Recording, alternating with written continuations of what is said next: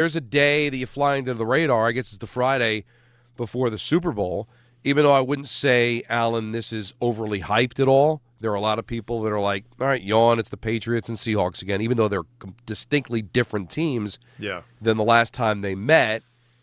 But there are some storylines. And to me, as far as New York is concerned, my level of interest is, can Sam Darnold do what you have to believe is the impossible?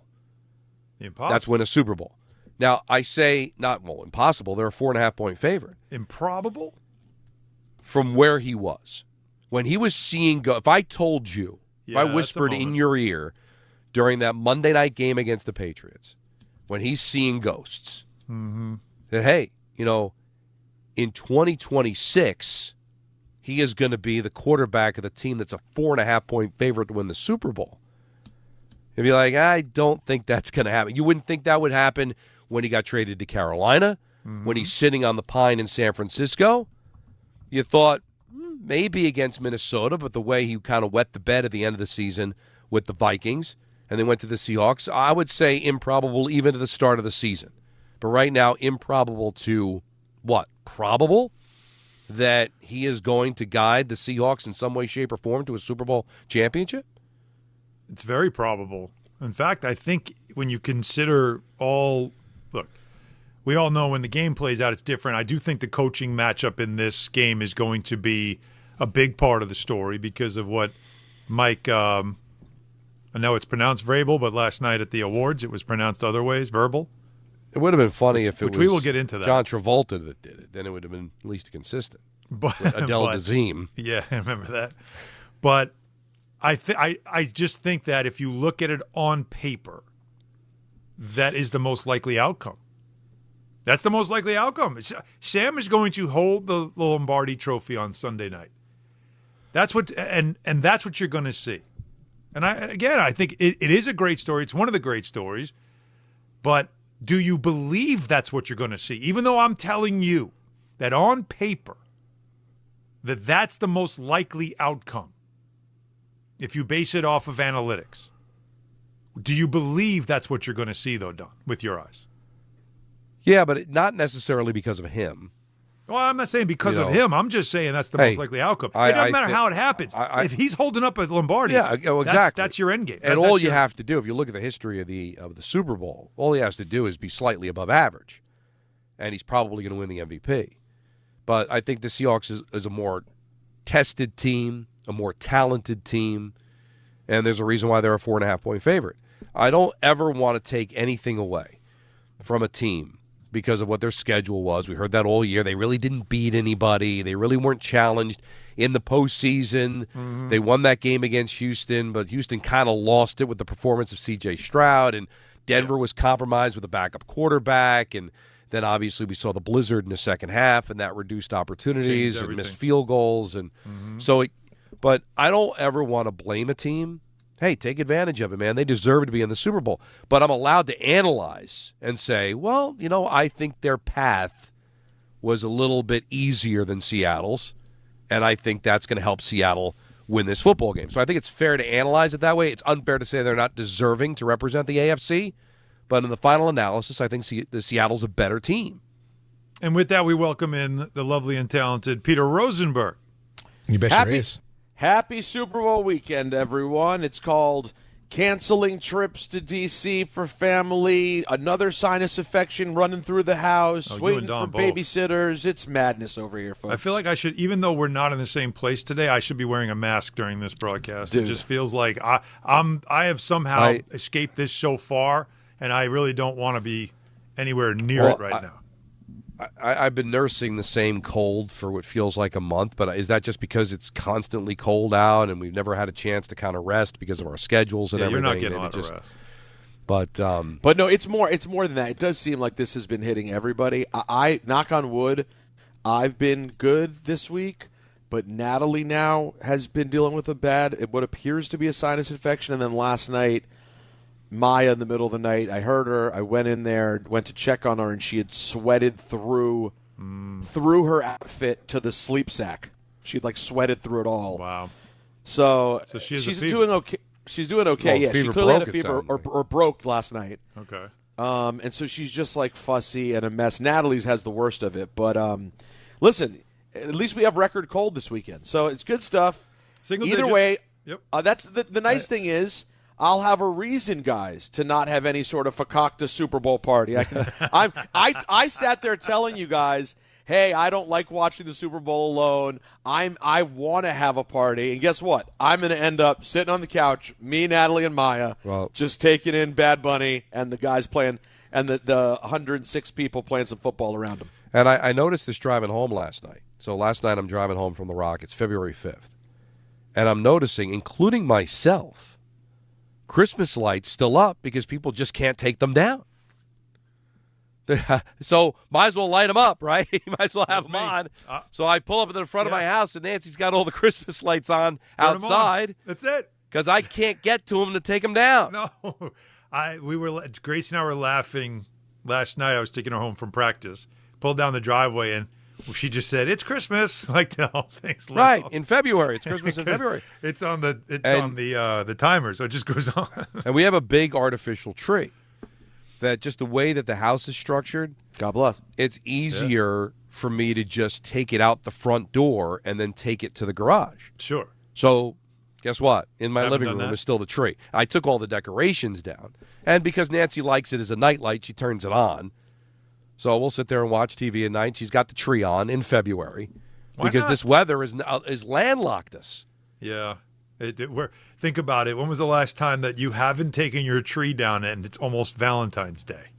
No, it's different. When you get a guys, foot I of- haven't. The car has not moved. We're coming up on 2 weeks? weeks this weekend. Wow. And it has not moved yet. And like the entire street just has this layer of ice that is now just yellow and brown, and people have just given up. By the way, it's starting to feel like what people said it used to be like in New York City. They're just leaving dog crap everywhere. The garbage isn't getting picked up as promptly as you'd like it to because It's a all around mess. Manhattan, yeah. That's the problem. It's just not a great. mess. Listen, folks. and it, as you said, we're going to have single digits over the weekend. It's going to be bitter cold over the weekend. So for everybody, again, we always care about all of you, especially those who have to do whatever you have to do outside, including the delivery people who keep commerce going. I imagine there'll be a lot of door dashing going on Sunday for some people as well. Just be safe, be careful, bundle up. Anybody that has, by the way, you guys haven't experienced this yet either. Teenage kids will never wear a jacket no matter how cold it is.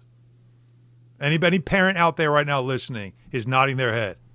You have a teenager, they will not wear a jacket. They just refuse, especially going to school. They don't want to wear jackets. No, listen, It's I don't need it hysterical. when I'm in school. It's fine. It's It's funny not you say cold. that. It's not that cold. It's like, you remember being that age. You were burning hot too, right? Oh. So like I remember that, but it's maddening. It's like it's 9 degrees. I don't care. I don't It's funny care. because that doesn't happen anymore. Like Marco is not and Jalen have not had recess outside in a month. But when we were kids, they'd send us outside in 4 degrees and said, go outside because because I guess just like Billy Madison, the teachers had the white paste on their face and they needed their downtime. Get out of the class. I need my downtime. Get outside. And I could remember being, in my, 11, 12, 13, 14 years old outside. It's 7 degrees outside. We're going to play touch football. Jacket comes off. Of course. Oh, yeah. I can't throw a football. I'm the quarterback. I can't throw a football from. I would rather freeze to death than be encumbered by this jacket. I need to catch the ball as if it's the Super Bowl. I remember junior year high school Super Bowl party at a friend's house. We went outside at halftime to play basketball in his driveway. We're talking frigid temperatures, but we didn't care. We were teenagers. We were playing basketball. Yeah, I'm down to a T-shirt. Yeah. Running around playing. Sweat. Sick for a week after that. Week. Right. Well, that happened. And then sick as a dog. And then a few weeks later, go ahead, do it again because please, you never learn. refuse to lose the competitiveness. Well, how many even at the times? age of I don't 12. think I ever wore a jacket. I don't think once I wore a jacket during a football game. Ever. Like playing, you mean? Yeah. Yeah. Like if it was two-hand touch on the street, if it was tackle in the backyard, Hated it. Yeah. I'd sooner wear a T-shirt. The perfect scenario was like sweatpants and a sweatshirt. That made you feel free. Like you could do what you had to do. And I don't know. I still do it today. I think it's more out of habit than anything else. I have to roll up my sleeves. So even if I wore the sweatshirt or the sweater, I would still roll the sleeves up, even though I was freezing cold.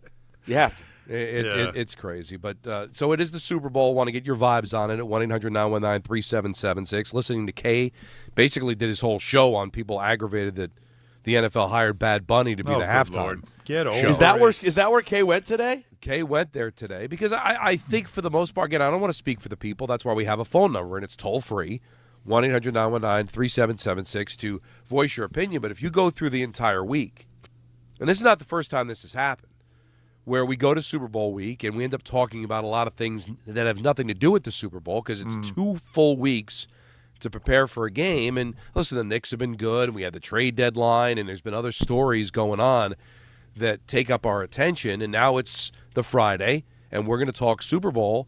But I'd love to get the vibe from people of just how they feel about it. You got Jet fans who are like, you know what, I'm sick of New England. You know, then you've got some Jet fans that are on board with Sam Darnold, that are happy for him, rooting for him, and then there's others that feel a way about it because he was in your camp and now he's gone. Although I think the team that's kicking themselves on Sunday is more Minnesota than New York, right? It's a different regime. There's a lot of teams. San Francisco had them. You know, Carolina had them. Minnesota made a change at the front office. But Minnesota won 14 games with the guy and still let him go. Yeah, that's my point, though, is like the reaction in Minnesota was right. But you made some bad draft decisions, but that was a doozy letting that guy walk out. Well, and what was their situation again? Did how much would he have required, or was it simply they believed in J.J. McCarthy? They believed in J.J. McCarthy, but as the story goes, they did offer Sam the opportunity to come back, but what they wouldn't do is guarantee he would start. Right. But they did say they wanted him back. They didn't want him back at the number that he got from Seattle. So Seattle gave him an opportunity to be a starter and to get close to starter money and to get an opportunity. And he took that instead of staying where it was comfortable. He bet on himself, and it was the right thing to do. He could have stayed in Minnesota and said, well, I'll beat this kid out and I'll get the job, but they weren't offering him the same type of security that he would have gotten in Seattle. Smart move by him.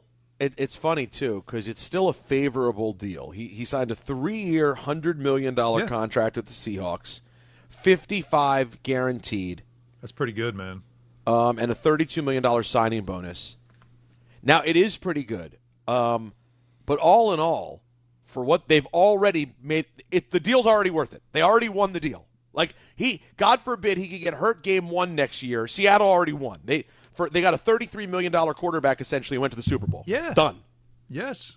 And they're only guaranteed for 50, which most of the better quarterbacks in the league, that's 50, 1 year. You know what I mean? Yeah. So, and if you got to the Super Bowl. No, this was a win. A win for them. And in Minnesota, there was the arrogance of, hey, I got a coach in O'Connell that can just, turn any quarterback into a superstar. J.J. McCarthy is a first-round pick. He's not getting paid yet. So why are we going to pay a guy when McCarthy's just going to become great? And that would make sense to me if J.J. went first overall, second overall. He went 10th. Yeah. So to me, and he got hurt. Mm-hmm. So I know that in a cap era, you want to try to go with the cheaper option. And if you believe in the quarterback, you took him in the first round. But, hey, listen, it cost the general manager his job. Minnesota had a miserable season. The jury's still out on J.J. McCarthy, and Sam Darnold is a 4.5-point favorite in the Super Bowl. And Peter, we opened the show with it as you were getting on about, like, what were the odds of that? Never mind when he was seeing ghosts in New York or riding a pine in San Francisco and Carolina and then winning 14 games last year with Minnesota. What were they on opening day in Seattle? That this guy would represent the NFC as the favorite to win the Super Bowl. It's an incredible journey. There was 60-1 odds, right? And isn't that them and Patriots were both 60-1? And I'm glad you see it the way I think Jet fans should look at it. That as much as you're disappointed you had him and you let him go, that was a long time ago. He's a really good kid.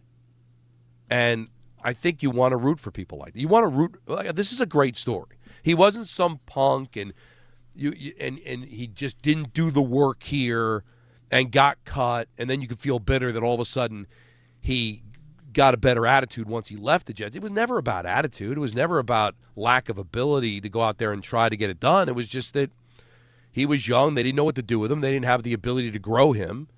I think the mono that he had in that second season really kind of derailed that year for him.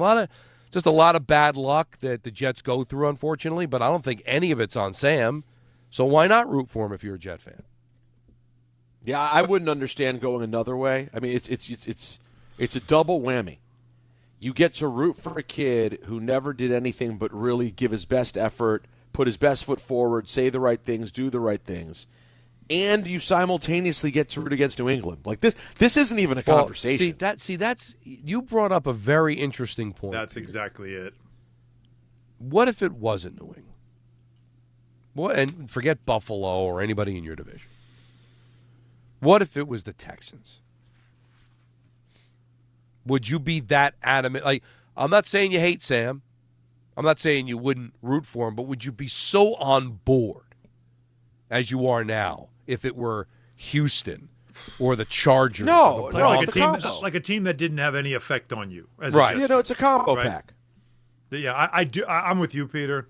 I think it does. It does add to it that if I didn't have a dog in the fight, like I don't, what would I prefer? Well, I know I don't want to see the Patriots win, even though I'm afraid they're going to. Like I actually think they're going to win. Wow, it's out of respect to Mike Verbal, that I think they're going to win. How did that happen? By the way? but I would care probably a lot less if Sam was playing against an AFC team that I had no movement for at all. Like didn't mean a thing to me. Right? It is like how about again, like what if it was Daniel Jones, like it looked like it was going to be Daniel Jones and the Colts? Hey, that's a good point too. What if it was that?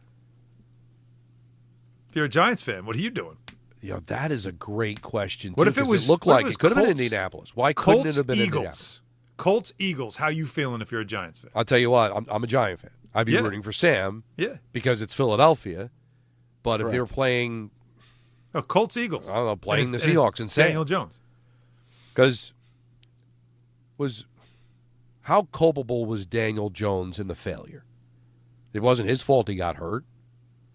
I don't think there was a lack of development because I think they had the pieces in place to develop him. At least they thought so. More so than the Jets did. Yeah. Turned out it didn't work out. But really, I mean, I'm trying to think of an example of a guy that failed because he didn't work hard enough or didn't because show he up. Failed, or was you a mean? problem, or he failed. Yeah, it failed. Like if Zach Wilson all of a sudden found it, you'd be red hot if you were a Jet fan, right? Because that kid didn't seem like he had a clue here. Not a clue.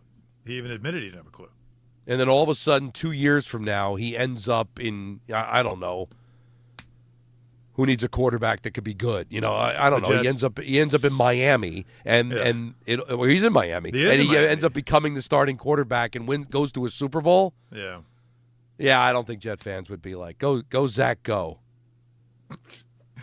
Go to hell, that's what they'd be saying. But it is interesting, right? It does create, if you're a Jets fan, more of an interest than normal. I think you know what I think it does. I think it takes that guy that would root against Sam because he didn't do it with the Jets and give them a reason not to because it's the Patriots.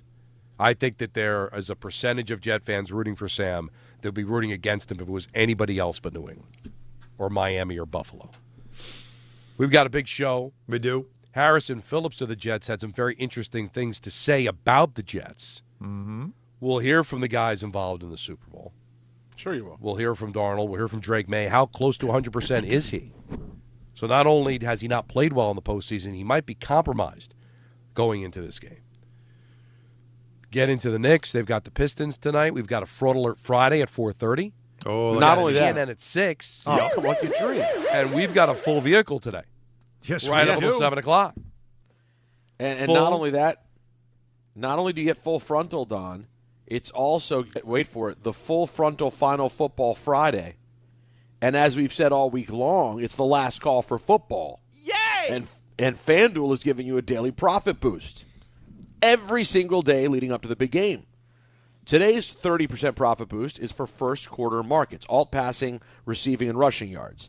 So if you think both teams will start off hot, you could go with overs. If you think it'll be a defensive battle, go with unders. Mm-hmm. All you have to do is opt in each day and place an eligible bet to use that day's profit boost. So whether you're locking in early lines, do it, riding your favorite props, or taking one last swing before the final whistle. Yeah, ride it hard. FanDuel is giving everyone something extra to cheer for during football's final week. Don, who'd the Bills go out and get? Tay Diggs. That's right, Stephon Diggs. Play your game with FanDuel, official sportsbook partner of Super Bowl 60. 21 and over, physically present in New York, opt-in required. Bonus issued as non-withdrawable profit boost tokens. Restrictions apply, including any token expiration and max wager amount. See terms at sportsbook.fanduel.com. For help with a gambling problem, call 877-8-HOPE-NY or text HOPE-NY 467-369. It feels like it's going to be one of those shows you're going to want to be on board for. 1-800-919-3776. Just getting started on a Super Bowl Friday. Don, Hahn, and Rosenberg, ESPN New York.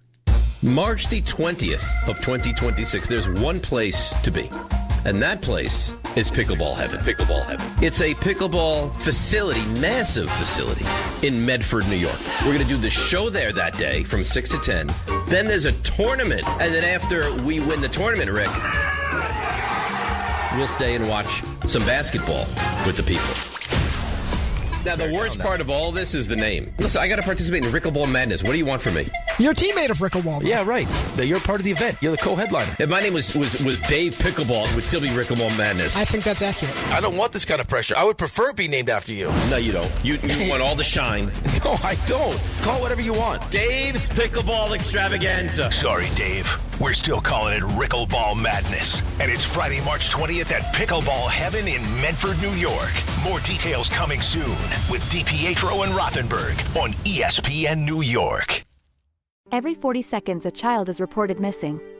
That's 2,000 children every single day. It's a heart-wrenching reality that we can no longer ignore. Find the Children is a non-profit organization dedicated to helping find missing kids. You can be a part of their mission by donating your unwanted vehicle, running or not. Call 1-800-294-0222. We guarantee that you will receive the maximum tax deduction. We provide fast, free pickup with 24-hour response. Call 1-800-294-0222. Find the Children provides crucial resources to help find missing children and educational materials to teach kids how to recognize and avoid predators. Our recovery programs have a proven track record of reuniting kids with their families. It's time to act. Donate your unwanted or unused car. Help us build a world where every child is safe. Pick up the phone and call 1-800-294-0222. Together, we can bring these kids home safely. This advertisement was paid for in partnership with Cars R Us and Find the Children. What if your instincts could pay off? With Robinhood Prediction Markets, you could put your sports IQ to work on the games you know best. It's not you against the house. It's you participating in a live market. Buy or sell your predictions all game long. Trade every play with Robinhood. Visit Robinhood.com/predict. That's Robinhood.com/predict. Futures and cleared swaps trading involves significant risk and is not appropriate for everyone. Event contracts are offered by Robinhood Derivatives LLC, a registered futures commission merchant and swap firm. Honey, that flu keeping you up? Did you take NyQuil Intense Flu? Nah, I got this. Okay, I don't got this. Yeah, you need NyQuil Intense Flu. Undo your flu with NyQuil Intense Flu. NyQuil Intense Flu provides powerful relief of your flu symptoms so you can sleep. You do got this. NyQuil Intense Flu. The nighttime sniffling, aching fever. Best sleep with the flu medicine. Use as directed. Keep out of reach of children. Sound familiar? At Mattress Firm, we understand there are many problems that can keep you up at night, like snoring, aches and pains, or sleeping hot. Our sleep experts have the unrivaled know-how to match you with a mattress that can help. And now at Mattress Firm, save up to $700, plus get a free adjustable base with select Sealy Posturepedic mattresses. For the great sleep you deserve, visit Mattress Firm. We make sleep easy. Restrictions apply. See store or website for details. And now let's take a look at the traffic with Brandy Scott. Hey there, guys. Good afternoon and happy Friday, but not a happy ride on the inbound Gowanus in Brooklyn. First by 39th, a broken down MTA bus in the left lane. After that, a stalled car being picked up by the Prospect. Traffic is jammed there from the Belt Merge. Already solid on the LIE eastbound, leaving Queens and heading into Nassau County. Long line of brake lights there from the BQE. Best of it's the outbound George looking good on the Henry Hudson and Westside Highway. Cross Bronx westbound slam from White Plains Road on through. Inbound George, stick with the upper deck if you can. Lower levels still have some road work, about a 10 to 15 minute ride. Outbound Lincoln Oranje about 10 to 15. Outbound Holland close to 20. This report is sponsored by Mothers Against Drunk Driving. For victims of drunk and drug driving, your grief is unique, but you're not alone. You always have a place at MAD. Visit mad.org. I'm Brandy Scott on 880 ESPN New York. I'm Boomer Esiason. My mom died from cancer. She was only 37 years old. She didn't have life insurance, and that was devastating for my family. That's why having life insurance is so important to me. Ethos makes it fast and easy. Get a quote in seconds, apply in minutes, and get same-day coverage. You can get up to $3 million in coverage with no medical exam. Get your free quote at ethos.com/play. That's ethos.com/play. Paid spokesperson. Time spent on application may vary. Online health questions required. Get in the zone, AutoZone. Charlie's battery is struggling to start. Not ideal before the tailgate, so he goes to AutoZone. Welcome to AutoZone, where a friendly AutoZoner tests his battery for free. Looks like he needs a new one, so he gets the Duralast battery. have fun and stay warm. And he makes it to the tailgate early enough to get his favorite spot. Free battery testing and charging. No hassles, just help. Get in the zone, AutoZone. Restrictions apply. I'm just reading something on Rolling Stone that before we get to calls and so we talked about Harry Styles in the show and all that stuff. Sure, and you not being able to get in the garden. Yeah, well, shout out to Jose for pointing this out to me in the chat. So I'm reading Rolling Stone. There's a girl who is donating blood as much as she possibly can to make as much money as she can so she could afford tickets to come to New York and see Harry Styles. This has got to stop. What are we doing here? And this is not about the fans. The tickets are like $1,000. Ticketmaster, even our partner, Live Nation, like this. It's crazy.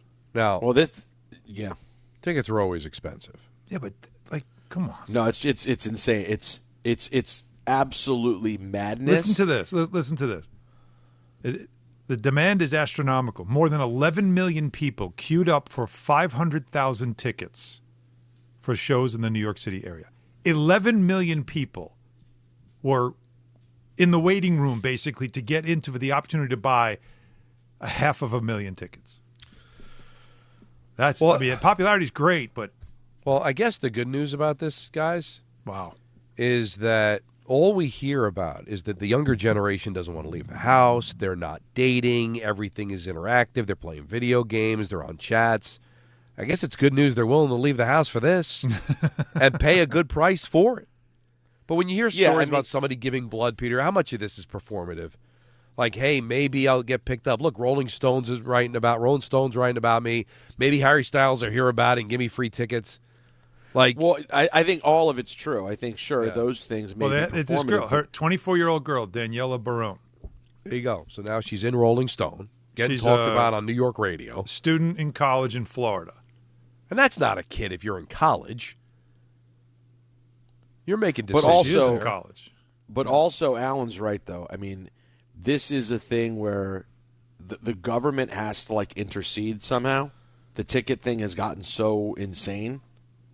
It's unreasonable. It's just gotten completely unreasonable. There's another girl. This one's in San Diego State University. Okay. Ava Engel, 18-year-old. She's deathly afraid of needles, but after failing to find ticket under $1,000 during the official Ticketmaster sale, she signed up for plasma donation. Each one is $90. But how much blood do you think you have? Right? It's also a limit to how much you could donate. And, you get 10 times. All of a sudden, they're going to be they're going to be wielding your corpse to the show. If Emma does this, hey, you stay on top of it, man. I look at all the Nancy and I are having the conversation because there was this stupid TikTok. There's this stress cube. Have you seen this? Yes. It's a stress cube that apparently it's become viral on TikTok that if you heat it up in the microwave, it becomes more pliable. Right. So kids are putting it in the microwave and taking it out just as it's about to explode and burning their face off. Well, that's not smart. Because Gracie thank just God, because they have not discovered. They've discovered the computer, so eventually they're going to discover social media. Got to stay on top of this because you know what? I'm not. My kids could be just as dumb as any other kids, unless I'm careful. All right, I'm not going to sit there going, "Not my kid." No, Not my definitely. kids. You know, Marco will just do it for the story. So I got to stay on top of him for That's for why this stuff. He's just like his dad. I mean, That's seriously. why I love You know how many times Marco. Nancy will be like, "He's so your son." Yes, he is. But that's So- why I love him. So- Yeah, well, that told us. How have you not said that after like a play yet on the air? Holy cannoli! I don't know where he got it. I've never even said that. So what? It'd just be amazing. Be But, amazing if you dropped that like Jack Hughes does, like a between the legs goal or something like that, and you just yell out "Holy cannoli!" Holy cannoli! That'll last forever. Well, I have on good authority that Felicia in Mississippi would sell blood for tickets to an Islander playoff game. Especially Is that this true, Felicia? I don't know about maybe if it was like the Game 7 of the Stanley Cup Finals. But, well, there you go. yeah, so just kind of was to piggyback off of what you said earlier about teams. I don't want to necessarily say mailing it in, but I definitely think this break is going to help a lot of teams. And it might sound terrible, but I'm happy we're only sending 2 players to the Olympics. I'm excited to watch it, but I'm glad we won't. You know, like, no Guys offense. will be rested. If we lost Horvat, it'd be horrible. But Yeah. a lot, you know, that wouldn't be devastating. But that was just kind of my point on that. I'm happy we're only sending 2, and I'm kind of looking forward to a little bit of a break just to get everybody's head back right, because we have not played well ever since I accidentally I really did misspeak the last time I called when I said we're going to make the playoffs, of course. And as soon as I hung up, I was like, I did not mean to say of course. I meant to like. But no, anyway, I think you're in good shape. But what is this story? You haven't got mail in 2 weeks? Yeah, so we did. Remember, I don't know if you were on, or if it was Alan and Peter that were on the one time I called, but before the storm, we got almost 8 inches of snow, and then the very next day we got tons of freezing rain. So it's just been horrendous.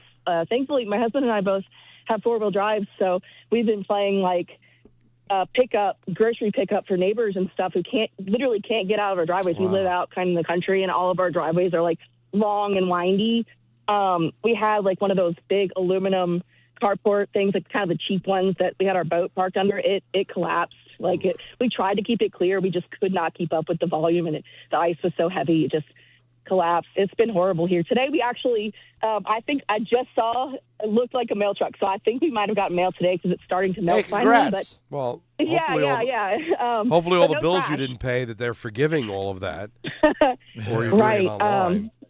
And then just my final point as a Jets fan, I'm totally rooting for Sam, and I'm going to be honest, like I can't. It may be kind of fraudulent because I don't know what I would do if he's playing somebody other than the Patriots, because of course I'm going to root for. I can't think of a team I'd root for over the Patriots. I mean, you know what I'm trying to say. Like I can't think of a team I'd root for the Patriots over. But I do think I still would root for him because he's such a good guy, and it's not like he did anything whatsoever wrong here. I never had any ill will towards him. So, yeah, I hope he wins. But I'm with Alan. I'm kind of nervous that the Patriots are going to pull it out. I'm telling you. We'll do our picks later on. Thank you, Felicia. But I'm already going to let you guys know I'm leaning that direction. It doesn't surprise me. You've been big on the Pats all year. I have. Well, been. you're showing your hand for the picks at 5. I don't mind. What's does the it matter? difference? Does it matter? Yeah, this No, it does could not not matter mean at all. less. It doesn't. You're beating him by 1,000. He's beating me by 1,000. right. There's nothing going on. I'm stuck in the middle with you. Well, that's right. Chalk this up to morbid curiosity. Richard in Manhattan, you're on ESPN New York. What's going on, Richard? Fellas, with all due respect, your show should have been at the foot of Madison Square Garden stop it. tonight. Stop. We got Patino versus It's a Hurley. regular season college basketball game, for God's sake. Don, For God's sake. St. John's is 8 straight. So what? UConn is 15 So what? straight. Oh, it's huge. And the two most No, it's not polarizing- huge. All right. It is not. What It's huge about to a the college basketball. On Knicks? Super Okay. Bowl Friday, you're nuts. Okay. You're nuts. I'm going to combine a lot of things, Don, Oh, respectfully. we'll do it. What about Detroit Sick of you. and the Knicks? Now, look at this. Detroit is coming off the worst loss of the year. 25 games better than the team who they played last night. They lost by Washington. Lost by 25 games better at home. The Knicks are coming off a great win, double overtime over a top team team in the West. And this is a preview, possible, very likely, of the Eastern Final. What a game to talk about. Then, if we have the Olympic pregame pre-ceremony, if it's half as good as the French ceremony, and half as good, if it is half as good as the French ceremony, and that was fantastic, that French pre-Olympic ceremony. Richard, I got to tell you, I love you to death, man. If you program this radio station, we'd fold. All right? I do not want to be that guy. Because there's a lot of fans, and the Garden, I'm sure, is going to be packed. UConn, St. John's, was it number 3 versus number 22? It's a regular season college basketball game that college basketball fans will get really excited about. I'm sure. It's a great college basketball game. It's a great college basketball game that if it's a Tuesday and there's not a lot going on, it could be the lead. But it is the Super Bowl, and we're going to talk about the Super Bowl, not doing a remote from Madison Square Garden. And don't tell me about Knicks Pistons. Is anybody playing? Well, we don't know. We're going to see who's available because the Pistons played last night. Duran hurt his knee. We don't know what his story is going to be for tonight's game. And, we'll see what the Knicks end up doing as well because it's their third game in 4, and they got to play Sunday afternoon in Boston. So there's a lot to think about. This is, this was supposed to be a big weekend, but as this continues, you go, wait a minute, they played a double overtime game Wednesday. I don't know if this is one of those games, that you say – listen, I understand that on the marquee it looks pretty big, right, but it's not at the Garden, and it's one of these games that you're like, I'd rather win the war than win a battle. That's one. 2, if I'm not mistaken, when Pitino, who we love, got that 900th win, we asked for him. What did we hear back? Eggs. Got nothing. Eggs. But I'm not even being bitter about that. I'm just saying it's a big deal in college basketball circles. It's a regular season game. The winner or loser of that game is not going to have their season defined. Hey, listen, I could sit there if for some reason, if both teams are good, the Rangers and Islanders are playing each other. Hey, it's a big deal. It's a big rivalry, but, it's a regular season game. Look, Don, in the middle of the year. To be fair, it's a big game. But we're talking about the Super Bowl. I understand the Super Bowl's been right. kind of yawn, but it's still the Super Bowl. Everybody's having parties for this. St. John's UConn for the Garden, it's a big game. For St. John's, it's a big game, right? Yes. Because UConn has really been a dominant program for years, for a long time. They have taken over in the Northeast as the team. And that's all nice. But in all due respect, and I'm a basketball guy, it pales in comparison. That's to what I'm we're going to have tell on you. Sunday. I am because listen, I'm a hockey guy, so I get disrespected all the time when I think something's big and people are like yawn. I'm not saying yawn. You're talking about a regular season college basketball game. You're talking about a regular season NBA game. And I'm sorry, Richard, no one, and I mean no show, has been more on top of the Knicks than we have been. Yep. Literally 2 weeks ahead of everybody else with every story, with every bit of breaking news, with every theme. And in normal circumstances, on any other day, our open would be Knicks Pistons. But I'm sorry. It's the Super Bowl. And if people are disinterested in it, fine. It's still the Super Bowl. I mean, think about what the topic is. The topic all week has been us discussing how basically, if there's something to hate on about the Super Bowl, it's that it's been bastardized by the fact that it is the single biggest event in the world. Right. That's you can't. The idea that we're going to stop for regular season college basketball, as much as it excites Richard. Listen, my favorite thing about Richard is that he loves sports more than any human being I've ever met in my life. There's no question. Richard in Manhattan. Hi, Richard. There's no one who loves sports than the man. But at the same time, yeah, you program the station, Don, and we're playing Muzak next Monday. Well, I'm just – listen, you know how big a hockey fan I am. And if I had a Devil Predator game on Super Bowl Sunday going up against the Super Bowl, I'd skip to the Rock to do the game because I love to do it. Mm-hmm.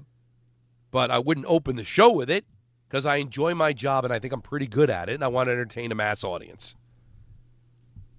You don't think the Dev Pred game gets billing over the Super Bowl? But again, to get back to Richard, he was very passionate about it. But if he would have just said it in a regular voice, the fact that he started screaming about it as if it's the most preposterous thing that we didn't begin the show with St. John's UConn, that's just, again, let me just say, when dealing with the gas, righty-tighty, lefty-loosey. It's possible that he was thinking he was turning it off. Instead, he was turning it up. Take it 1-800. off. Take it all off. By the way, whoever was waiting in the chair while he was on hold. Right. Oh, are you kidding? You just imagine what you're going to have. Like, you can't talk. When the dentist talks to you and you're just like, like you can't say anything. Imagine what you got to hear while he's, whatever he's doing with your teeth. Yeah. At that You're moment. hearing, do you believe those guys aren't And talking you're like, UConn Red Storm? God. Could you just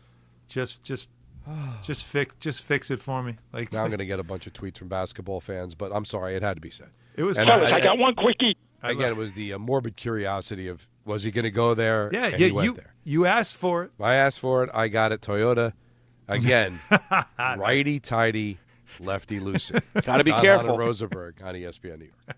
It's a battle of the Big East best at MSG as 22nd ranked St. John's looks to hand 3rd ranked UConn its first conference loss of the year. Coverage begins today at 7:40 on 1050 ESPN and the ESPN New York app.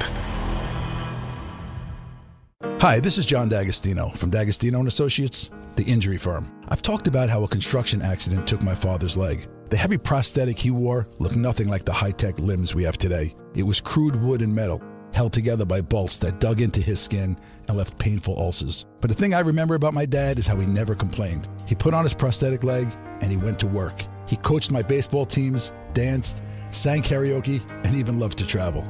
He may have limped, but he always held his head up high and he lived with dignity.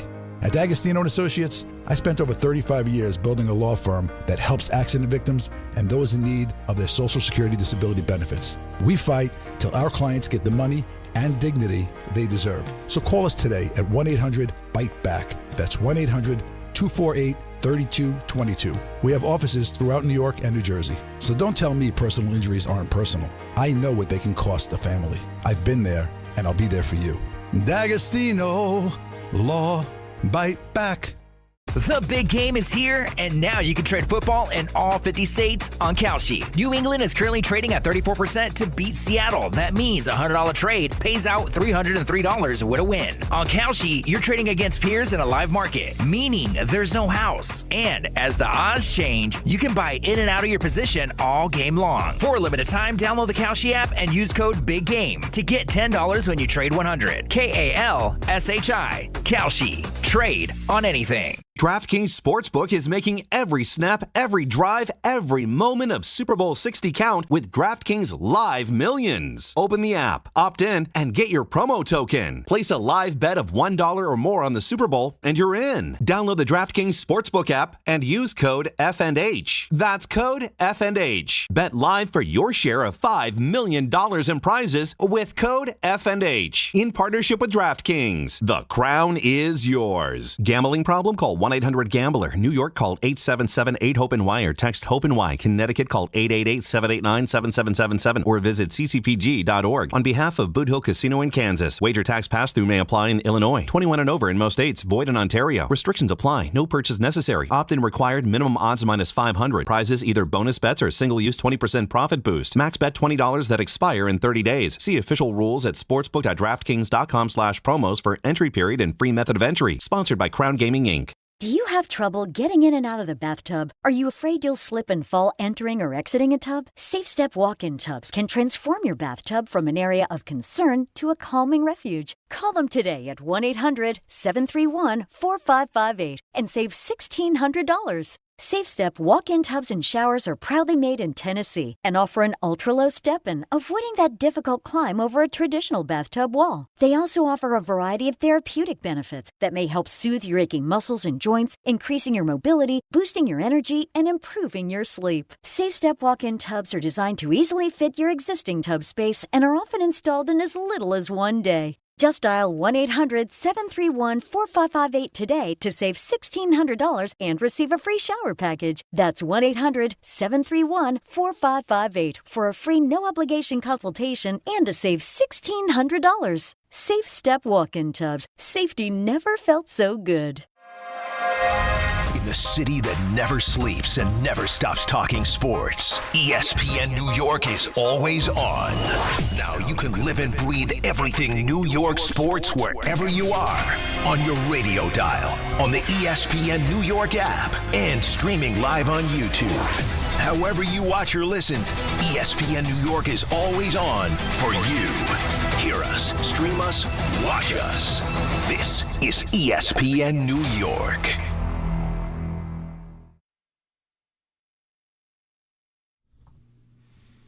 Fraud Alert Friday at 4:30, ENN at 6. We got a full vehicle today.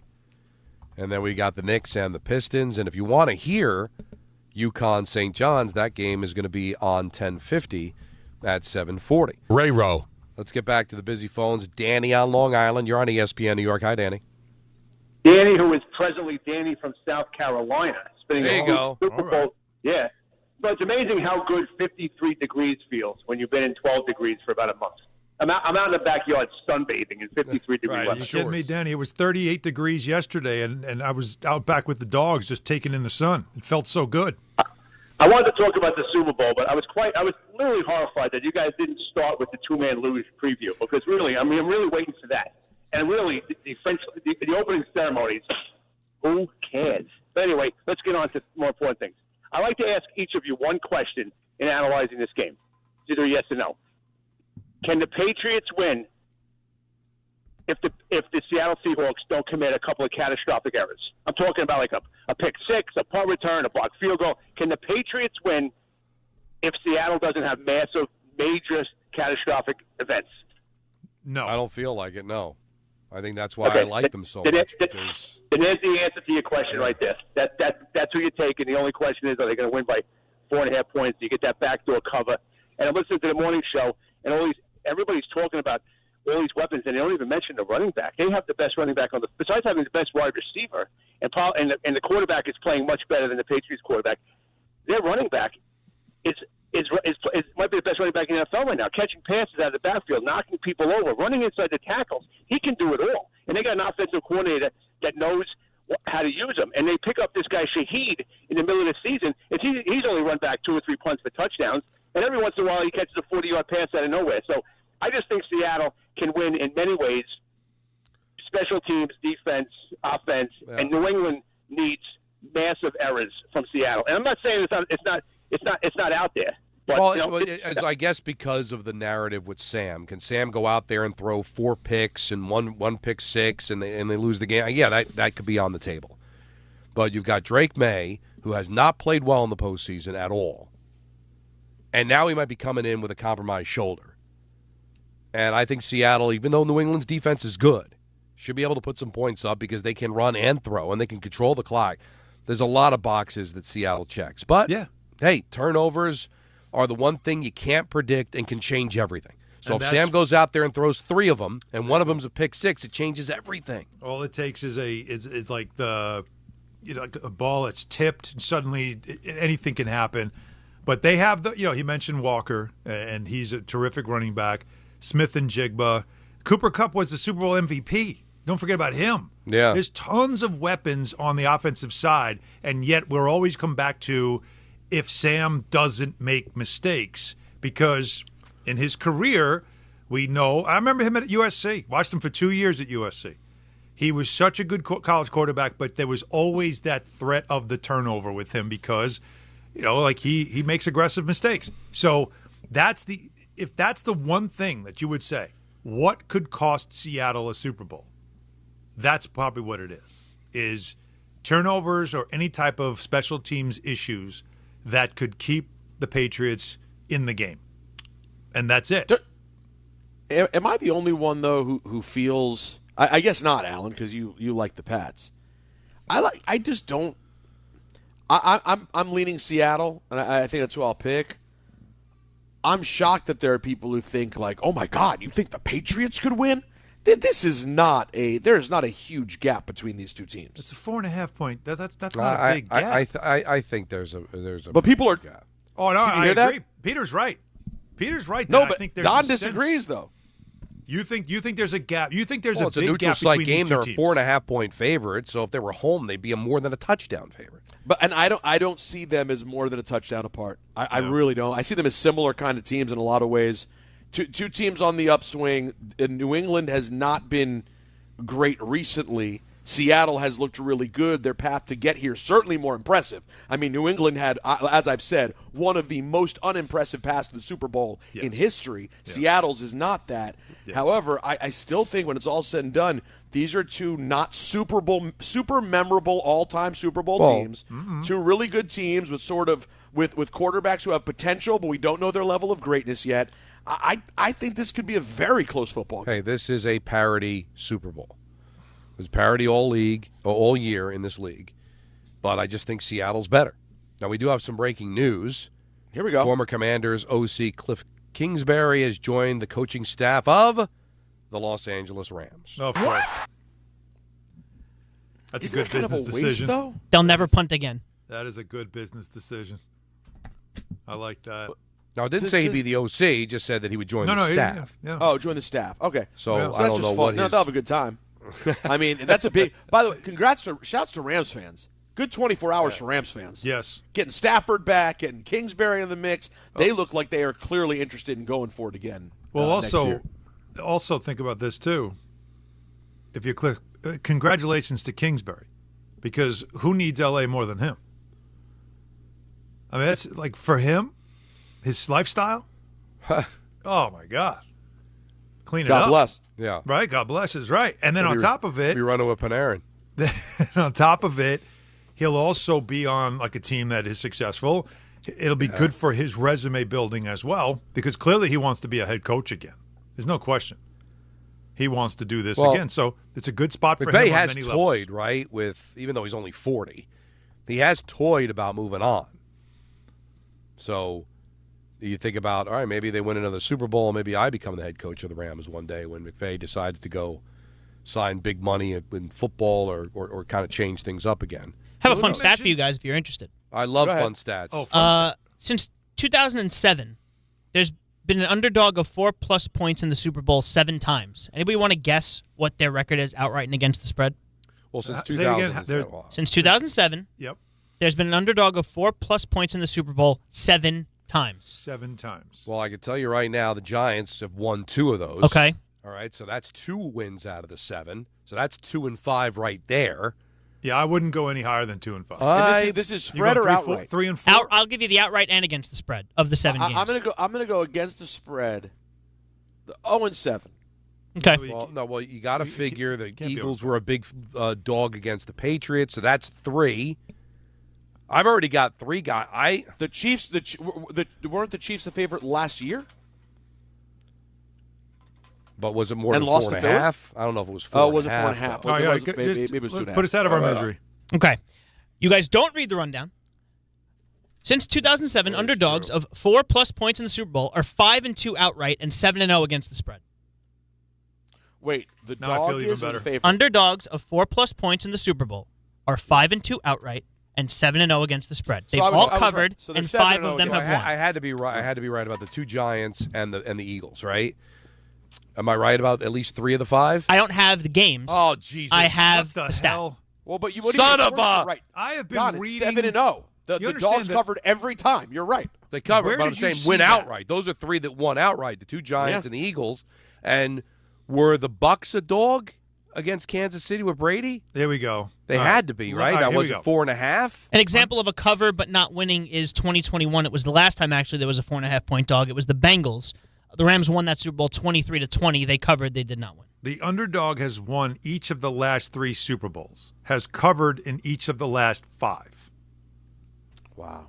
Don't You know what that means, guys? You know what that They means? And it means Vegas has killed it the last 3 years in the Super Bowl because people love the favorites. No one likes betting dogs. It's scary betting dogs. People like betting the favorite, and Vegas is good at what they do. They are very good. We got trivia to do, by the way, Super Bowl trivia. Yep. It's Right. it's going to be Peter's turn for his team Okay. history, and then Don, we're gonna go roulette with Don, and I see like how that. he does as well, and you too. And- Callers 800 And we got some very interesting comments from defensive lineman Harrison Phillips of the Jets about the organization. We've got Fraud Alert Friday at 4:30. We got ENN at 6. Full vehicle till 7. Don, Hahn, and Rosenberg, ESPN New York. This is Bart and Carlin on ESPN New York. Frank Reich has been hired as offensive coordinator for the New York Jets. To me, this is about as good of a situation as you could have come out of it with. I would say that the Frank Reich is just as good or a better hire than Matt Nagy because of the history of Frank Reich developing and winning with quarterbacks that aren't Patrick Mahomes. Bart Scott, Chris Carlin, weekdays at 10 a.m. on ESPN New York and streaming live on YouTube. So, should we split the bill? But math is the worst. Not all math, because with New York Lottery's extra multiplier scratch-off games, you can multiply your winnings up to 200 times. Wait, multiply my winnings? Yeah, you take your winnings, then multiply those winnings up to 200 times. So all of my winnings times 200? Yeah, that. Oh. I've always said math's the best. Play for chances to multiply your winnings 30, 50, up to 200 times. Prizes up to $5 million. Please play responsibly. Must be 18 plus. Gambling problem? Call 1-877-8-HOPE-NY or text HOPE-NY. New year, new season, same goal. Feel good and stay in the game. But if neck pain, back pain, joint pain, or sciatica is holding you back, it's time to handle it. I'm Bart Scott, and I'm telling you to call Dr. J. Shaw at Sandwell Pain. Dr. Shaw is an Ivy League trained, double board certified, and he specializes in getting people back to living pain-free. No surgery, no scars, no long recovery, no pain medication. Just precise, non-surgical, image-guided treatments that work. Same-day or next-day appointments are available with offices in Woodbridge, Livingston, and Inglewood. Stop playing through pain. Go to SandwellPain.com. Relief starts today. Hey, it's Michael K. I love when I get to talk about PC Richard & Son. This has been my go-to store for years now. They're local, they're family-owned, and they truly care about their customers. And you know, I love to support our local businesses. Always have. And you should too. During their President's Day sale, save big on appliances from all the top brands, up to 40% off. In fact, the more you buy, the more you save, with up to $1,000 in additional savings on qualifying appliances. So do what I do and get to PC Richard & Son today. Free delivery excludes Manhattan. My name is Whitney Allen, and I'm a widow. My husband, Ryan, died. We never thought we'd ever have to use life insurance, but the unexpected happened. With Ethos, signing up was fast and 100% online. You can get a quote in seconds, apply in minutes, and get same-day coverage. No medical exams, and you can get up to $3 million worth of coverage. I'm grateful we were prepared. Get your free quote at ethos.com/game. That's ethos.com/game. Paid spokesperson. Time spent on application may vary. Online health questions required. Time is valuable. That's why Lowe's Blueprint Takeoffs turn blueprints into quotes faster. Bring us your plans, and we'll generate itemized material lists to make quoting easier so you can get back to building. Plus, at the Lowe's Pro Desk, you get access to thousands of building materials not sold in store. And when your order's ready, we'll deliver everything to the job site. Improving is easy at Lowe's. ESPN New York, now streaming live on YouTube. Subscribe today and watch the show. WHSQ and WCBS-FM HD2, New York. Game Time is brought to you by Tullamore Dew Irish Whiskey, because when it's game time, it's Tully time. You bet. Knicks visit the Pistons. Coverage immediately following us right here on 880 at 7. And St. John's hosts UConn and MSG with coverage on 1050 starting at 7:40. Big game, Don. Huge. Big game. I'm surprised we're not. How are we not even there? In the breezeway. What a bad job. We should be on the court. Right? I don't know what we were thinking. Tullamore Dew, the original triple distilled, triple blended, and triple cast matured Irish whiskey. Be sure to grab a Tullamore Dew or try the new Tullamore Dew Honey during today's action. Glasses up to enjoying Tullamore Dew responsibly. I'm not sure if you heard any of this Harrison Phillips audio. Before we do that, Don, can I do a little Giant thing that we have not mentioned yet, just quickly? Oh, please. And then we get into the Jet stuff? Yeah, sure. Because I found this to be interesting. Go ahead. Greg Roman is actually going to join the Giants coaching staff, even though he didn't get the OC job. He's going to work with Matt Nagy. Does that help at all? Does that make you feel better having two veteran, experienced coaches on the offensive side of the ball?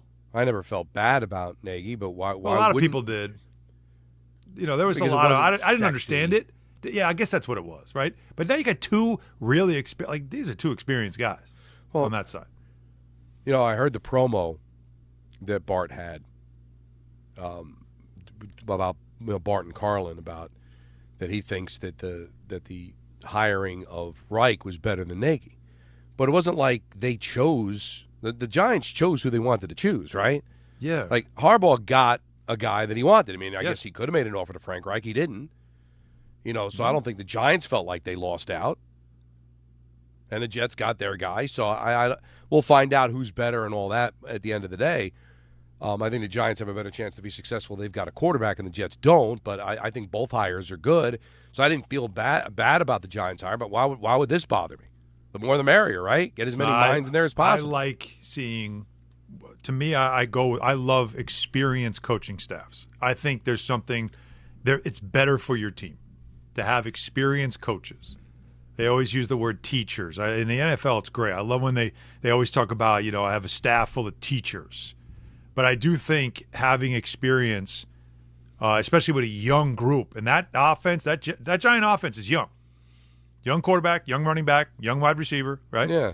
I do think there's something to be said about having experienced guys with that kind of a group instead of, younger coaches who aren't as experienced. It's a lot harder. It does work at sometimes, but I just feel like in the Giant situation, having that kind of experience in the house is very important. It is not going to hurt at all, so I like it. But I didn't feel nervous about it to begin with. So I think that's a good hire, and I think the Jets made a good hire, and we'll see how it all shakes out. Now, on the roundtable, I guess it's the roundtable podcast, Anthony, or Harrison Phillips, Jet, became a Jet last year, had some interesting things to say about the team that he plays for. He said the Jets have major problems. I haven't played for forever, but I've played for a handful of years now and understand that somehow, some way, culture matters. And you can't put 5 wins, 10 wins, 3 wins, whatever it is, that doing it with people that you care about, it helps correlate to winning games. And so if I had a connected football team, I would take that over a talented football team that wasn't connected. I think AG inherited a very cancerous, truculent group. Top to bottom, it's not individual people's fault. I was there for one season. It was a very difficult season. And I almost wanted to waver on some of my thoughts and my beliefs and my optimism. And so I can't imagine being there for year after year after year after year and not seeing the results that you wanted. It hated people because my coach is going to get fired, my teammate's going to get fired, I'm going to be a free agent, I might get fired, I got to play for me, I got to make sure that my tape's hot regardless of what the system is asking me to do or the scheme's telling me to do. And then young players come in and see, oh, that's my vet and that's how they're acting, so I'm going to act like that too. And so it's a long chain of things and it can't be fixed like that. I think AG's mindset of any coach I've been around to deal what we had to deal with this season, to be as consistent as he was to us through that whole thing, was super cool to see. And I think that consistency, making the jump from year 1 to year 2 as a head football coach, more of his people in the building, more of his thumbprint on the culture, I think we have to win more games. Wow. I'll tell you what, he used a big word there. Truculent. Yeah. You know what he's telling us? That group of players wasn't really taking coaching well. No. Always quick to, that says a lot about the type of players they had in the room, more than it did about the coaches. It's almost like what he's saying he saw is coaches trying and players like, this guy, I don't need to do that. I don't have to do that. Like there was a lot of opposition to things that was being presented to the players. And that tells me I got to get guys out of here. I got the wrong people. Right. They were not receptive to coaching. And I think, he had other quotes too here about, cancerous idea, that there's a cancerous thought to have, because that's what happens when you join a team where the narrative is they're going to screw it up. And the second something goes bad, it's almost like a script, right? This is what's supposed to happen. The veterans roll their eyes like, typical Jets. This is what we go through. It's the same thing the Red Sox went through before they slayed the dragon, and we never win the big one. We're going to choke against the Yankees. It becomes a self-fulfilling prophecy, right? We're never going to win here. So you sign with the Jets. You think you're going to change it, and the second you get kicked in the gut, there's no getting up because join the long list of other teams and coaches and general managers that have failed here. Mm-hmm. So the biggest thing to do is change that narrative. When they talk about changing culture, guys, that's what they're talking about. All right? It's not some rah-rah speech. It's making sure that you get the right players to understand it's different here now. We're going to get up. We're going to have our challenges, but we're going to be fine. And that becomes the biggest problem. That's what I think Aaron Glenn didn't understand when he took the job. He thought the big talk and all that was going to change everything. No, it takes a while. It really does take to be able to change 50 years of losing isn't going to happen overnight. Well, it's 15 years of losing, let's be honest. Right, but I know what you're saying. Same old Jets is something that's gone on a lot longer than 15 years. Oh, there's no question. Same old Jets has gone on since the Mud Bowl. Right. But I think what Aaron Glenn probably didn't realize is he didn't have the cachet to walk in and say, trust me, follow me, I know what I'm doing. And the guys are like, no. Like John Harbaugh is going to walk into the Giants meeting room and every player is going to go, I know that guy's resume. Whatever he says, I'm doing it. It's a lot different. That's why I've always said you can't keep hiring these first-time coaches in New York. But, again, what Phillips said, now Brian Costello of The Post caught up with Phillips as well, who must be doing the rounds at Radio Row, and he just said to clarify everything he said because truculent that's a strong word to use about your teammates. And an impressive word. Well, very good word, yeah. That is a strange pull, but a good one. He said that he wanted, this is what Costello said, Phillips wanted to make clear. He was saying the mindset of same old Jets is what's cancerous, not the players. He said he wasn't trying to point out anybody individually. He said he felt when the Jets started to lose, they slipped right into that same old Jets sensation. Like you're saying, Don, and the quote that Phillips gave to Costello is, that's a cancerous thought to have. And that goes right with losing franchises. No matter if, like some guys will say, well, that's not my history, so I don't feel that way. No, but once it starts happening, you look at the jersey, you look at the logo, and you go, oh, that's how it is around here, I guess. It's hard to break. It's hard to break, and it took, I think Jalen Brunson's the guy that came into the Knicks, put on the jersey, and he looked at, things that happened and why they lose, and he's the one that's like, no, that's not happening. Like I told you that night, Wednesday, Jamal Murray's trying to take over the Garden. And he's like, nope. Like, I'm not letting that happen because he's aware of it. You need special people to break that, Don. It's hard to find those guys. And the young guys look at the veterans, and the veterans are rolling their eyes like, here we go again. And it just takes time. And I think Glenn came in with the right attitude, but I think he realized more than anything else, it's going to take a lot to change. It's not going to change overnight. Just looking at the last 15 years, how many coaches, how many general managers? Aaron Rodgers couldn't change it. You're right. Rex Ryan tried, came close. Bill Parcells tried and came close. Because there's so many famous people that are Jet fans. It's become part of the culture, where negative Jets gets dropped in Curb Your Enthusiasm. It gets dropped in Adam Sandler movies, right? You can't hide from the fact that the Jets are a punchline. And that doesn't change with one winning season or one coaching change or one great signing or trade. It comes with consistently winning and getting over it and making sure you're bringing in the right players that are ready for the long haul, that are going to fall on their face and get back up and try again and not say same old Jets. It's hard to do, man. It's really hard. And I wish him luck. But it's not going to take one speech, one press conference, one upset win. It's going to take a lot to be able to turn this around. It's going to take somebody. It's going to take a player. Like Schaefer going to the Islanders and the players just going, whoa, we got a guy. And everybody else kind of all of a sudden just kind of raises up. Like, whoa, we got a guy. We can do something.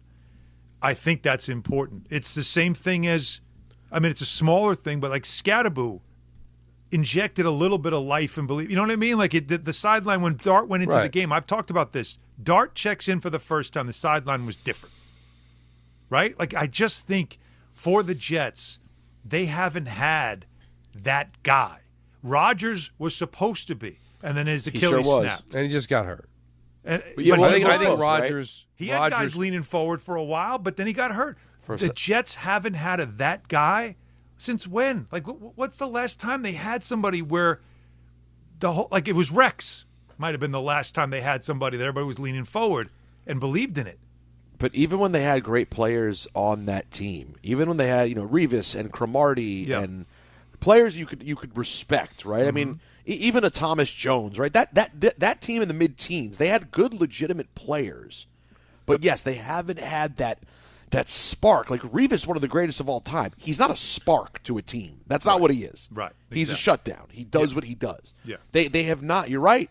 And Rodgers was the guy it could have been. Well, the injury happens, and then he never got quite back to that. He didn't gel with their best receiver. It just never quite happened. You got to bring in what you got to do is you got to bring in winners. Yeah. You know, and that's what that's why Parcells just walked in and didn't do a thing. He's got his rings jingling and jangling. That's all that matters. But Donnie, he did bring in some of his winning DNA guys. He did, but I'm saying is that all right, but instantaneously everybody's going to believe because Bill's done it. Yeah. So when you bring in these neophyte coaches, what do? Well, listen, Aaron Glenn was a really good player and he played in the championship game. He was on some really good Jet teams. He hadn't won. Even in Detroit, he didn't win. Yeah. That's not his fault. I'm just saying is you bring in guys. Yeah. And that can change the culture and making sure that you bring in players that have kind of been there and done that. I think that's really, really important to a team that hasn't won in a long time. Let's go to Manny in Flushing. You're on ESPN New York. What's up, Manny? Hey, guys. How y'all doing? Good. What's up, baby? I'm good, man. Listen, by the way, I can't wait for the Knicks game tonight. Knicks and Pistons. Hopefully that we see. Hopefully that we can get a win tonight, get a ninth in a row. Listen, that Jets player Phillips, I don't really blame him because when you're a team that has 15 straight years of not reaching the playoffs and 10 straight years of not getting a winning season, you at some point, the masses need to stop. I mean. The madness needs to stop. I mean, it's hard. The madness needs to stop. I mean, it kind of reminds me what the Knicks have went through back in the 2000s and really into the 2010s. I mean, coaching changes, GMs come and gone, players come and gone, and then listen, that player playoffs. I don't think it was. I mean, it was harsh, but at the same token, you cannot blame him because I don't think he has never been in a team which it was so dysfunction through the front office and the ownership. Well, there's nothing wrong with being honest about honestly assessing the problem, right? Yeah. I mean, there's no sense in sugarcoating it, Manny. And I didn't like a lot of the headlines that came out of this. Phillips says cancerous attitude in Jets room. Even the way we slugged the cut that we played. Jets have major problems. He was coming from a place of, hey, here's the issue, let's fix it. He's telling you the reality that exists. No BS. And this guy's been around a while. He came from Buffalo. He played places where they were on the cusp of winning. So I think there was value to everything that he said. Chris in the car, you're on ESPN New York. Hey, how's it going, guys? Good, baby. Chris? I just wanted to call as a longtime suffering Jets fan. You guys asked about could you root for Darnold, and I just don't see how you guys couldn't or how anybody couldn't. If you think about the last four that we picked, right? Sanchez, Geno, Darnold, and Wilson. By far, Darnold is the most likable of the four. He always said and did the right things. I feel like he had the least amount of help. His number one receiver was Robbie Anderson. And he never blamed the Jets for his struggles, which he easily could have done. Zach said the wrong things. Geno had the thing with his jaw. And Sanchez, I just felt like they were winning in spite of him instead of because of him. So for me, Darnold is I'm 30 years old. For me, he's the guy that we've drafted, that I grew up with, that I've been able to root for the most, and I wish him nothing but success for the rest of his career. Chris, I'm with you, man. Like that was the player, and Anthony was with me those days when I was on at night. And Sam, obviously Josh Allen, but those were the guys, Lamar, that I was like really locked in on going into that draft. And the fact that when the Giants took Barkley and the Jets were picking third, and I was watching the draft going, oh my God, they're going to get Sam Darnold. Like yeah. I didn't think they had a chance to get him, and they got him. And so for me, that's like the one of the very few players in Jets history that I really immediately connected with, because I had watched him so much at USC for 2 years. And then, the joke suck for Sam and all that stuff was going on at the time. But I really was watching a lot of him and Wyoming football and obviously Lamar Jackson at Louisville, and I just, I really wanted it to happen, and so the fact that it didn't was really frustrating. And to see him have success, it's easy for me as a Jets fan to watch that game Sunday and just be like, good on you, Sam. Like if he does it, I'll be really happy for him. Now, listen, he's right about Geno, got punched out by IK. Yeah. Wilson was a mess. Team gave up on him. Coach gave up on him. He gave up on him. Sanchez was different. Like, Sanchez had his moments.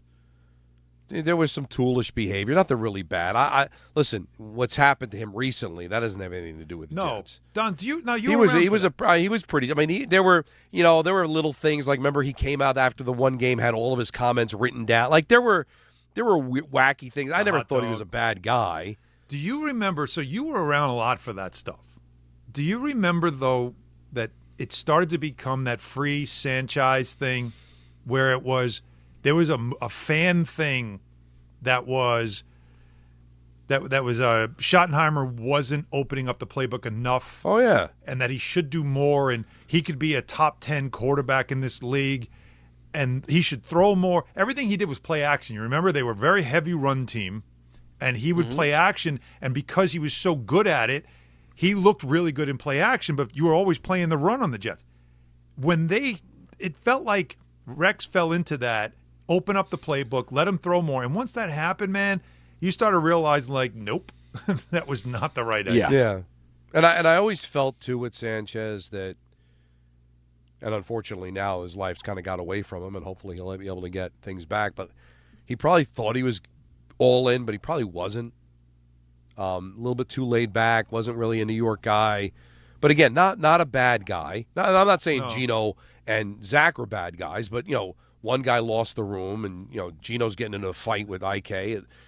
None of that happened with Darnold. He was a good kid, just didn't work out here, and you should be happy for him, right? Because I always felt like he gave his all. Mm-hmm. Circumstances just weren't right, and it's just one of those things. You're far enough removed from it that I think you can feel a little bit better about yourself, about the situation.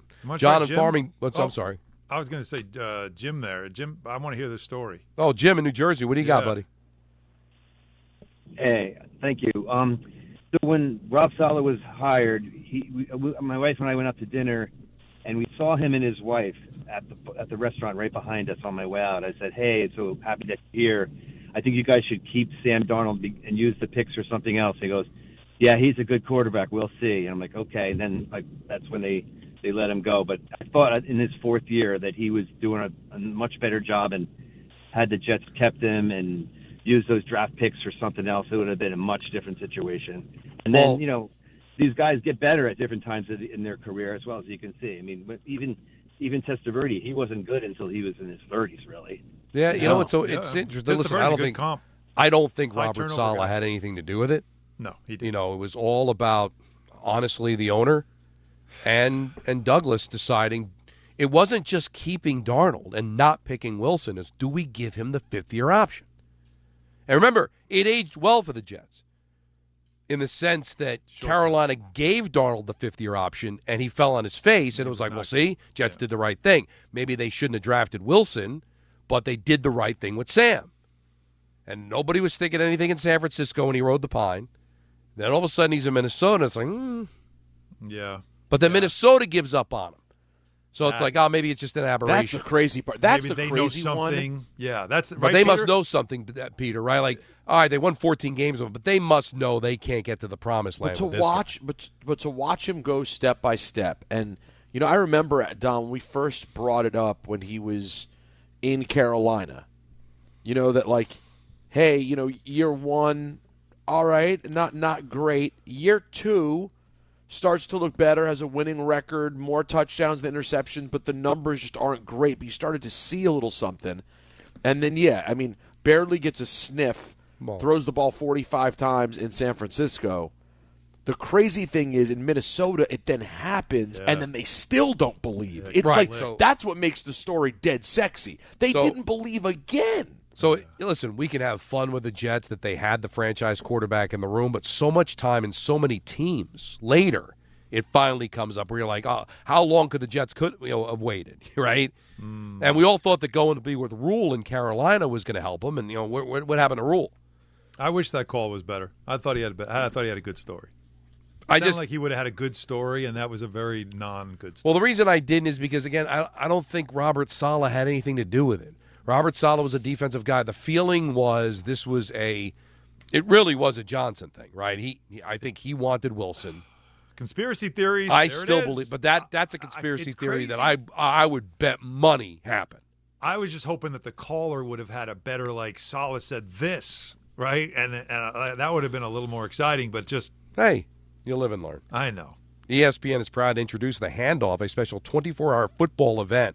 We take you direct from Super Bowl 60 in Santa Clara to SoFi Stadium in Los Angeles, the home of Super Bowl 61, coming to ESPN, ABC, and the Walt Disney Company in February of 2027. The Handoff kicks off with SportsCenter and SVP on February 8th. Fraud Alert Friday. Get them ready. Line them up. The judge is ready. It's happening right here on Hahn and Rosenberg. Take it till 7 o'clock on ESPN New York.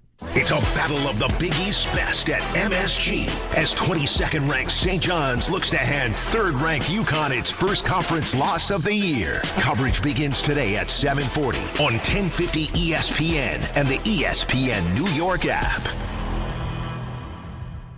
It's Chuck Devine with SnowCountry.com. You expect more from yourself, expect more from your money. Get started today at Robinhood.com/yourmoney. Seems our coldest days fall on weekends lately, so you're dressing in your best layers, keeping your neck and face covered to ski some of the best packed powder of the season.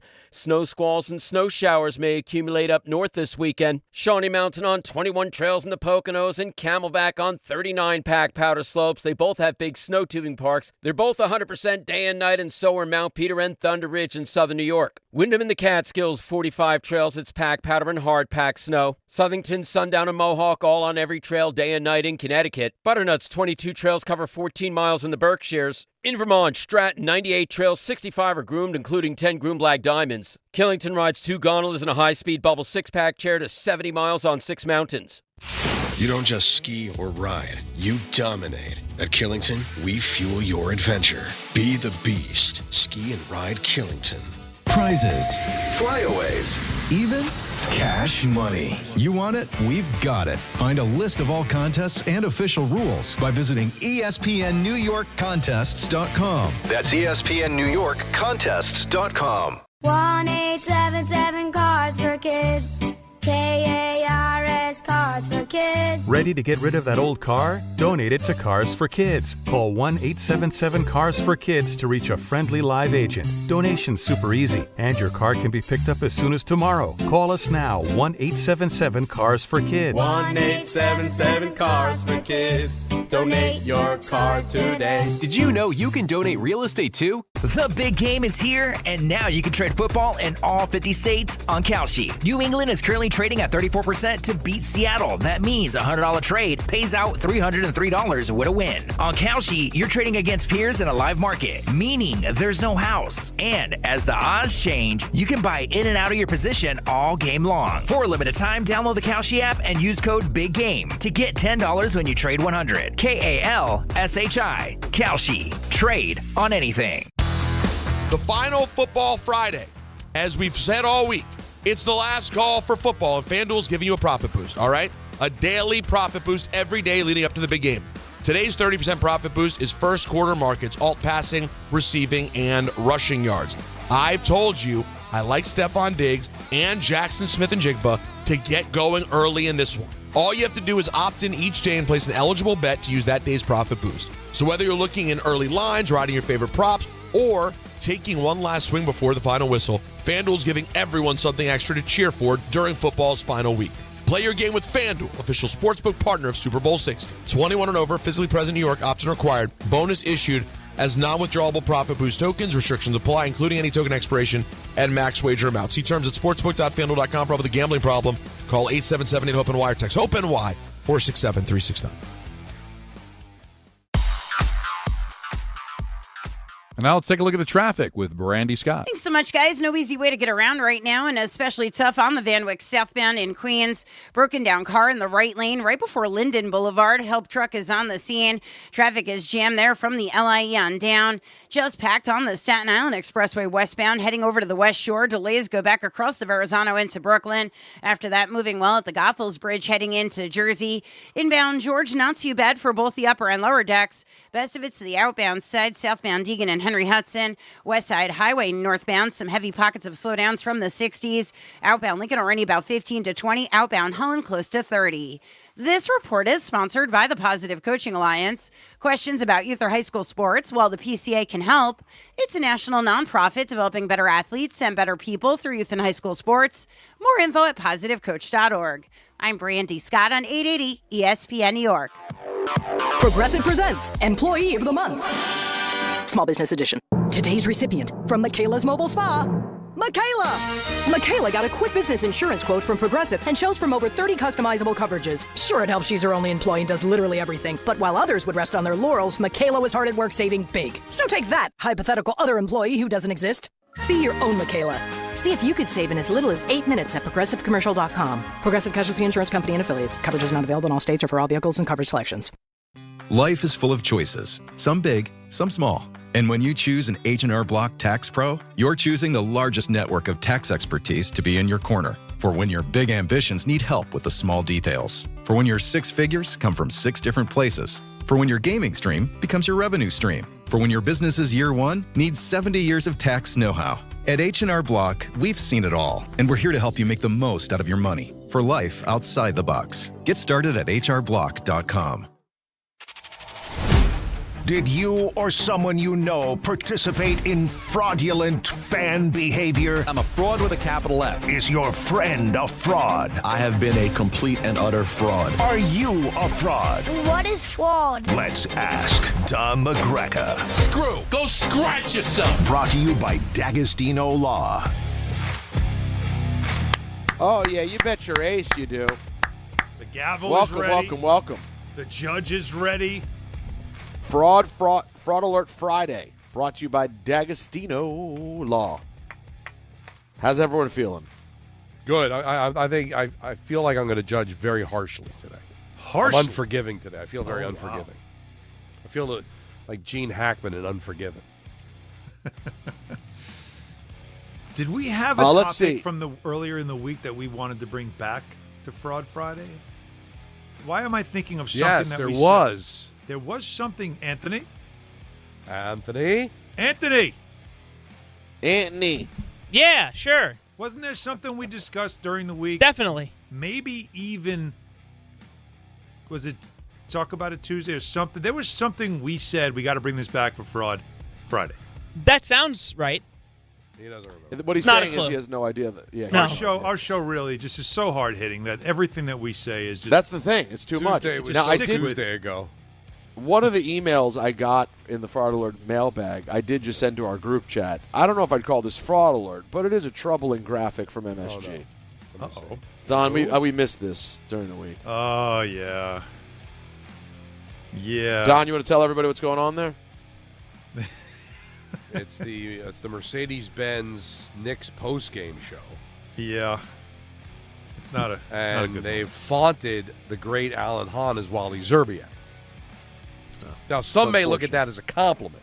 Yeah, some may. But really, all that matters is Alan Hahn's feeling on it. Did you take it as a compliment? I don't care. Well, how can it be a compliment? Well, why wouldn't it be a compliment? No, it's not a compliment. Zerbiak. Listen, if I was... So what? If I was at the bank, it'd be a compliment. Correct. But Alan got the only way it makes sense right. But if at the bank they handed him the money and said, "Thank you, Mr. Zerbiak." Oh. Otherwise, it's nothing but an insult. Here is your safety deposit box, Mr. Zerbiak. This is disrespectful by the company, right? It was a mistake. Here's why. I was not supposed to be in the opening segment. Normally, I was on the court doing the interview, and then I go into the locker room to do more interviews. But Wally was filling in for Monica McNutt on the radio calls. Of course, everybody listening to our station knows. And so he wasn't able to get down to the studio in time for Seg 1, so I jumped in. Fonting was already done. and the graphics editor probably just was like, nobody will notice. No, I don't know. It was a mistake. Somebody did. It happens. No one. But there were I look probably good though. people that By the did way, bat an I eye. look pretty good there. Got to admit. You look fantastic. Alan. That's my point. To even say that it would be a compliment to call you Wally Szczerbiak is in fact an insult because it's saying Szczerbiak's an upgrade from you. What I'm saying is Szczerbiak wants to be called Hahn. That's what I'm saying. That's strong. Bill looks good too. He decided to go with the jacket open. That's always a nice debate. Well, listen, Bill's in on a the tough air. spot. Unbuttoned. Bill's in a tough spot. Sitting next to Wally and Allen, it's tough select. It's tough. He does it very There's well. no question. Yeah, he does it well. Yeah, Well, you have to. That's a funny faux pas. I heard about it. I did not see the actual fonting, so that's funny to look at. There you go. All right. So also in the inbox, a lot of fun things. Someone wrote to tell me that Anthony Pusic's a fraud, but I didn't understand what he meant. I looked for it. I couldn't figure it out. Well, that's a problem. Someone sent some fish information for us, All right. explaining that they do a lot of covers, and they said that their biggest record is Tweezer. That was from Pete. He sent us that. Michael wrote us and told us to stop being cavemen and that we're all big-time gentlemen and we need to live in the lap of luxury that is ad-free YouTube. And once we pay for it, he says, we will only be angry that we didn't do it sooner. Okay. So I've heard that from Fraud Alert Friday today? What's going on? What are you trying to say? What's going on here? Hey, relax over there, Judge. We just got a lot of emails. I'm trying to communicate with the people. I just told you I'm court feisty clerk telling today. the judge to settle. Right, I love it. Calm down, Approach the Judge bench, please, Judgerson. Here we go. Good afternoon, Judge LaGreca. Bad guy fraud here. Thankfully, I'm still married to my wife, even though I let her down a few weeks ago. Uh-oh. But I was wondering, if you saw the Jet fan who asked Sam Darnold on Media Day if he can switch teams from the Jets to the Seahawks, I know he's a fraud, even though Darnold gave his blessing. There's vomit fraud, stalker fraud, inherent fraud, and I'm bad guy fraud. What kind of fraud is he? The man who asked Darnold, can he switch from the Jets to the Seahawks? He's attention fraud. Now, what was it? McKenna's mom was called a name that we couldn't say on the air. That's right. Yes. So you'd be attention that name fraud. Wow. Attention bore fraud. Because that's all that was, is look at me, like me, please, dear God in heaven, acknowledge my existence because I've done nothing in my life. Oh, no. So please gift me my 15 minutes. Please, dear God in heaven. And that is right up there as the worst kind of fraud. It's one of the worst kinds of fraud, right? Why can't we say that word? No, you could have. If you didn't give the whole setup of the McKenna thing and you had just said, oh, that guy's an attention whore, you would have been fine. Oh, well, there you go. You can say that? Bart said that once. Well, we were told never to say it Bart again. and Rick play by way different rules than every other human being. That is abundantly clear, as we know. Yeah, well, they're trying to, with Bart, they're just trying to stop the freight train. That's called management fraud.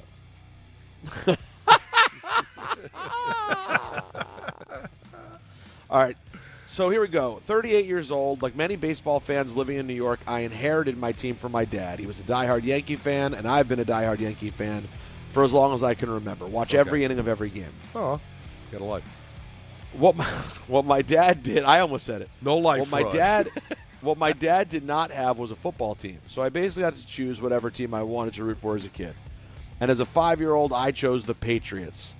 For admittedly the kid reasons that in 1993 made sense. They had cool new uniforms, Drew Bledsoe threw the ball a lot, whatever. As I learned more about football, my diehard Pats fandom remained. As a kid, I would watch whatever game was on in NY just to see the Pats score roll across the bottom and would eagerly circle the national games on the calendar. In fact, as the Pats became a dynasty, the proliferation of national games was almost as exciting for me as the winning. As soon as I turned 21, I started going to bars and restaurants every Sunday to watch the team. And between that and the ticket, I've watched every down of New England football since all the way back.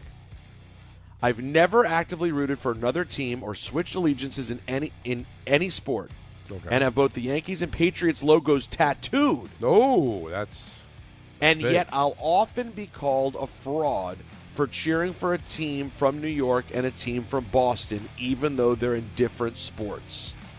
I certainly don't see myself as a fraud, but I'd like an official ruling.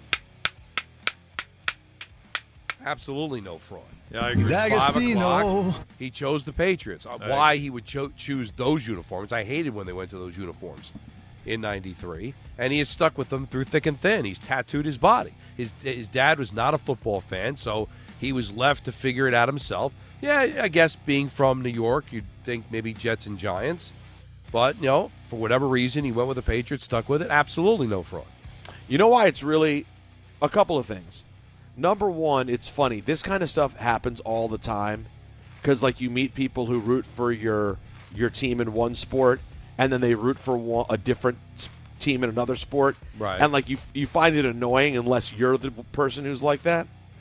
But in New York, it's particularly silly to think about because half the Yankee fans, even if they root for New York teams, root for two different teams. You know what I'm saying? No. Yes. Yes, I know most Yankees fans are Giants fans, but not always. Well, no. Again, just going look back at Allen. Going back to the original premise, I don't make sense either. And a lot of my stuff is defiance to my family. A lot of people's stuff is that. Yeah, which causes all kinds of issues. But no, as much as it pains me, I think Don making that call is the right call. And we are in a world now where I think as we grew up, there was this sense of, it was very provincial when it comes to teams you root for. And that has gone away more and more. It started, I think, in the 80s, maybe late 70s, because you had the Cowboys and the Steelers and the Dolphins, and you were able to watch a lot of them.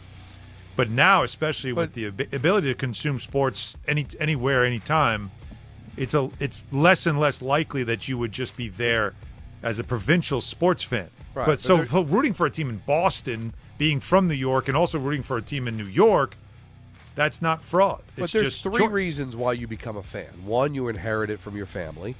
Yeah. The other is that you decide, I don't want to root for the local teams. They stink, so I'm going to root for somebody else, which is somewhat fraudulent, if that's the reason you do it.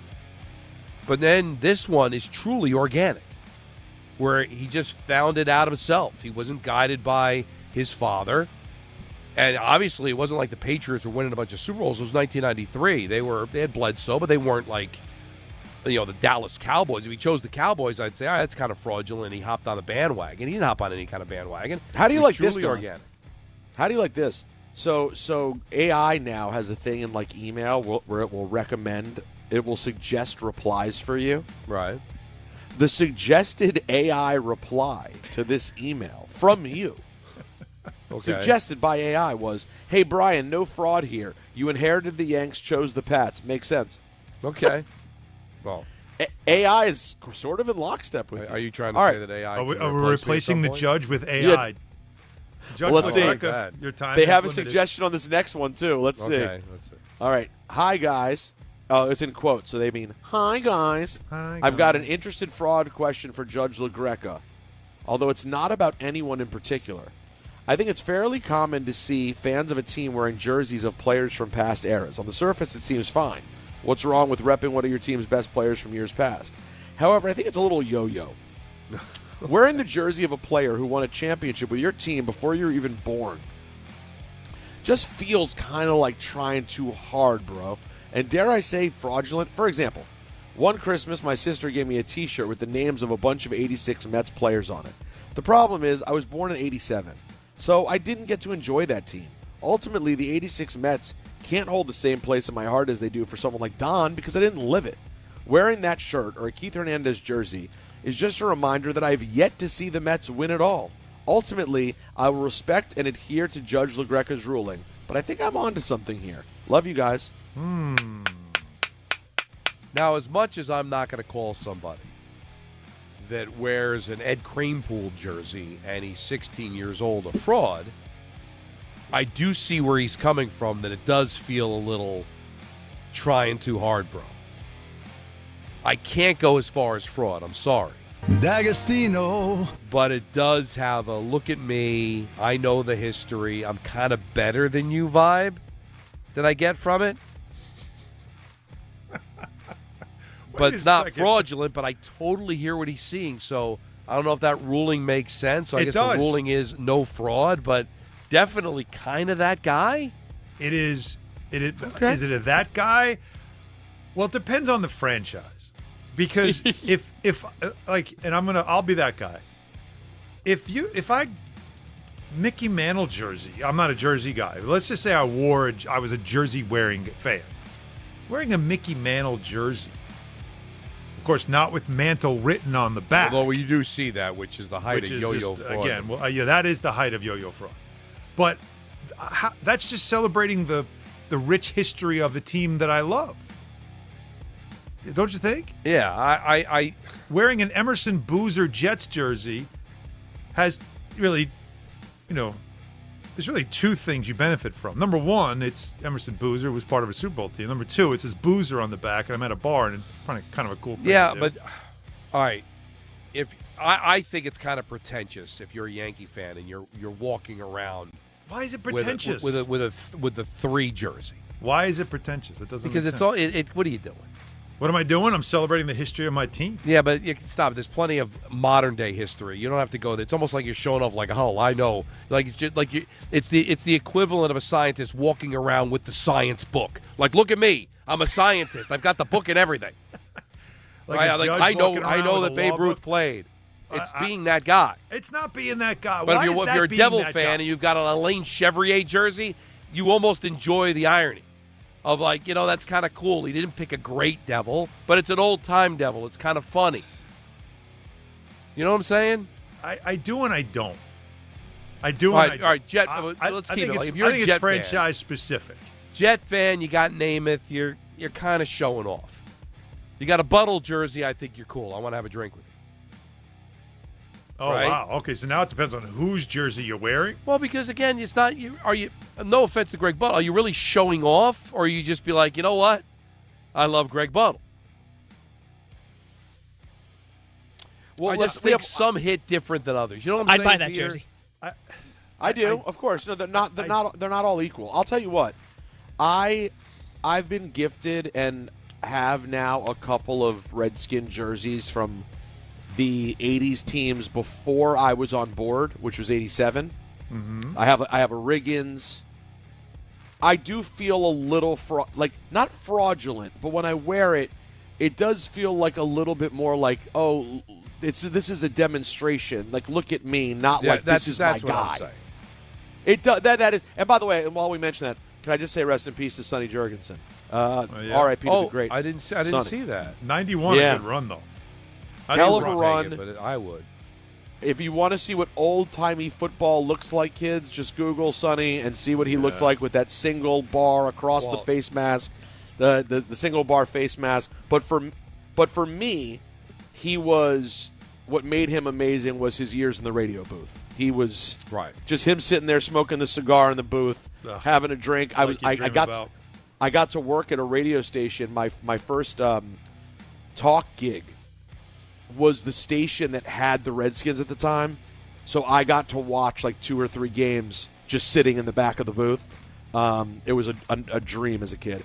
Anyways, we have some callers if we want to get to them on the other side, but that'll do it for Fraud Friday right now. That was good. I thought the we judge was love fair. your participation. Send them over, DHRESPN@gmail.com. Fraud Alert Friday brought to you by D'Agostino. 35 years of getting accident victims and Social Security disability clients every dollar they deserve. Offices in New York and New Jersey. 1-800-BITE-BACK. 1-800-248-3222. D'Agostino Law Bite Back. All right, we're going to continue this coming up. Then we'll reset the 5 o'clock hour. Don't forget, coming up at 6 o'clock, ENN, we're taking you right up until 7 o'clock right here on Don, Hahn, and Rosenberg, ESPN New York. Wild Turkey Bourbon and ESPN New York are bringing you the ultimate New York game day. 2 games, 1 damn day. We're kicking things off on Tuesday at Factory 380 at 380 3rd Avenue starting at 7 p.m. Stop by for Wild Turkey tastings, exclusive giveaways, and your chance to win an epic New York sports experience. Opening day energy in the Bronx, Knicks at night vibes, all in one unforgettable day. So grab your crew and experience Wild Turkey at Factory 380 this Tuesday. Must be 21 or older. Drink responsibly. So, should we split the bill? But math is the worst. Not all math, because with New York Lottery's extra multiplier scratch-off games, you can multiply your winnings up to 200 times. Wait, multiply my winnings? Yeah, you take your winnings, then multiply those winnings up to 200 times. So all of my winnings times 200? Yeah, that. Oh, I've always said math's the best. Play for chances to multiply your winnings 30, 50, up to 200 times. Prizes up to $5 million.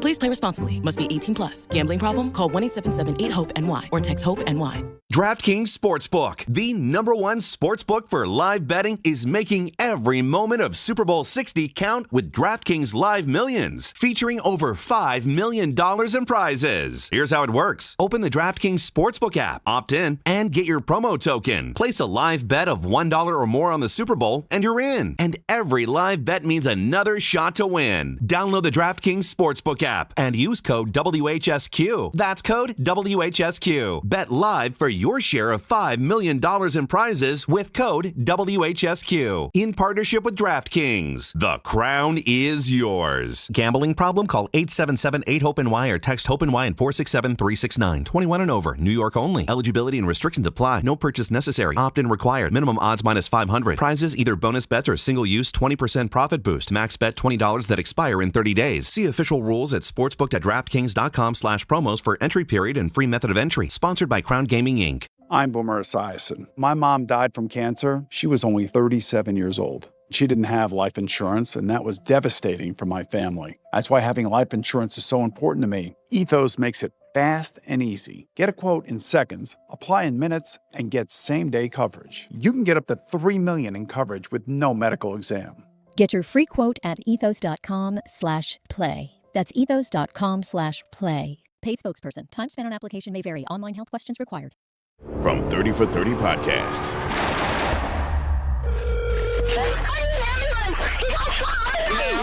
Did you say someone got shot? Brian Pata, senior defensive lineman from Miami, gunned down.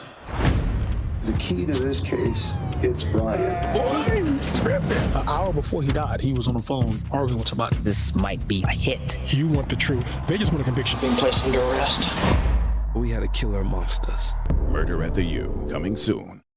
My name is Whitney Allen, and I'm a widow. My husband, Ryan, died. We never thought we'd ever have to use life insurance, but the unexpected happened. With Ethos, signing up was fast and 100% online. You can get a quote in seconds, apply in minutes, and get same-day coverage. No medical exams, and you can get up to $3 million worth of coverage. I'm grateful we were prepared. Get your free quote at ethos.com/game. That's ethos.com/game. Paid spokesperson. Time spent on application may vary. Online health questions required.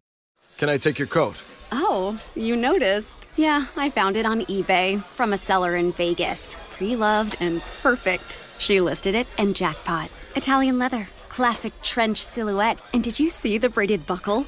Hang on to your claim ticket. Oh, I'll hang on to this forever. Have you been on eBay? There's so many finds. And I bet that diving watch would sell fast. Just saying. Find what you love, sell what you don't. eBay. Things people love. A little salsa on a Friday. It's Bad Bunny. I didn't even know. Listen, I don't have to know what he's saying. I just know it moved me. Yeah. There's plenty of songs where it's not, I don't understand. Doesn't mean I can't enjoy the song. Right. Heck, half the thrash metal songs I listened to in college, I couldn't understand a word. Still enjoyed it. Yeah. They wrote the lyrics down. This now almost makes, think about it. Halftime, play this, make some guac, bring some chips out. Get in the mood. A little Modelo. I'm feeling good. I like it. What are you doing for the Super Bowl? I'll be driving home from Boston. I'm calling the game. Knicks Celtics for ESPN Radio. Myself and Mark Kestisher. Oh, how about that? What's up, Mark? Yeah. I said hello. He's a gem. Kesty, love him. Talked to him yesterday. And so once that game's over, seriously, I'll be like the wind. Just get to my car and get down I-95 home to New York. Hopefully, I doubt it'll be in time for kickoff, but I'll be in. Well, the game's what, at 12:30? Yeah. You have no post-game No post-game, no nothing, no obligation. I find Boston fairly easy to get out of after a game. And you would I've never think gone on to a that Celtic day, game, but I've gone to a Bruins. Insufferable, going to be in Boston with the Patriots in the Super Bowl. You know how insufferable that building's going to be. But I imagine everybody's going to be indoors at that point, right? Yeah. Nobody's going to be out and about, so it should be able to just, hopefully scoot down I-95 reasonably enough to get back to Long Island on the couch in time for most of the first half. And you'll be able to listen to the start of the game on the radio, so it's Absolutely not will. that big of a deal. Sure will. All right, 1-800-919-3776. Colin in West Orange has a fraud question for the judge. What do you got? Yes, happy Friday. Happy Friday. Pretty sure we got a case of fraud here, but if so, I'll embrace it. Growing up as a kid in New Jersey, didn't really have that university athletics around. I was a Duke fan. I even came with, went through some health stuff, got a personalized note from Coach K. Oh, nice. Meant a lot. I was a diehard all through college till I met my wife around 2012. A school out in Pennsylvania called Marywood. Okay. So, not a D1 school. Didn't mean anything with athletics. Right. So, meet my wife in 2012. She's also from New Jersey. She's a diehard Seton Hall fan. I start to go to a couple games with her. We're going a bunch. We go to the Big East title in MSG in 2015, I think it was. It's given me that local flavor I always kind of wanted. When Coach K ends up retiring, she pretty much demands that I declare my new allegiance. And I think I have to admit my allegiance now does fall with Seton Hall. Oh, I think you Am I answered fraud? your own question. Yes, of course you're a fraud. Again, I don't understand the whole I love Duke, even though I never went to Duke. Well, but leaving that aside, you've decided to be a Duke fan, and you made a zipper Coach key K decision. even wrote you a personal letter. Man. Right. And then you're like, I'm good. Zipper key shows up, and I'm good. Zipper key shows up. No letter from, well, I guess PJ Carlissimo. The timing wouldn't be right for that. We can work it out, though. We can make that happen. I mean, I think he knew. I think he knew what the answer was going to be. Speaking of Seton Hall, can I shout out the women's basketball coach, Tony Bozzella? Sure. He's done a great job there. Good friend of mine. I've known him a long time. They're doing well? They're very competitive. Very competitive. We've got a very interesting comment from Matt in South Florida. You're on ESPN New York. Hi, Matt. Hey, fellas. How you doing? Happy Friday. Good. Happy Friday to you. Hey, I just, I called in because now you guys have been together for a year, and I wanted to see if you were going to lock in the clown show for next year. And Anthony tells me that, Peter, congratulations, you're dressing up as a clown this year. Yep. I had no idea. Yeah. I'm excited. Yeah. No, it's official. So, when is this clown show happening? And have you decided on your clown makeup yet? Your clown getup? That is a really good question. Thank you, Matt. I appreciate that question. When is it going to happen, guys? Clown show! Clown show! Clown show! Now, the idea is, do we do it, do we wait until the beach bash? Ooh. Very hot, uncomfortable, but at least to be in front of a live audience. That seems very cruel. We have live shows that's before my that, vote. though. What if we did it at the Big East show? Oh, the Big East. In the middle. Right in the middle of Penn Station. Right in Penn Monahan, Station. right there. Talking St. John's, Yukon, like Richard dreams about. Right. Get the Big East commission and Peter's in a clown suit. Pictures all over social of you with the Big East commission. Well, I mean, the good news is people would go, who's that guy with the clown? Respectfully.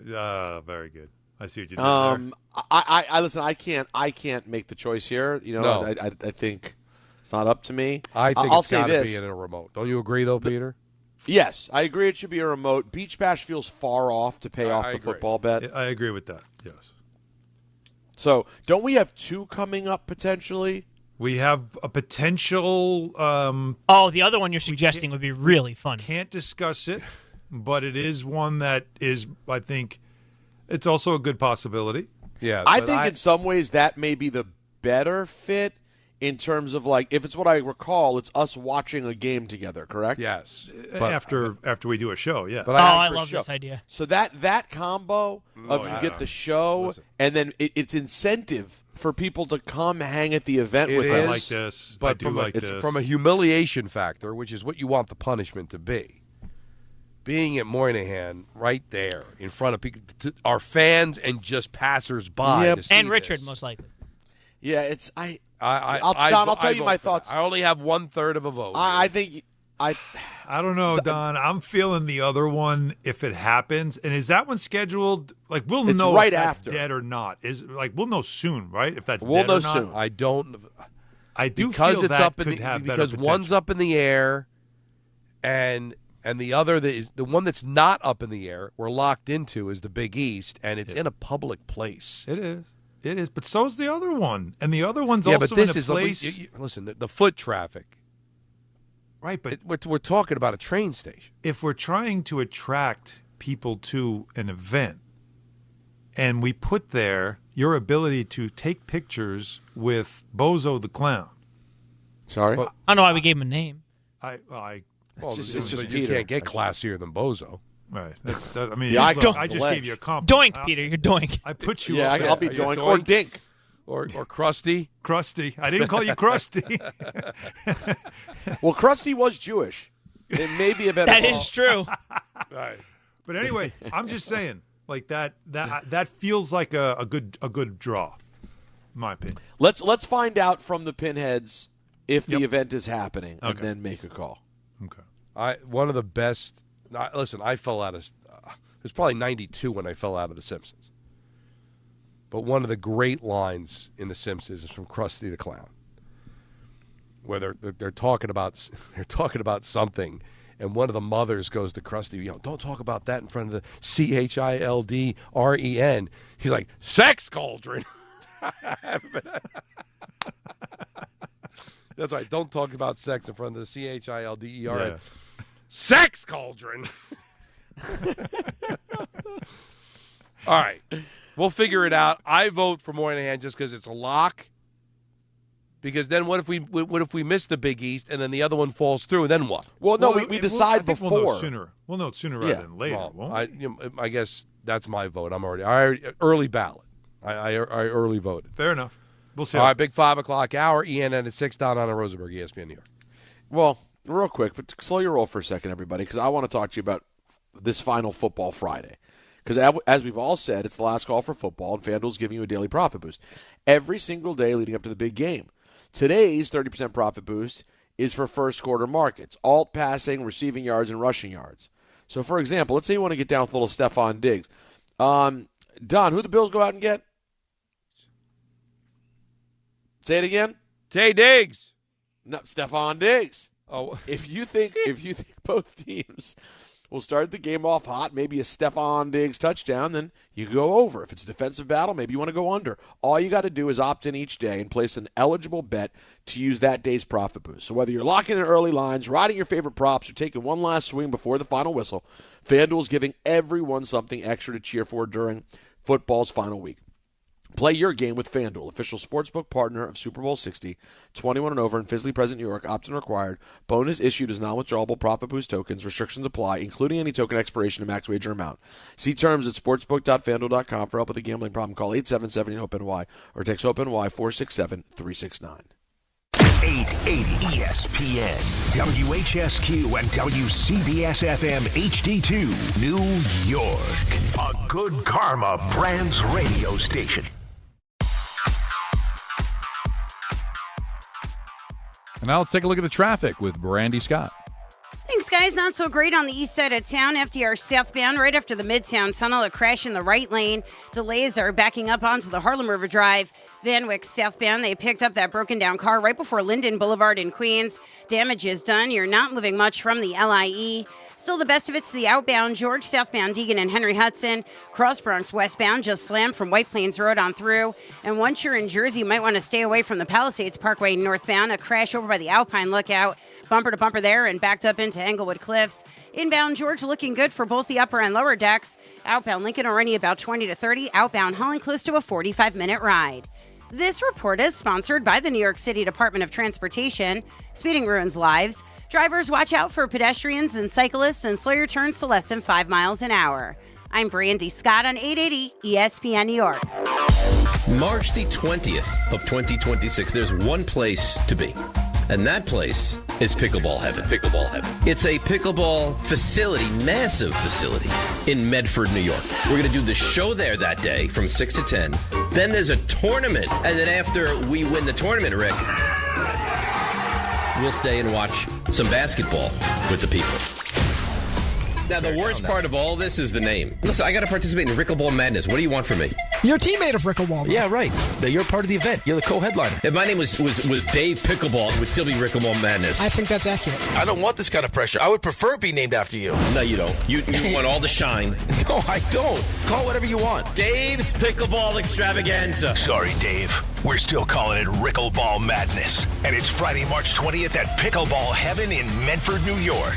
More details coming soon with DiPietro and Rothenberg on ESPN New York. 1-877 Cards for Kids.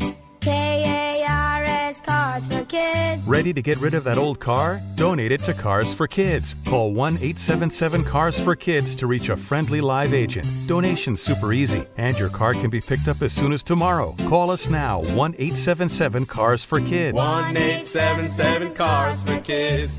Donate your car today. Did you know you can donate real estate too? The big game is here, and now you can trade football in all 50 states on Kalshi. New England is currently trading at 34% to beat Seattle. That means a $100 trade pays out $303 with a win. On Kalshi, you're trading against peers in a live market, meaning there's no house. And as the odds change, you can buy in and out of your position all game long. For a limited time, download the Kalshi app and use code BIGGAME to get $10 when you trade 100. KALSHI. Kalshi. Trade on anything. A SoFi personal loan is here to help you achieve something once thought impossible: overcoming high-interest credit card debt. Walk the tightrope of your finances with one low, fixed-rate monthly payment, no fees required, and as soon as the same-day funding. That's right. Pull off your own debt-defying stunt with a SoFi personal loan. Visit SoFi.com/trick to learn more. Loans originated by SoFi Bank, N.A., member FDIC. Terms and conditions apply. NMLS 696891. Access to education changes lives. That's why National University provides flexible online and hybrid programs from associate to doctorate degrees. Since 1971, NU was built to serve non-traditional working and military learners nationwide. NU understands the demands of work, family, and service. Each year, more than 130,000 learners trust National University to move forward. Visit nu.edu to learn more.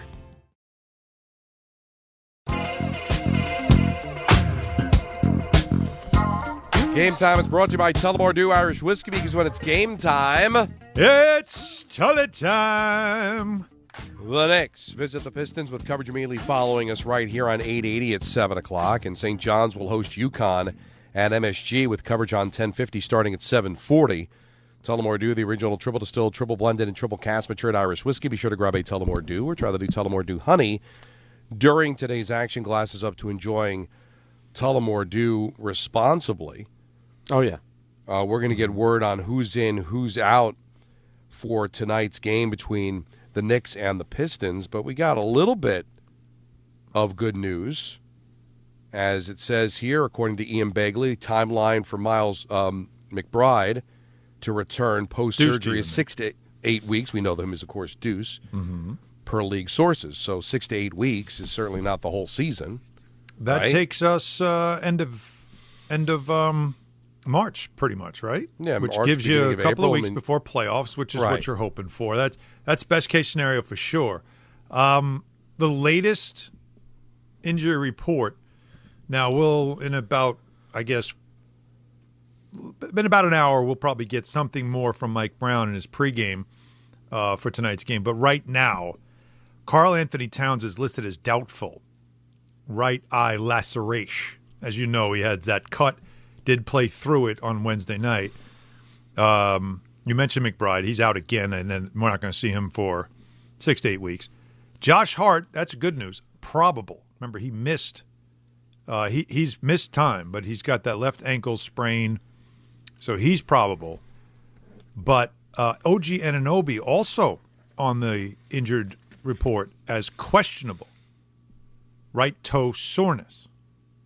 And then Jose Alvarado, he has to still go who they acquired in the trade. He has to still go through the physical process. He has to pass his physical. I think Dalen Terry has to pass his physical because he's part of the trade. Yabusele played last night, so he's already cleared for the Bulls. So Alvarado, not yet available. Would be nice to see him in Boston on Sunday, but not tonight.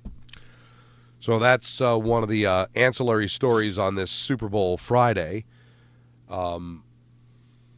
We've got a game that I think people are trying to create interest for because so many people in New York hate the Patriots. Even Giant fans, which I never understood. You beat them twice in a big spot. But, you know, it's still the Patriots. People are sick of the Patriots, Seahawks. But Sam Darnold seems to be the guy that people are kind of rallying around here. And we got a call earlier about, you know, can the Patriots, you know, win this game if they don't get mistakes from Seattle?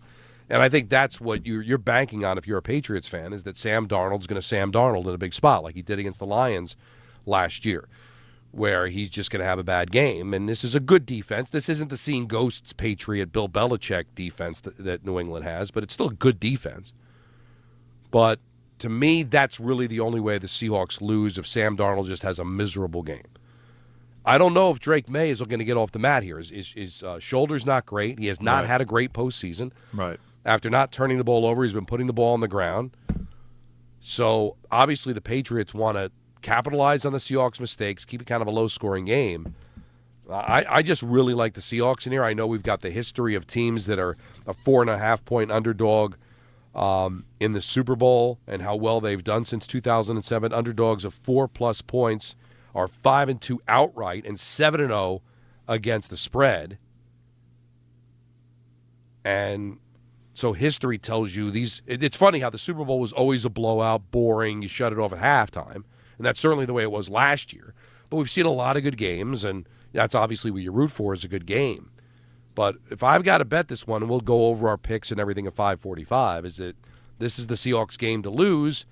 And Jet fans and Viking fans are going to have to wrap their mind around it. Their former quarterback has an excellent chance not only to win a Super Bowl, but because he's a quarterback, a very good chance of winning the MVP. Absolutely. And that's a great part of the story. You know, a lot of times with some of these games that go in without, like you said, the true hype behind it and great anticipation. It's not a classic. We've gone through this debate already about same teams every year, and it gets boring when it's like, you know, the Chiefs every year or the Eagles every year, and you want to see new faces. But there is something to be said about the repeat teams that come back that seem like dynasty-type teams, and the intrigue is, can they keep the run going and make it historic, or can they, you know, can David knock off Goliath? This doesn't have that storyline, but it doesn't mean the game could not have moments in it that we'll be talking about well after Monday, and a performance that we'll also be talking about, and who will it be? And Sam's part of that story. It is an amazing full circle of somebody who early in his career on national television was heard on a microphone while getting embarrassed by Bill Belichick and the New England Patriots, these same Patriots organization, saying, I'm seeing ghosts out there. A young quarterback who looked completely lost and overwhelmed, and everybody going, my God, this guy just doesn't have it. And here he is back going up against that same beast. And can he now slay the dragon and put all that seeing ghosts behind him? Can he be the Ghostbuster, Peter? You didn't like that. Can he be the Ghostbuster? I kind of feel like that. Well, are the ghosts still there, though? It's different ghosts. And let's be honest, the real ghosts, the ghosts weren't the Patriots. Listen, the ghosts were the offensive line for the Jets. If he throws 3 picks, you know that's all everybody's going to say. Right? But he saw ghosts again. It's the ghosts. He's the ghost of the past. Whatever it is, you know that narrative won't escape him. It won't leave him. It'll stay with him. But if he has a great performance, Ray Parker Jr. The great Listen, Ray Parker Jr. What headlines are we looking for? It's the best I can do. There's your headline. To me, that's the number one storyline, in my opinion. It is, and Sam, because we keep saying, with all the weapons he has, as long as Sam doesn't screw it up, the Seahawks should win this. But with Mike Vrabel, his defense, the way he coaches, and it's the Super Bowl, the odds do suggest that there is a chance that Sam might, because his history has suggested that he does. For me, I don't know why. I think there's, Don, a higher likelihood that Drake May spits the bid, puts the ball on the ground, makes a mistake, than Sam. I don't know why. I have a really confident feeling in Sam Darnold that he is ready for this moment. I lean towards you. But I do think it's the only avenue the Patriots have is if Sam has a bad game. Seahawks I think, a more talented team. I think they're a better team. Now, I've said this, and you guys kind of, I think, disagreed or initially thought opposite. I think when this is over, win, lose, or whatever, that I think the Patriots are the team that's going to stick. Because the young quarterback, young coach, Buffalo might have taken a step back here. Miami and the Jets aren't really ready to be competitive in the AFC East. That I think New England's got a better chance to get back than Seattle. Really? Seattle had a great season, very talented, but they still have to get over. You still have San Francisco in that division. You still have the Rams. Stafford's coming back. I think if you ask me, even though I think the Seahawks are winning this game, I still think if you ask me who's got a better chance of getting back and maybe keeping it going, I think it's New England. I think they got a better future than Seattle. With the youth in Seattle, with the talent they have on that offense, especially with that defense that they have rebuilt. They're not the Legion of Boom, but that's a hell of a defense. And it's really a hell of a good young team. Coach. I don't know. Like I feel like they were almost ahead of schedule this year. Well, they were. And again, I'm not saying that Seattle's going to disappear, but would you be shocked if Seattle goes, 10-7 and they're the second wild card and New England wins another 13, 14 games and wins the division? I need to know the context bye? of 10-7, like injuries or any of that stuff. But you're right, though. You're right. They're in a tough division because the Rams aren't going anywhere. Niners, we know every year are going to be good. Like I completely the case you're making makes sense. Right. But And I a lot also of look at the AFC for New England. And if May is good. He's good, but you don't know where it goes from here. You don't know what happens in Buffalo. You don't know what happens in Kansas City. No. You don't know what happens in Cincinnati. There is a lot of good, talented quarterbacks in the AFC that every single year will be making the case. I get it, but I think we're getting on the back nine in some of those situations. Okay, now Josh Allen's not old, but they've already changed the head coach. Yeah. All right. Well, what's going on in Baltimore? They changed their coach there. Pittsburgh has changed their coach. Cincinnati looks like they're a mess. Kansas City, hey, we've kind of been predicting their demise for a while now, right? I couldn't believe they made it to the Super Bowl last year. You had Bart Scott thinking they were dead the year before. Patrick Mahomes not getting any younger. I don't think they're going to disappear, but I don't think there's any lock they're a playoff team next year. We've been waiting on the Chargers. Are they going to make the turn? Houston looks like they've got a quarterback problem. Indianapolis, who's their quarterback moving forward? I mean, you look at the NFC now. Chicago looks like they're a beast. Yeah, they look like they're going to be there. I think the Lions can be back. I think the Packers could be back with a healthy Parsons. It's funny. I think the Lions are on the back nine. They might be. I worry about the Lions being the team that peaked and didn't break through. Maybe. Just like Buffalo, right? Yeah. But I don't think they're going to all of a sudden just be out of it again. I think they can make the playoffs again. But even if you discard them, Chicago looks like they're legit. Mm-hmm. All right? Mm-hmm.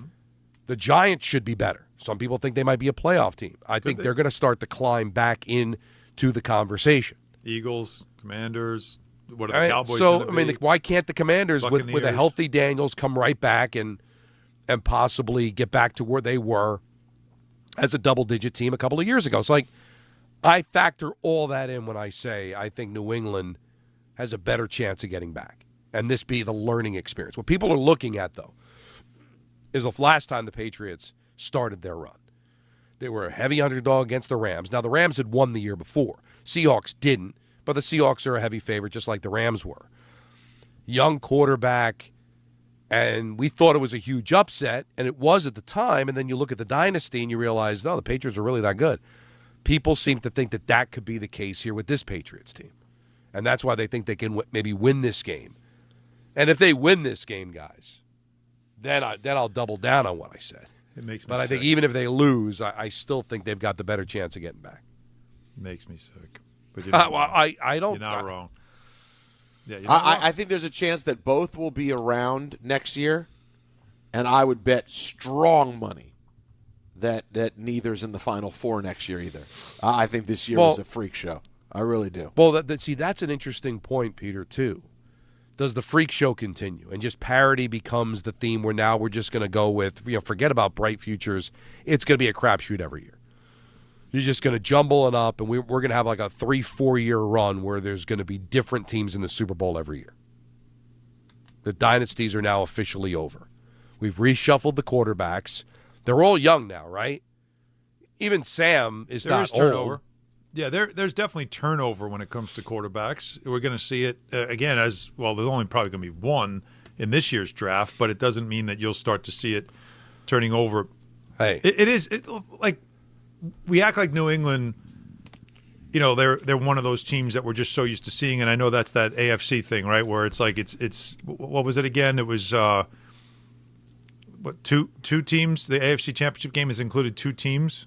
It's in the last 15 I guess years. Either the Patriots or the Chiefs, right? Or the Jets. If you go back to Sanchez, you want to go even further back, right? Right. But I'm looking at it like it's 2018 in the Super Bowl. That doesn't feel like a long time ago for old guys like us, but for everybody else, that is a long time ago. And maybe we are in that point. Who is the next dynasty? Who is the team? And could New England kind of start a new one if May is who they really think he is? And I'm telling you, I'm going to keep pounding this. The big matchup in this game is Mike Vrabel versus Mike McDonald. I'm telling you, McDonald's a good coach, really good coach, very good in his early years. But Vrabel is different. Well, and this could be his opportunity to kind of prove that how special of a coach he is, which, by the way, if you're in Tennessee, never mind New York looking at Sam Darnold or Minnesota looking at Sam Darnold. If you're in Tennessee, if you're a fan of the Titans, how are you not like that? What did we fire that? Did we really fire that guy? Yeah, well, they didn't have the quarterback at the time, right?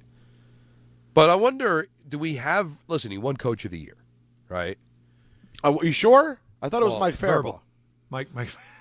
I feel bad. We got to get to that in ENN. Mike Faribault. I mean, good for her. She said Mike Faribault. She really meant it. The confidence, but but whatever. It does have that Adele Dazeem vibe to it. But at least when John Travolta said Adele Dazeem, he lacked complete confidence. So we got to get the backstory there. But whatever.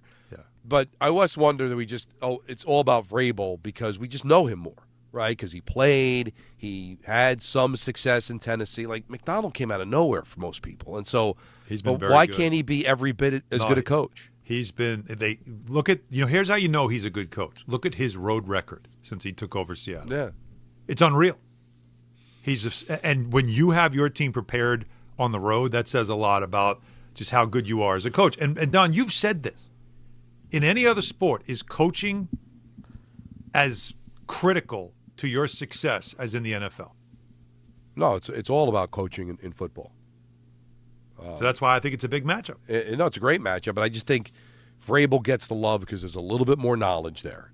And we see a lot more of the Patriots because they're East, and this is not the old Seattle. This is not the old New England, but, with the Jets and seeing them twice a year and all that.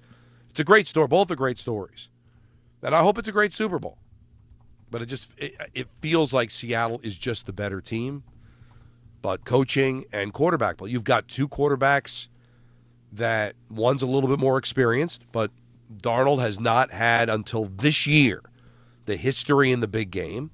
And let's face it, Drake May has not been good. That performance against Houston would have gotten a lot more play, Peter, if not for C.J. Stroud. Like, Stroud was so bad that's all anybody wanted to talk about after that game. Sure. Completely agree. But you cannot tell me that Drake May shined in that game at all.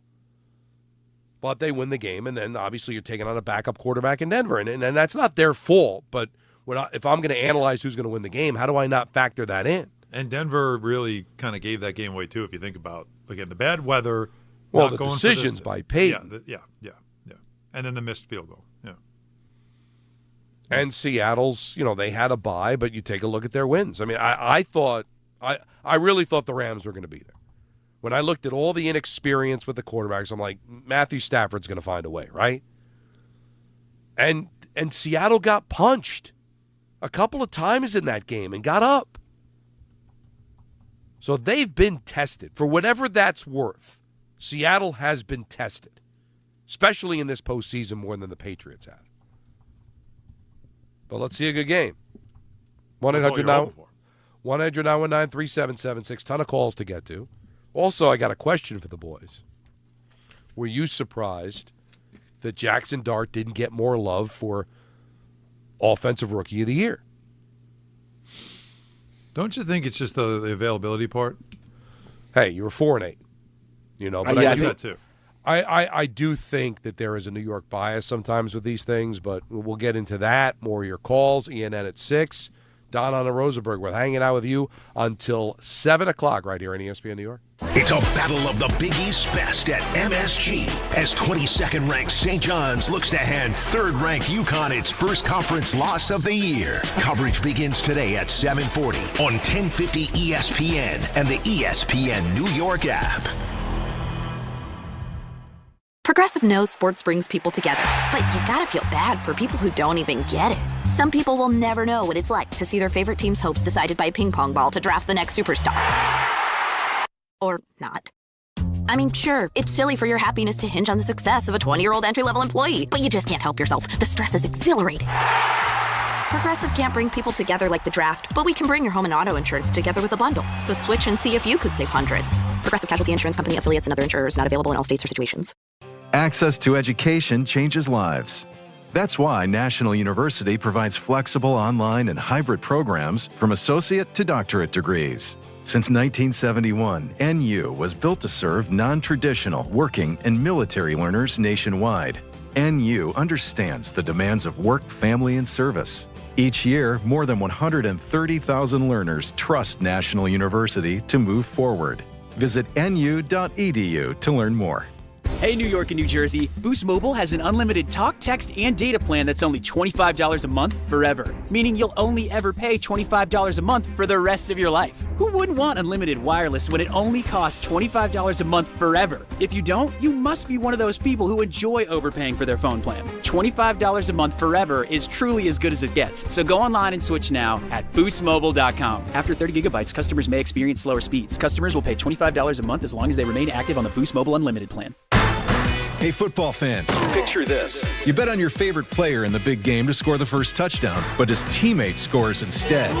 With BetMGM's Second Chance promotion, you'll get your stake back if your first touchdown scorer scores second instead.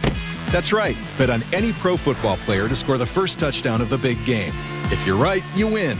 If your player scores second, you get your stake back in cash. Keep the fun going after the first player crosses the goal line with BetMGM's Second Chance. Try a first TD scorer wager with confidence today. BetMGM. Make it legendary. BetMGM and GameSense remind you to play responsibly. Gambling problem? Call 877-8-OPEN-Y or text OPEN-Y 467-369. See BetMGM.com for terms. 21 plus years of age or older to wager and physically present in New York only. Subject to eligibility requirements. Rewards paid back in unrestricted withdrawable funds. So, who you got? New England or Seattle? The updated line has Seattle favored by 4.5. The total's 46, and the Wiz has the winner. Tune into the Fine Line Saturday at 8 a.m. and join one of the nation's top sports betting analysts, Joe Wiz, as he breaks down the game. Plus, the Wiz talks college basketball, NBA, hockey, soccer, and UFC. Follow the Wiz on Instagram at Joe Wiz Sports. It's the best bet in town. The Fine Line with the Wiz Saturday at 8 a.m. Be ready to win. Empower.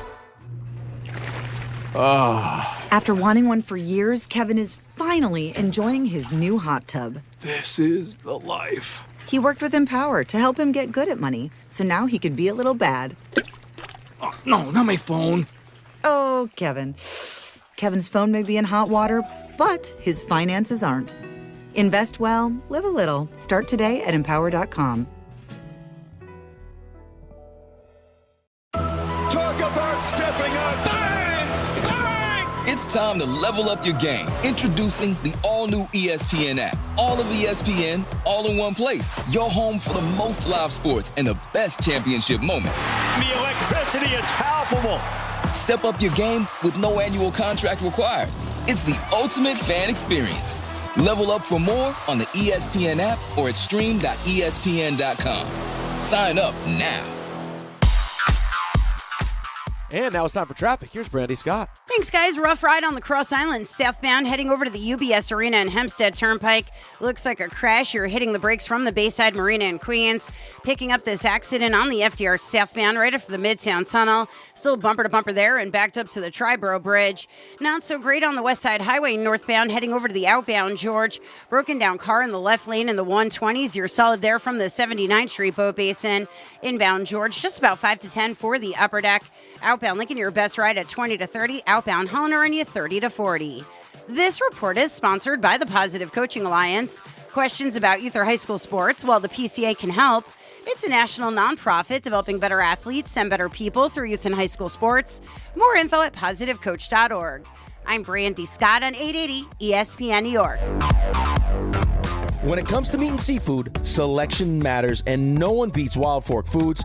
To everyday essentials, to high-quality steaks, to seafood and more, every product is blast frozen to lock in peak flavor and freshness so you get restaurant-quality meats at home for amazing prices. Shop in person at 7 locations across Long Island and New Jersey, or you can order online for same-day delivery. It's easy, it's convenient, and the prices are wild. WildForkFoods.com.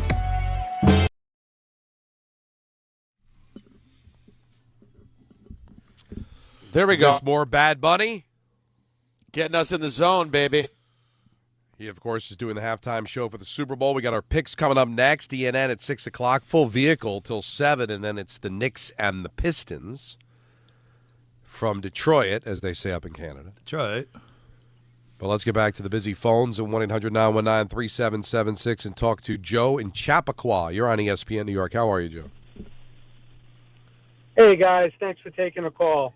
Always. So I have a little bit of a conspiracy theory regarding the halftime show. Sure. So you guys mentioned that it was sponsored by Apple Music. Yes. Yep. So Apple has a new AirPod that translates from Spanish to English in real time. Yes. And I'm wondering if they're trying to promote that. But are they?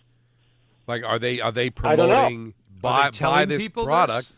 Because wouldn't you be telling people about it? Wouldn't that be part of the build-up to, hey, if you want to understand what he's saying, buy the I haven't heard anything like that. Yeah, I would think there'd be a huge Well, maybe to have commercials promotion. set up, during the Super Bowl. Yeah, but the idea is to get them to purchase it before the Super Bowl so they can enjoy the halftime show. And it's Friday, so I haven't seen – maybe there is. Maybe there are spots. I don't know. I haven't spent any time on Maybe Apple in the Music. first Peter might know. half, there'll be commercials. Like, Yeah. Is that what it is? Like, during the first half, there'll be commercials that are promoting it. That's what we have to watch for. Look, Joe, we've been doing conspiracy theories this week. I like this one. I don't care for it at all. I think it's great. Well, I don't know. And listen, I'm all for conspiracy theories. And Joe, thank you for the phone call. I just think they're dropping the ball. They should have been hammering this for the last month. Oh, yeah. No, I'm talking about as far as a conspiracy theory goes. I think this one's great. It's going to be now. My antenna's up. I'm going to try to pay attention in the first half to see if you start seeing commercials suggesting to do this. Then there's something to it. But the idea would be you'd to want to have buy them them. have I it guess. in Yeah. What am time I for doing? the half. Yeah. You're right. The whole idea is That's to buy only thing that's missing here. Yeah. How it now doesn't work. It actually kills the whole theory. And If I have them, I'm Bunny- going to use them though. And Let's see Peter if knows this this works. better than anybody. Bad Bunny is one of the biggest acts in music right now. Not speaking a word of English in a song. So it hasn't hurt him. No. And I think the people that are complaining that they don't understand it, even if they understood it, they wouldn't like it anyway. It's a good excuse. It's like if they could have complained last year that Kendrick was speaking a different language, they would have, but they didn't have that in their arsenal. Like they just want to complain. But I have something to offer all those people who are worried. Okay. They say, "What am I watching for? I don't speak the language. I don't know the music. I would just like to simply offer, do you enjoy the sight of attractive women? Cool. Shut up. Watch the halftime. Have a good time, buddy. We'll catch you in the third quarter. Peter, okay? We know. No, I'm not even talking about the performers. I'm talking about guaranteed whoever he has with him. I went to his show in Puerto Rico. It was probably the single greatest collection of talent I've ever seen. It was the dream team in an arena, okay? So it just – that was the thing that disappointed me. Alan, they kept asking all these athletes. I saw a video moving around. Them going up to football players and going, what's your favorite Bad Bunny song? And how many of them going, I never heard Bad Bunny. It disappointed me for their social life. I was like, I thought you guys are supposed to be outside. I mean, every attractive woman that I know under the age of 35. Now, I'm not saying everyone's required to be a Bad Bunny fan, but they at least know the big song. What are you guys doing? Yeah. What are you listening to Beethoven? Get outside. Beethoven's God, man. Listen, though, Apple, I'm just looking. They should get Beethoven next time. Apple is not really promoting the idea of go buy these AirPods and you can hear, like you hear it translated, but it is giving a lot of incentives for Apple users. Could it work that fast, though? The headphones could work on music? Well, I can't imagine it's going to sound like Bad Bunny. It's going to probably just be, I don't know, someone else's voice, but it is something that you can do, apparently. Yeah, but how does it work for music? Like I'm going to sound like an old man. Bring it. Oh, boy. But the only song that I remember translated, a big hit in one language to another and still be a hit both ways was 99 Luftballons. Yeah. Right, it was in German and then in English. Then and they still made it in English. sense. But the German version actually German did better. was better because it came first and people got used to that. But if I translate it into English, will it all, Peter, rhyme and make sense and be rhythmic? Or will it just mess the song up? No, it won't rhyme. It'll just tell you what it means. So how would Bad Bunny's song? So here's what I see. You here. wouldn't. Listen to Bad Bunny in spatial audio and follow along with lyrics translation. And for a limited time, new subscribers can get 3 months free on the individual or family plans. So clearly, you have to They're pay doing extra something. for that. Yeah. So And it's there. It's there. Also, Don, did everyone in the world, did you think, whatever year it came out, 1960, whatever it was, did the world stop and go, you know, this girl from Ipanema, it's a nice vibe, but I don't understand what they're saying. No. Every once in a while, people just like the song. Yeah, because Isn't that you like the song's music. in English. There's the whole Portuguese verse too. Well, there's yeah, it's a duet. So yes, you're right. Yeah, that's plenty true. of Portuguese. But it sounds nice. So you just Peter, listen to it. you weren't on when That's I right. said this. And it's a nice image that we all like. Think of all the death metal that I straight. loved in college, and it was like, yeah. I didn't understand any of it. And a lot of times It you don't didn't stop you. And a lot of times you don't, even when they're singing in English, not even metal. It's like I don't know what they're saying. Who I'm gonna say because my mind is blank. A couple of years ago, there was a song "Despacito." Yes, huge song. The Despacito. Isn't a lot of that in Spanish? Isn't it entirely? I think Despacito entirely. Entirely. There's a couple of English words, but that was huge. Let's see. Maybe it's both. I love that song. No, it's Spanish. Despacito was huge. Huge. Despacito. And that's what you do. You make up the things you don't know what to say. Mojito and have a really good burrito. Yeah, you just make up the things that go. That's it. But I loved it. Who cares? Yeah. It's a vibe. And you know what it's called? What the rest of the world has been doing with all of our art since the beginning of time. Every show, every movie, every song. Michael Jackson, you think people were going, in Asia, they were going, well, when's Michael finally going to make a song in Japanese? I mean, we're just so privileged. Just sit back and see if you like it. Yeah, but you're reading way too into an excuse. Right. That people that are using that don't even believe. Correct. I know people are angry. I don't think these are things in our world to be that angry about. Like our pinhead suit, John Winthrop. What Bocelli was performing. Would people flip out? Oh.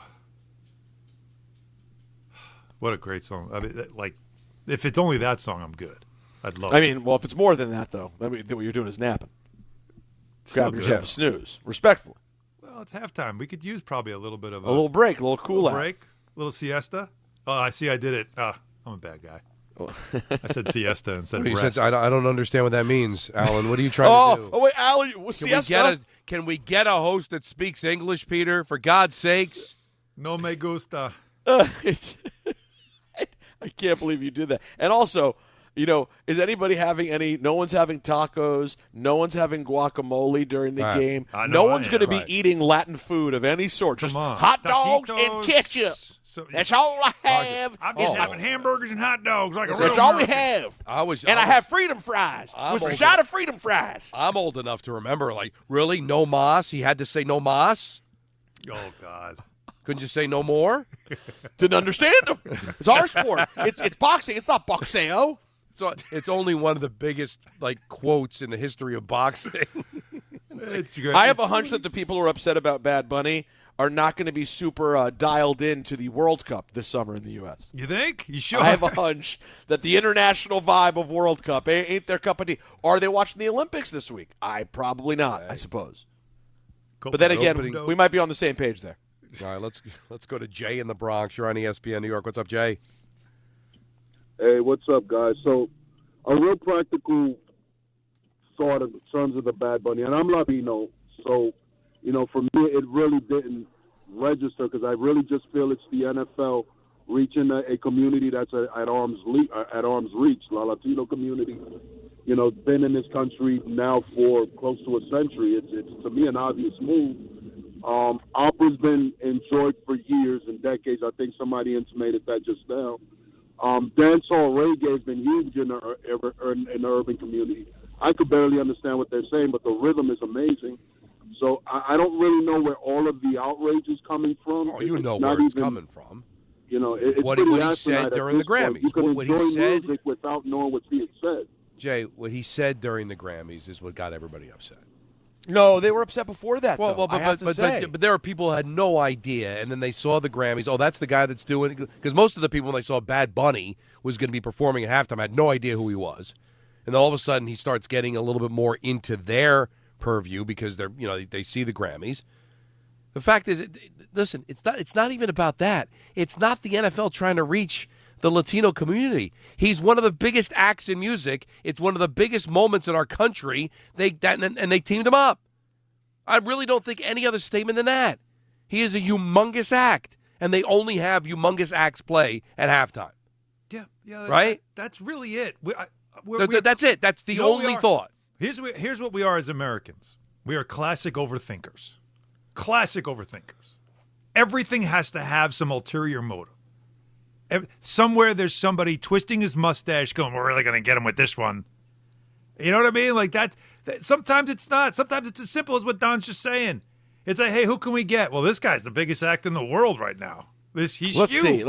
Let's see. He's up for a Grammy. Oh, wow. He won the Grammy. Well, duh. Again, open it. Let's see. How does America like it? Because apparently the world loves it. Let's see. And I'm going to guess he's not going to bomb. My guess. I don't know. I'm throwing it out there. I think he has him, Sam Darnold, Drake May. I'm taking Bad Bunny to have a better performance than either one of those guys. I don't expect it to be horrible. Will it be like, I don't know what he's saying? No, but can I vibe to the rhythm and the rhyme? Yeah, I could do that. And in the end, it's halftime.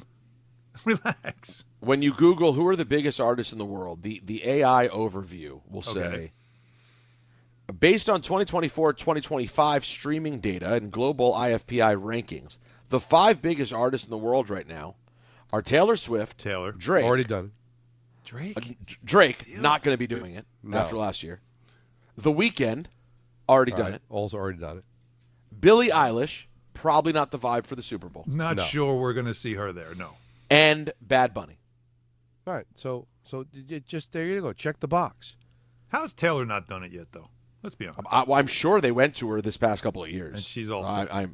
I think the option is on the table when she feels like doing they still have to pay to do it, right? Who, the artists? Yeah. I think there's a budget, but a lot of people exceed it. Yeah, But there's a budget. Taylor If you doesn't exceed it, need then it. your people pay for it. But listen, that's it. That's all you need to see right there. No, Okay. There's no outreach. There's no ulterior motive other than we have a humongous event, probably the biggest event that we have each year in our country. Yeah.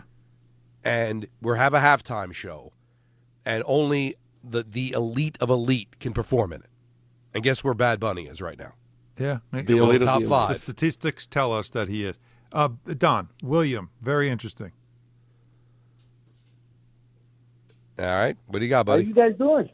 Good. Hey, William. Where are you calling from, William? Guatemala. My Oh, dad's wow. from the States, but I lived almost all my life here. Thanks to love Don, it. I've been watching a little bit more hockey, and thanks to Peter, I've been getting more into hip-hop for a while. Oh, But I I love wanted it, to give William. my opinion on this Bad Bunny thing. Please do. His music sounds like he was in a mental institution in Spanish. We don't like it. At least I'm 42. But, he's going to get a chance to play in front of everybody. Give him a shot. You gave everybody a shot. But if it was up to me, it would be rock and roll, baby. All right. But I need to know, like, when you say his Spanish, his music sounds like he should be in a mental institution. Yeah, what do you mean? What do I you need an mean by example. that? He would It's on censor brand. me and cut off the call. He just talks a lot about eating a particular part of a body of the female's perspective. But I'm not going to go into more details. Well, But guess the what? whole Don song just talking became a about fan. that stuff. No, yeah. I'm not institutionalizing that thought. I'm celebrating that. But, Yeah. no, guys, Well, I love you. now guys. you know I what? love you Yeah. from here. Now Don's in. Now I'm in. Don is going to look Thank like you, John William. Hamm. God Have you guys seen the bless. videos of John Hamm at the concert? I am That's going to be so- Don. I'm so glad we took William from That is Guatemala. the best call. That is just. Whoa. See, Don, you're in now. Everybody's got their preference. You know what? William, I you might should be get the spatial institutionalized. audio just so I see. This is what he's saying. That would be tremendous. Now, from an FCC standpoint, Peter. Spanish Oh, cursing? Good question. Yeah. Does that have to be? I think he edited can't out or curse. anything? My guess is he cannot curse in Spanish either. Really? I would think Who's not. gonna no. know? The hundreds of million. We what's can't the play total it. number? The 10 million Spanish speakers watching. I don't know. Too many people will know. Well, there's ways to sing about that without singing about it. I mean, Jim Morrison Oh no! sang about it. I mean, listen. First of all, he's evolved a lot. So his early stuff was like very dirty, and continued to be for a while. The last couple of albums. I mean, listen. He was a kid when he came out. The first thing I ever saw from Bad Bunny was he had a song about Ric Flair, and Ric Flair was in the video with him, strutting around in a robe, going "woo!" And I was like, Really? I was like, this guy's named Bad Bunny, and he paid Ric Flair to be in the video. Yeah. Like, okay, all right, pal. And then as time went on, he just got bigger and bigger. And as the great ones, I think, do, as he got bigger and the eyeballs got bigger and there were more ears, his content got deeper and about more important issues. That's just how he's evolved. And now he's like become this. He's all about sort of Puerto Rican identity and supporting the people of Puerto Rico who've had their share of hardships from the government in the past many years. He's just become a very outspoken dude on a lot of different stuff. Our picks are next. Don, Hahn, and Rosenberg until 7 on ESPN New York. March the 20th of 2026, there's one place to be. And that place is Pickleball Heaven. Pickleball Heaven. It's a pickleball facility, massive facility, in Medford, New York. We're going to do the show there that day from 6 to 10. Then there's a tournament. And then after we win the tournament, Rick, we'll stay and watch some basketball with the people. Now, the worst part of all this is the name. Listen, I got to participate in Pickleball Madness. What do you want from me? You're a teammate of Rickleball. Yeah, right. You're part of the event. You're the co-headliner. If my name was Dave Pickleball, it would still be Pickleball Madness. I think that's accurate. I don't want this kind of pressure. I would prefer it be named after you. No, you don't. You want all the shine. No, I don't. Call whatever you want. Dave's Pickleball Extravaganza. Sorry, Dave. We're still calling it Rickleball Madness. And it's Friday, March 20th at Pickleball Heaven in Medford, New York. More details coming soon with DiPietro and Rothenberg on ESPN New York. It's Chuck Devine with SnowCountry.com. You expect more from yourself, expect more from your money. Get started today at Robinhood.com/yourmoney. Seems our coldest days fall on weekends lately, so you're dressing in your best layers, keeping your neck and face covered to ski some of the best packed powder of the season. Snow squalls and snow showers may accumulate up north this weekend. Shawnee Mountain on 21 trails in the Poconos and Camelback on 39 packed powder slopes. They both have big snow tubing parks. They're both 100% day and night, and so are Mount Peter and Thunder Ridge in southern New York. Wyndham in the Catskills, 45 trails, it's packed powder and hard packed snow. Southington, Sundown, and Mohawk all on every trail day and night in Connecticut. Butternut's 22 trails cover 14 miles in the Berkshires. In Vermont, Stratton, 98 trails, 65 are groomed, including 10 groomed black diamonds. Killington rides 2 gondolas and a high-speed bubble 6-pack chair to 70 miles on 6 mountains. You don't just ski or ride, you dominate. At Killington, we fuel your adventure. Be the beast. Ski and ride Killington. Good Karma Brands is proud to be an equal opportunity employer, providing equal employment, development, and advancement opportunities to all teammates and applicants. To learn more about careers with us, please send an email to talentacquisition@goodkarmabrands.com. That's talentacquisition@goodkarmabrands.com. The big game is here, and now you can trade football in all 50 states on Kalshi. New England is currently trading at 34% to beat Seattle. That means a $100 trade pays out $303 with a win. On Kalshi, you're trading against peers in a live market, meaning there's no house. And as the odds change, you can buy in and out of your position all game long. For a limited time, download the Kalshi app and use code BIGGAME to get $10 when you trade 100. KALSHI. Kalshi. Trade on anything. That's the ease at which you get information. You want it, you get it. Like that. Ask your phone. Group chat. Smartphone. You're always connected and informed in real time. No waiting. So if you're diabetic and still using finger sticks to read your blood sugar, what are you waiting for?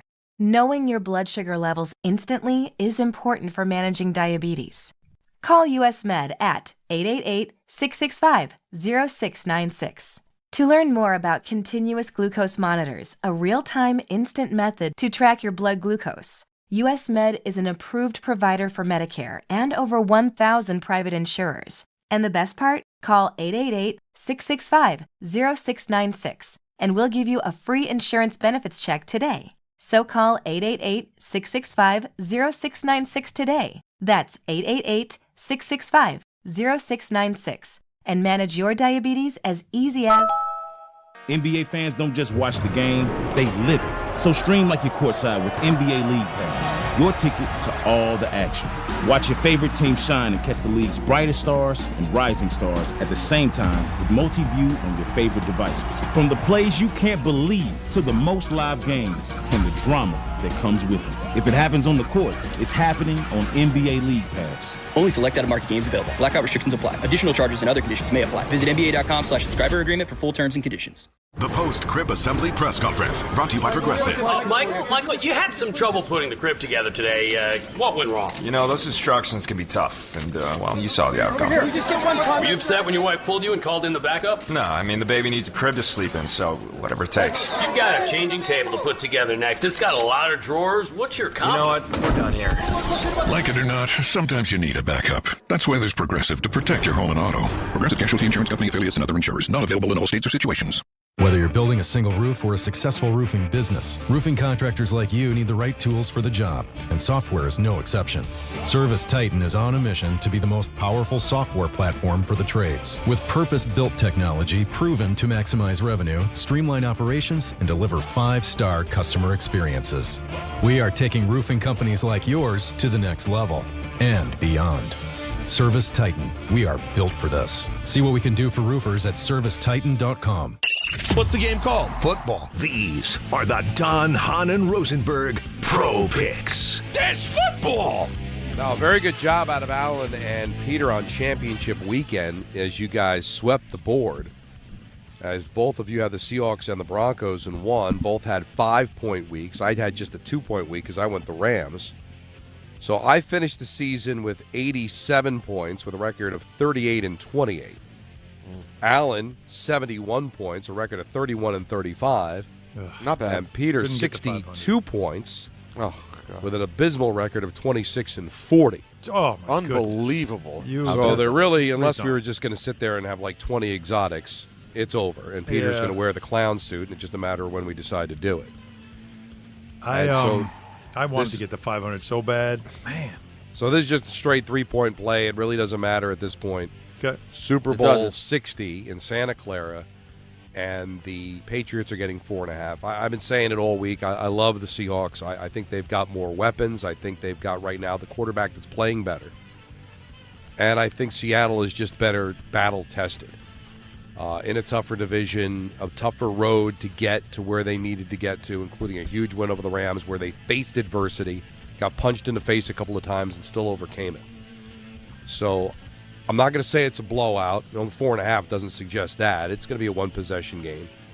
But I just think the Seahawks will get the points when they need it, and they will pressure May into some mistakes. And I think Seattle is going to win this game and cover the 4.5 as my 3-3 3-point play. Alan? I like that, Don. I'm just going to go with, again, just reminding everybody, the underdog has won the last 3 Super Bowls. They have covered in the last 5. The Patriots have led. This is something to watch, too. The Patriots have led at halftime in 17 of 20 games they've played this year. So they get off to good starts. That's also something to keep an eye on. My concern for the Patriots, of course, as you mentioned, is about Drake May. Is the shoulder right? He's also the second youngest, I believe, right, since Dan Marino. Dan Marino was the youngest, second youngest to start a Super Bowl. So is the moment going to be a bit much for him? And the Pats don't score. They 18 points a game in the playoffs. Like, they don't put up a lot of offense, and so they might need to against a very good defense. So I still, though, believe in Mike Vrabel having his team ready. I still think this is going to be a low-scoring game. And with that in mind, I think it'll be a close game. So while I don't think they're going to win, although I did say they would, I'm just going to do it this way. I'll take the Patriots. I'll take the 4.5. I will root for this to have an epic ending. And I will be disgusted if the Patriots do, in fact, raise the Lombardi. As you should. But I am picking them to at least cover.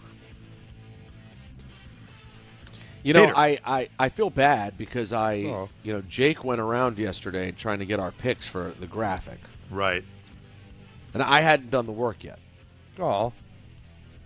Last night I was up till all hours. Not because Maya was sick, but Don, I had the Encyclopedia Britannica out, going over the numbers, watching the game tape. Oh. All of them. Remember, it was Encyclopedia. I was looking at P for Patriots. Oh, nice. Okay. And I was in C for S for Seahawks. Well, if you were in C, that's no wonder you business. were a real mess. Good for you. So I was doing all the work. Mm-hmm. And I got to tell you guys, I absolutely like Seattle. Excuse me, Bear. Hi. I absolutely like Seattle. But I think my true football mind, which has been worth diddly squat, but my actual true football mind likes the Patriots to keep it under 4.5. I think I think this is a close football game. I think these are two very evenly matched teams. I think in the end, Sam outplays Drake May, and they end up winning by a field goal in a really nice game, and the Patriots cover, and that's that. That's how I'm feeling. All right, so if you both have the Patriots, who's your MVP? Because I have Darnold as my MVP. So do you guys go May, or you think outside the box?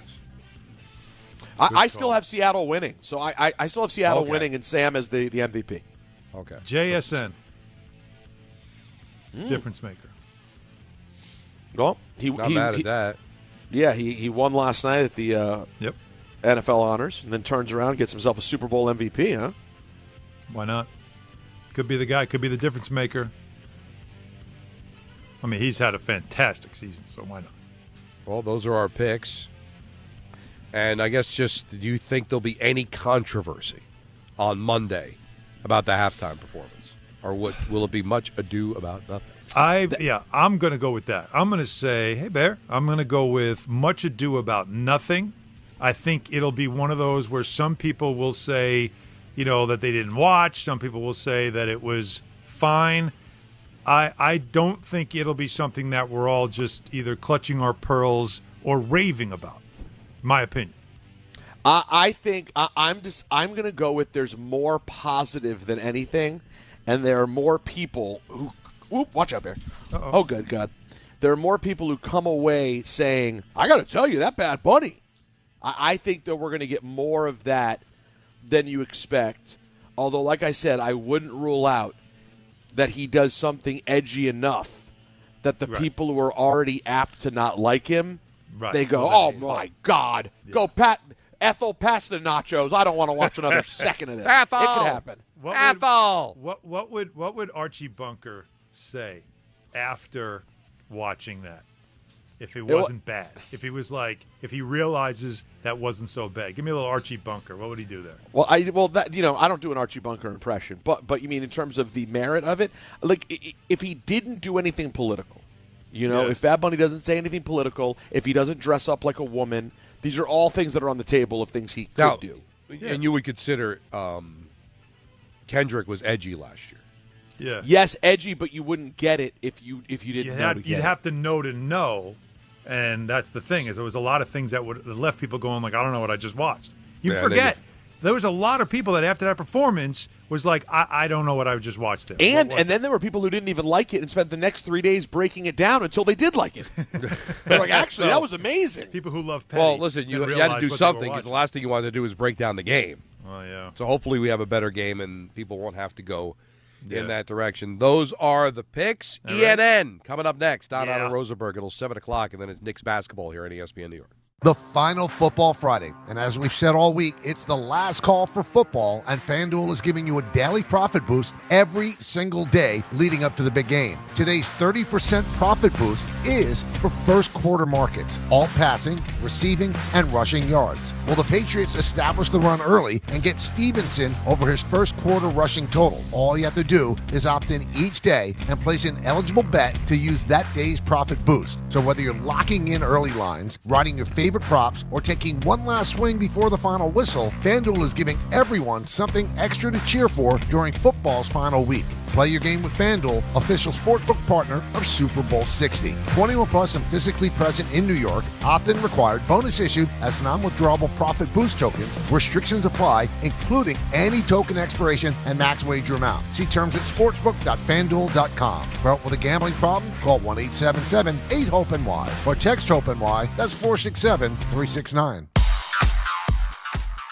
now let's take a look at the traffic with Brandy Scott. Thanks a million, guys. I hope you have a fantastic rest of the night and an awesome weekend. Try and stay warm. We've got St. John's taking on UConn tonight over at MSG.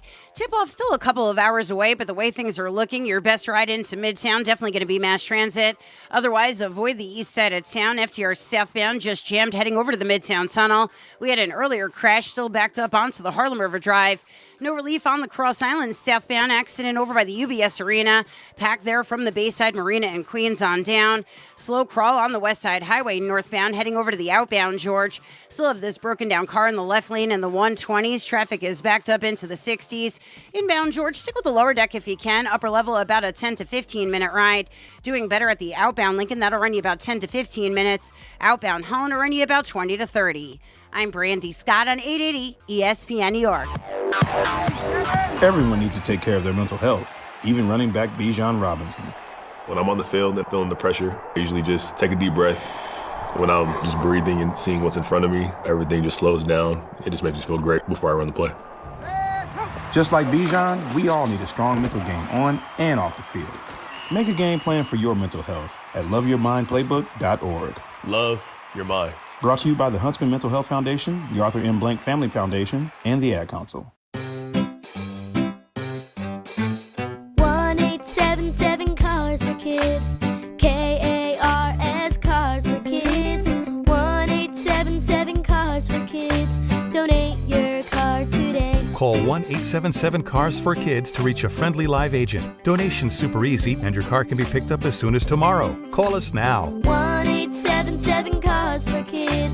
Donate your car today. Did you know you can donate real estate too? DraftKings Sportsbook is making every snap, every drive, every moment of Super Bowl 60 count with DraftKings Live Millions. Open the app, opt in, and get your promo token. Place a live bet of $1 or more on the Super Bowl, and you're in. Download the DraftKings Sportsbook app and use code FNH. That's code FNH. Bet live for your share of $5 million in prizes with code FNH. In partnership with DraftKings, the crown is yours. Gambling problem? Call 1-800-GAMBLER. New York, call 877-8-HOPE-NY or text HOPE-NY. Connecticut, call 888-789-7777 or visit ccpg.org. On behalf of Boot Hill Casino in Kansas, wager tax pass-through may apply in Illinois. 21 and over in most states. Void in Ontario. Restrictions apply. No purchase necessary. Opt-in required. Minimum odds minus 500. Prizes either bonus bets or single-use 20% profit boost. Max bet $20 that expire in 30 days. See official rules at sportsbook.draftkings.com/promos for entry period and free method of entry. Sponsored by Crown Gaming, Inc. Hey, this is Jalen Brunson. Jalen Brunson for 3. And this is your home for New York Knicks basketball. This is 880 ESPN. WHSQ and WCBS-FM HD2, New York. This is an ENN Special Report. Now reporting... The very handsome Jewish man, Peter Rosenberg. We should talk some sports. Do what you want. It's ENN.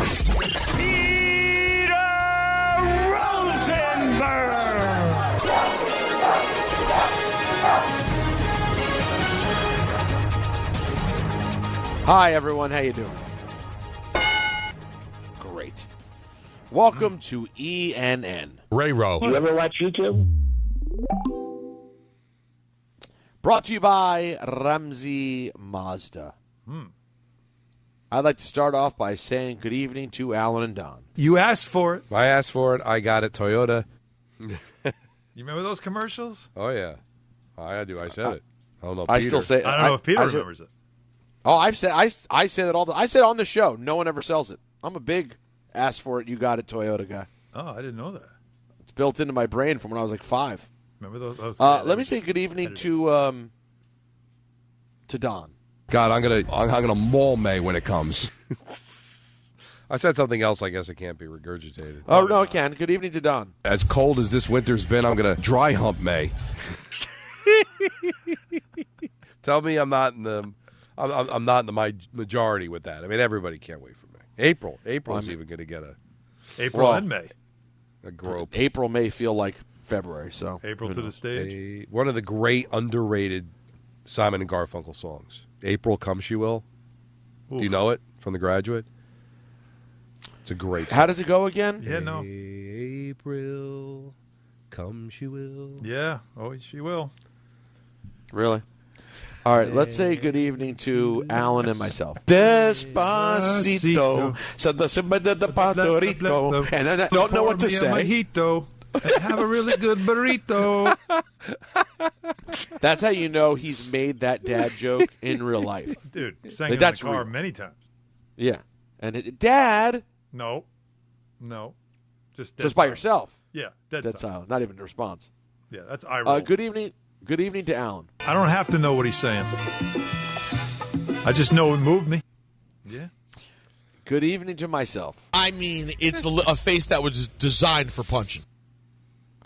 Good evening to myself. Not everybody was huge, but a handful of real big ones. Really? When was that? So, I went to the email that Peter was talking about where it called me a fraud. And the guy responded, just wanted to get somebody's attention. There's a drop from Peter at 10:38 and hour 3 yesterday. And I said, oh, really? And I found it. That's what it is. Wow. Look at good stuff. Why didn't you just tell me the truth and say there's a good drop from you? I don't know why. Because he thought you would hide it. He thinks that lowly of me that I needed it to be a negative about Anthony, or I wouldn't have looked. That's why I looked. Good evening to Tiffany Haddish. Mike Verba. What do you think happened? That's tough. Well, what happened was she never looked for the name, and no one told her. Or they did, and she forgot. They were like, hey, by the way, this name is Vrabel. Is she saying verbal or verbo? Because let's hear it again. Mike Verba. Variable. It's verbal?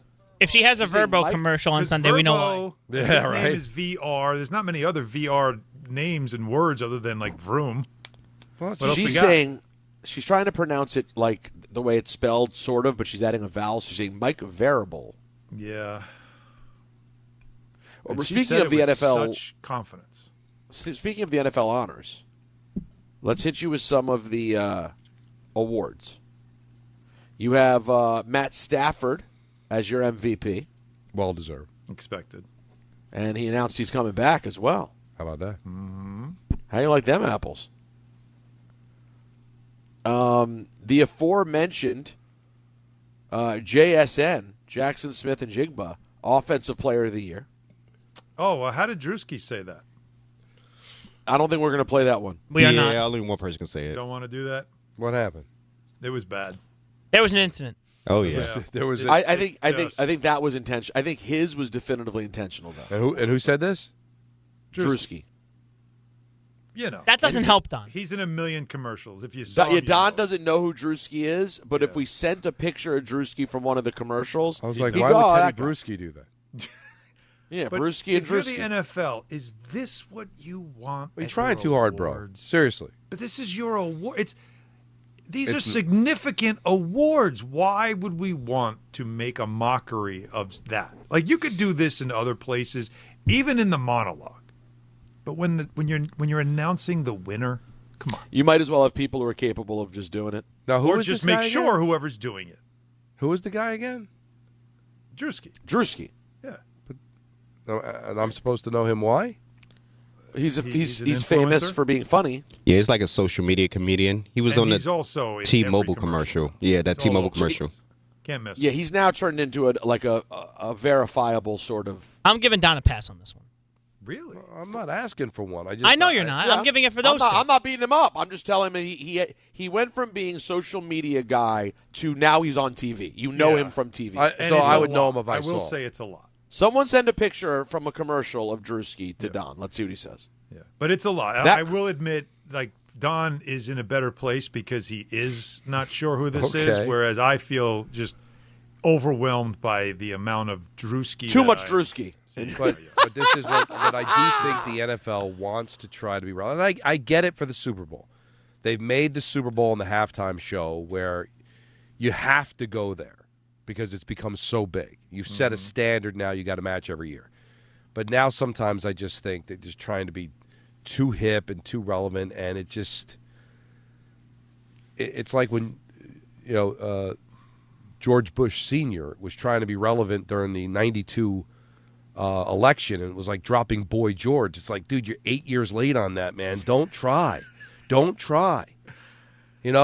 It's there's a time and a place. Again, Ben Stiller saying Brett Favre in the movie is funny. That's funny. Well, but don't you Favre, think it's like, whatever it hey, was. Like, it's I funny. know you think we're a bunch of old conservative men in the NFL, but we know what's going on in You're pop the NFL. culture. You don't We need to- follow what's going, dude. No, Major League Baseball needs to do this. The NHL might need to do this. NFL does not need to cater to anybody.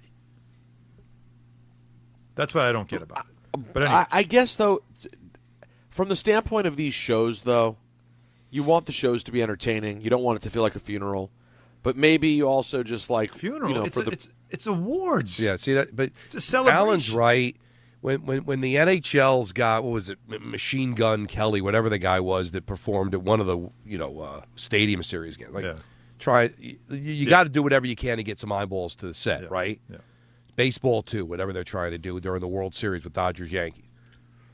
But football doesn't have to do it. The reason they're doing it is they're trying too hard to change their image when they don't have to. You are what you are, man. You're a bunch of old conservative men that don't care about this. So don't try. You've got a product that people watch. 4 million people watch that ridiculous Pro Bowl on Tuesday. All right? point. You don't have to do this. And Don, all I'm saying is, while life should be fun and sports is entertainment, can't there be one time where we just say, let's take this serious? Like, this matters. These are awards. These are the best of our league, the best of the season, all that stuff. Why can't at some point, can't we just class it up just one time? Like, one time in the year, can we all just say, you know what? Let's button it up right here for this one. Well, Everything else we're going to goof off. But here we're going to be serious. everybody That's all. dropped the ball on sending me this picture. Oh, yeah? The first person No- to send it to me, Brzezinski sent it to me. Oh, wow. Okay. I've never seen this man before in my life. That's hard to believe. Which pic? I wonder which picture he sent. Can you Well, hold the up one your- that Anthony put Something in the on a group red carpet. Well, let is me tough. see the one that Anthony sent. That's a tough one. I don't know if that's going to work either. No. If he sees it at all, it's in a meme. That's the only way that Don's going to see it. I don't know why you guys think he'd know who this person is. I have no idea. No, that one. That's a bad choice by Anthony. Yeah, let's That's just. It's a bad choice that you think you know who he would know who he is. That What Christmas commercial is he in? Him in the Christmas T-Mobile. tree, Alan. T-Mobile and I think Progressive, I think too. Gold Puff is another one. I had no idea who that was. Yeah, exactly. But you know what we're talking what about? Black guy with blonde hair. But the one with Jeff Bridges? Yes. Yes. Well, I know Jeff Bridges. And Yeah. but you know the other guy. You Well, know the that guy there's says another the guy. elf, and he goes, "Elf, I'm 6'5". Yeah, I just thought it was an actor. I had no idea. That's I Drewski. figured he had to be somebody. You got Jeff Bridges, and then who's the other woman? I don't know who she is. I only know her from the commercials, but she's somebody, right? She's a well-known actress. Yes. Don't know. Oh, you're talking about Zoe Saldana. Yes, she's Right. been in stuff. What? Like what? A lot. Guardians Zoe of the Saldana's a- Galaxy. She's like a serious actor. You wouldn't know Guardian of the Galaxy because she's got makeup on as so you don't. Well, know. I didn't know her, but so I figured it had to be somebody. But my level Wasn't she in, of like, some caring was Disney stuff or sub-zero. Nickelodeon She's stuff? in Avatar, Star Trek, Pirates of the Caribbean. Yeah. She's in a little film called Avatar that did well. But I'm sure she's Yeah. she's an avatar, and so I wouldn't notice her. It's a great point. It's a She's great very point by you, she's Don. very attractive, and I do enjoy her work. In the commercial, she seems to do well. I'm looking now. I'm looking at her filmography to see does she have a movie that I can go unequivocal Don film? Because Well, I know I need an approval of because you didn't seem to care about the Charlie Sheen memoir I'm reading. I mean, I did but, not care. I got through that. Now I'm on to the Val Kilmer memoir, which Big. is different because he passed away. But this is from Yeah, it 2020. Quite the life, Val. Yeah, I bet. Sheen was all just debauchery, which I guess you can admire from afar. Val's a lot of substance there. A lot of substance. You got Heat. You got Batman. Oh, sure. Real genius. And you got Drewski. Anyways, I don't know who this guy is, and you know but what? you I'm proud do. not to know. But we landed on the fact that you do. Well, You know him. You know the commercial. I just thought. Look at that us. But I'm out. He's out, folks. He's out. All right. Well, listen, that's okay. The awards still went on. Okay. Everyone survived. I still want Myles to know what Garrett, he said. I can imagine what he said. But There you go. Myles Garrett won the Defensive Player of the Year. Tiffany Haddish, who won Coach of the Year again? Oh no. Mike Verable. You got McCaffrey as your Comeback Player of the Year. Bobby Wagner of my Commanders won the Walter Payton Award for being a great guy. And with the football, Fernando Mendoza was on with Pat McAfee. Let's hear what Fernando had to say about his combine plans. Yeah, so talking about it all with my agent, and at the combine, you're throwing at different receivers, it's a whole different thing, and I want to make sure I give my guys the best chance. So I want to throw a pro day with my guys, with my running backs, and be there with the boys. The combine, I don't think throwing is going to be a priority, just because it's such a quick turnaround. January 19th, I feel bad. Like, a lot of the guys on our team, luckily I'm in a better position that I don't got to throw on the combine, but a lot of our guys, we had Kalen Black playing the Senior Bowl. That's a true NFL season, and all the other guys, they're busting their butt, training already, and, I've started training already down here in California, and it's just been a great process. And like everybody always says, whenever I watch interviews or ask former NFL players like you guys, they say, hey, this is an 8-week interview. You got to give it your all, limit the distractions, and really lock in, because where you go and how you set yourself up in front of these GMs and in front of these teams is going to change your life I forever. refuse to cut it. I refuse. And like you said, I just want to help my guys. Pro play day, him throw out. to the boys. Oh my No, God. no, we Dude. have to hear it all. Dude, He is caffeinated, man. I can't. Caffeinated. I can't have him become great. I just can't. Yes, he's going to be. Imagine if he becomes Mahomes.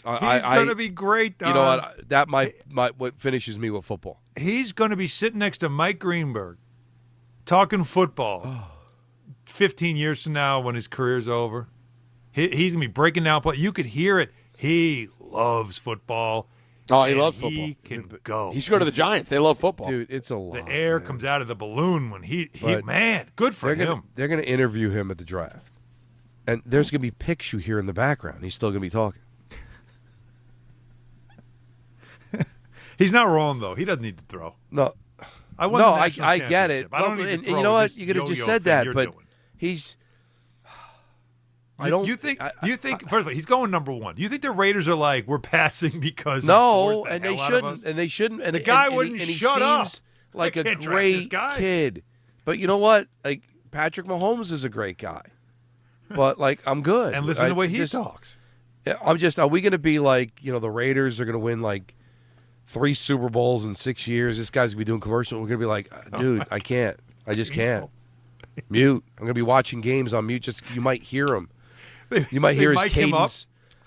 You might see him in a Planet Fitness commercial, Don. I think that's what he's peddling on Radio Row. So. He might be calling plays. He might be like so wordy with audibles that they're going to take. They're going to take delay a game penalty. He'll be in the huddle, and they'll take a delay a game because they just can't break the huddle yet because he just won't shut up. That was the shortcut, by the way. But here's hold on. This is simple. This can't take more than 5 seconds. Well, you don't know. McAfee asked him, "Are you preparing to be the number 1 pick?" I'm very focused on working myself and working the draft process. But throughout this entire season, we actually had a little bit of a Kubiak kind of McVay system, not for our RPO system, but for our play action. And the way that he's able to incorporate outside zone. That's a yes or no. But actually, if you think about it, that's one of the biggest sins in broadcast interviews is to ask a question that is a yes or no. And he just had to say yes or no. No, he's not going. He can't do it. He can't do it. Going and going. I'll summarize if you'd like. He knows Kubiak's system, and Brady's one of his idols. Done. This guy, when he flies into Canada, right, and he's got to fill out the document that says, do you have firearms? He doesn't check it. He just writes, I don't have any firearms, but if I did have a firearm, I probably would have this kind of firearm, and I would probably have it on my right side instead of my left side, because the way that I sit, I usually lean more towards the left than the right, and I think the gun Did you see would what irritate happened to President Lincoln? 407 years ago. Well, you know what? Actually. All right, and let's hear the full cut, because I didn't hear it in context, guys. No. No, not him. Okay, No, calm Oh, down. my God. I got nervous. No. This is Tiffany Haddish, the great Tiffany Haddish, announcing Mike Vrabel as the Coach of the Year. 2025 AP Coach of the Year is Mike Vrabel. Mike Vrabel is busy preparing for the Super Bowl. She said it twice. Oh, she owned it. She thought she was convinced. Why I did she not sound know like a she doubled kindergarten down. Teacher introducing a new student. Exactly. Everyone The say way hello to she your new talked to classmate, the Mike audience. Vrabel. Mike Vrabel. And then she goes, he's preparing for the Super Bowl. You're at the NFL award. Everybody's like, where is Mike Vrabel? He's not here to get his award? Everybody knows that. Like, the way she said it was, seriously, that's kindergarten teacher introducing a new student. Wow. That was. You don't hear that. That's going to live forever, man. He's going to hear it. Oh, he's heard. Believe me, he's heard it. No, I'm talking you think about. He's like, that locked in. He didn't hear yet. This is not going away. Now, does Jackson Tirico Dart. say it as a joke at some point in the broadcast? Yes or no? That's a good bet. Oh, That's a very good bet. Does he say it as a joke at one point in the broadcast? Guys, Jackson Dart was on the Fantasy Football Happy Hour. Okay. One of Don's favorite shows. And he spoke about the hits that he took this season. Yeah, I think that from a playing style standpoint, like I've played a certain way my whole entire life, and it's got me to this point in my career. So I think it would kind of be foolish for me to just be like, hey, I'm going to change myself and play like a pocket passer or play completely different. Yeah, I took some hits for sure, and there's definitely like moments where you're like, all right, I got to be smarter in this situation and whatnot. I think that's just a maturing thing and continuing to grow. But at the same time, like I've said this, like people are going to take hits. I mean, there's a lot of quarterbacks who've taken a lot of big hits that people weren't talking about media-wise, and it was kind of just a narrative that got out about me. But I just want to make like something clear. Like I played big-time football for 4 or 5 years, and I've missed 2 games. When you look at an availability standpoint, I'm out there for my team, and I'm somebody that you can count on. But definitely just continue to be smart in situations. But when there's a crucial moment or a time where our team needs to make a play, like I'm gonna make sure that I give it all. Hey, I think we're getting into semantics here because he said it. Yeah, there are certain plays where I got to be smarter. But nobody's asking him to be a pocket quarterback and not use his athleticism. When people like change your style, that's too exaggerated. Just be a little bit smarter. It's just certain plays where it's okay to slide. That's all we're saying. So I defend him for defending himself when they say change your style. Nobody's asking him to change his style. Just be a little smarter, and he admitted he has to be.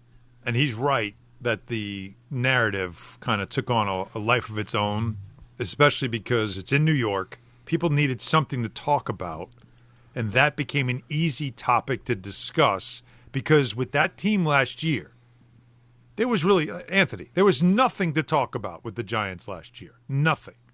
That was the something to talk about. Yeah, I think. So it took on a bigger life than it probably should. Post him and Scadaboo, once Scadaboo got hurt, Neighbors out. Yeah, there wasn't a lot of fun storylines for people to grab onto. But John Gruden said it back in the day with him that he's going to have to be a little bit careful. Are they just got exaggerated, changing your style, making him a pocket passer? Nobody was saying that. And the other thing, they got blown out of proportion that they thought every time he went in the tent that he suffered a concussion, and that's not the truth. Right. And there was even one time he shouldn't even have gone into the tent. We still don't know why when he wasn't even hit. So it became a thing for sure. But it also came a thing because, listen, this is how important he is to the future of this team. Justin Jefferson spoke, and there had been some thoughts about the star receiver maybe not being thrilled about J.J. McCarthy, but he said he does have faith in J.J. McCarthy. I have faith in anybody that's out there throwing me the ball, honestly. It's just all about the preparation that we have, the confidence that he have into going back there in that huddle, no matter what play call is called, taking on that role into leading our team into a victory. Well, that wasn't great. Look, can I hear the beginning one more time? I have faith in anybody that's out there throwing me the ball, honestly. It's just all about the preparation that we have. No, fade him out. That's not it. Cam Akers. I have faith in him. He's running back when he throws the ball. I have faith in a jugs machine. Yeah, exactly. I love a jugs machine. Throws a great spiral. Always accurate. I have faith in a jugs Not machine. emotional. Just jugs it. I have faith in anybody that throws me the football. So if he was trying to throw support to J.J. McCarthy, it's incomplete. That wasn't it. Pass incomplete. I'm glad I don't even think what he said originally was that bad, Peter. He was just complimenting Sam Darnold. And J.J. McCarthy's he missed all of last year. I don't think he was killing J.J. Yeah, no. But he certainly didn't help his cause with that. Listen, people throw footballs. All kinds of people throw footballs. And I respect them all. And honestly, I respect them all. The good, the greats, the near greats, the not so greats. All right, I don't care. All right, guys. Throwing it Before to you close ENN. No, I'm not. I got you. Don't you worry. I'm not forgetting you. No, I know exactly what you need. No. Yeah, sure I do. Go for it. So, hold on. But before I'm there, real quick, Drew Brees is going to be a first ballot Hall of Famer. Larry Fitzgerald's going in as well, if that does anything for you. Not really. Good guy. I think he's deserving, but good guy. You were a Cardinal. A man once known as Luke Kuechly. Yeah. A.K.A. Luke Kuechly is in. Whatever. Adam Vinatieri. Deserving, but he's still a kicker. And Roger Craig is in. That was the veteran thing, right? There you go. Yeah, he's one of those 3 senior finalists. So he is in as well. No Belichick, no Eli. You hate to see it. Weird. It's unfortunate. They'll get it eventually and whatever. Right. And last football note, guys, let me just say R.I.P. to the great Sonny Jurgensen, the Hall of Famer for the Eagles and the Redskins, most known as a Redskin, and his boisterous, affable personality. Passed away at the age of 91. They announced his death, his family announced the death today with a statement released by the Commanders. He died of natural causes in Naples, Florida. Guys, growing up listening to him on the radio, man, he was just the man. He was great. One of the great color commentators ever. You mentioned the single bar, right? Face mask. But that was old-timey. If you want to see old-timey in kind of a modern era and you want to do Redskins, Billy Kilmer. Well, and they're attached at the hip in many ways because of their rivalry. Right. Billy Kilmer played into AstroTurf fields and where the game kind of looked modern, and yet he was kind of chubby and had the single and bar. old-timey. Go look on YouTube of it's a Billy Kilmer Giants Redskins video from 78, 79. Oh my God! It just didn't look like it looked. Everything was football but him. Oh wow! You see it? Oh yeah. Oh no! It's crazy. He looks like Biff. I'm seeing a picture of him. If you told me that was the character Biff from Back to the Future was based off of him, just in appearance, I might believe you. Like in the future one where he's wearing a helmet. Well, now I'm looking at I was just looking at him with he was helmetless in his playing days, and he just he's got this is body by Budweiser for sure. You just look at but find that it's somewhere like Redskins, Giants, Billy Kilmer. The video is video. Okay, fantastic. I'm just looking at but him and Frank Herzog was sort of the sound of my childhood growing up. And lastly, guys, Penn State hockey star Gavin McKenna will have his felony aggravated assault charge dropped. We talked about this a lot in depth yesterday. Some knucklehead who's trying to get a payday, it seems like, was trying to rile him up by saying awful things to his mother. McKenna gave him a 2-piece and a biscuit, broke his jaw in 3 different places. And the guy is clearly trying to go for money. Well, guess what? Assault charges dropped, according to the district attorney's office in Pennsylvania. So is that what you were looking for, Alan, or no? No, I was going to do I got it wrong. But I love that. No, I love that because we did want to make sure we follow up. And I'm wondering, what did the district attorney come up with? Self-defense? Something? Or only the felony charge was guy dropped. had it coming? Only the felony charge. There's other charges. So they kept the fighting charges. He's going to get arraigned. I think it's February 11th is when his court date is. Got it. But he's not going to get 20 years in jail. Yeah. In other words, he'll get no jail time. But there could still end up being something. Yeah, he'll still go one. No, just Knicks-wise tonight, officially, Karl-Anthony Towns out. Josh Hart in. That was a good use of damn. And OG Anunoby will be a game-time decision. Oh, see, they suck you in that way. So you don't know. But that's that's where we're at with that. So, but you got Brunson, and you got how about Detroit? They're bouncing back after a brutal loss. Yeah, that was an ugly one. It was almost like they were looking ahead, right? So, I have not seen. Of course, I should have this. Whether or not Duran would be a big loss if he was not available, but I do not see anything right now. Sounds like the Wizards are all pumped up about the AD trade, right? Yeah, they'll see him in uniform next year. Yeah, exactly. I hope you're looking forward to next season. It'll be great. That'll do it for Whoa. What are we doing? That's Bad right. job by you. What are we doing? Are we no announcers at the Super Bowl? What is happening to this program? Bad job. What are you doing? Come on. Who's at the wheel? I don't care if everybody knows.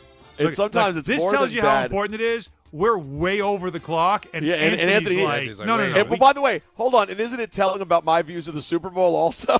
Yeah, he's out. I forgot. Wow. Okay, folks, your final NFL announcer lineup for the season. Let me see what we have. Oh, the Seahawks and the Patriots. Sure. God, it just sounds boring to say. You know what? Hold on. It smells like a Thursday, but it's the Super Bowl, baby.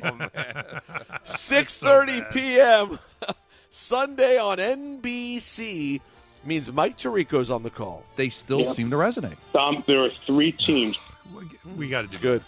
He'll be joined by Chris Collinsworth. I was thinking he missed a few early on. Then he just threw it in the other guy's hole. Whoa. Jeez. On the sideline, you have, of course, the legend Melissa Stark. The Eagles could even run the tush push with me at quarterback. Excuse me? And I believe for the first time ever, the newbie, Kaylee Harding, also on the sideline. I love you guys. Quite the drop she gets. That'll do it for your NFL announcer lineup and international, ENN. Spanish. Loved it. During On game this time Friday. Love it. Thanks for saving me, guys. Last call crew. We'll take your calls up until 7 We're o'clock. doing trivia, Donnie. Knicks basketball. We got trivia to do as well. Directed mainly at Peter. I'll contribute as well. Oh, I can't wait for this. It's a battle of the Big East best at MSG as 22nd ranked St. John's looks to hand 3rd ranked UConn its first conference loss of the year. Coverage begins today at 7:40 on 1050 ESPN and the ESPN New York app. Empowered. Ellie here is getting the sleeve she's always dreamed of. She worked with Empower and planned for her next move, so she got good at money. Now she can be a little bad. Oh, by the way, you spelled journey wrong. No worries. She can afford the cover-up, too. Ooh, check out my tat. It says, invest well, live a little. Start today at empower.com. Hey, it's Rich Eisen for Pella Windows and Doors. Sometimes teams take a timeout to regroup and call the right play. When it comes to your home, Pella Windows and Doors always has the winning game plan. They do it every day, and that's why your neighbors trust them. Visit Pella.com/Eisen today. Right now, Pella Windows and Doors of New Jersey is offering 25% off windows and doors and 0% APR for 24 months. Some restrictions may apply. See store for details. Offer ends February 28th, 2026. What if your instincts could pay off? With Robinhood Prediction Markets, you could put your knowledge to work on the events that matter to you. Prediction Markets isn't just sports. It's the Fed rate decision, your favorite award show, and so much more beyond the playing field. Trade events with Robinhood. Visit Robinhood.com/predict. That's Robinhood.com/predict. Futures and cleared swaps trading involves significant risk and is not appropriate for everyone. Event contracts are offered by Robinhood Derivatives LLC, a registered futures commission merchant and swap firm. Hey, football fans, picture this. You bet on your favorite player in the big game to score the first touchdown, but his teammate scores instead. With BetMGM's Second Chance promotion, you'll get your stake back if your first touchdown scorer scores second instead. That's right. Bet on any pro football player to score the first touchdown of the big game. If you're right, you win. If your player scores second, you get your stake back in cash. Keep the fun going after the first player crosses the goal line with BetMGM's Second Chance. Try a first TD scorer wager with confidence today. BetMGM. Make it legendary. BetMGM and GameSense remind you to play responsibly. Gambling problem? Call 877-8-HOPE-NY or text HOPE-NY 467-369. See BetMGM.com for terms. 21 plus years of age or older to wager and physically present in New York only. Subject to eligibility requirements. Rewards paid back in unrestricted withdrawable funds.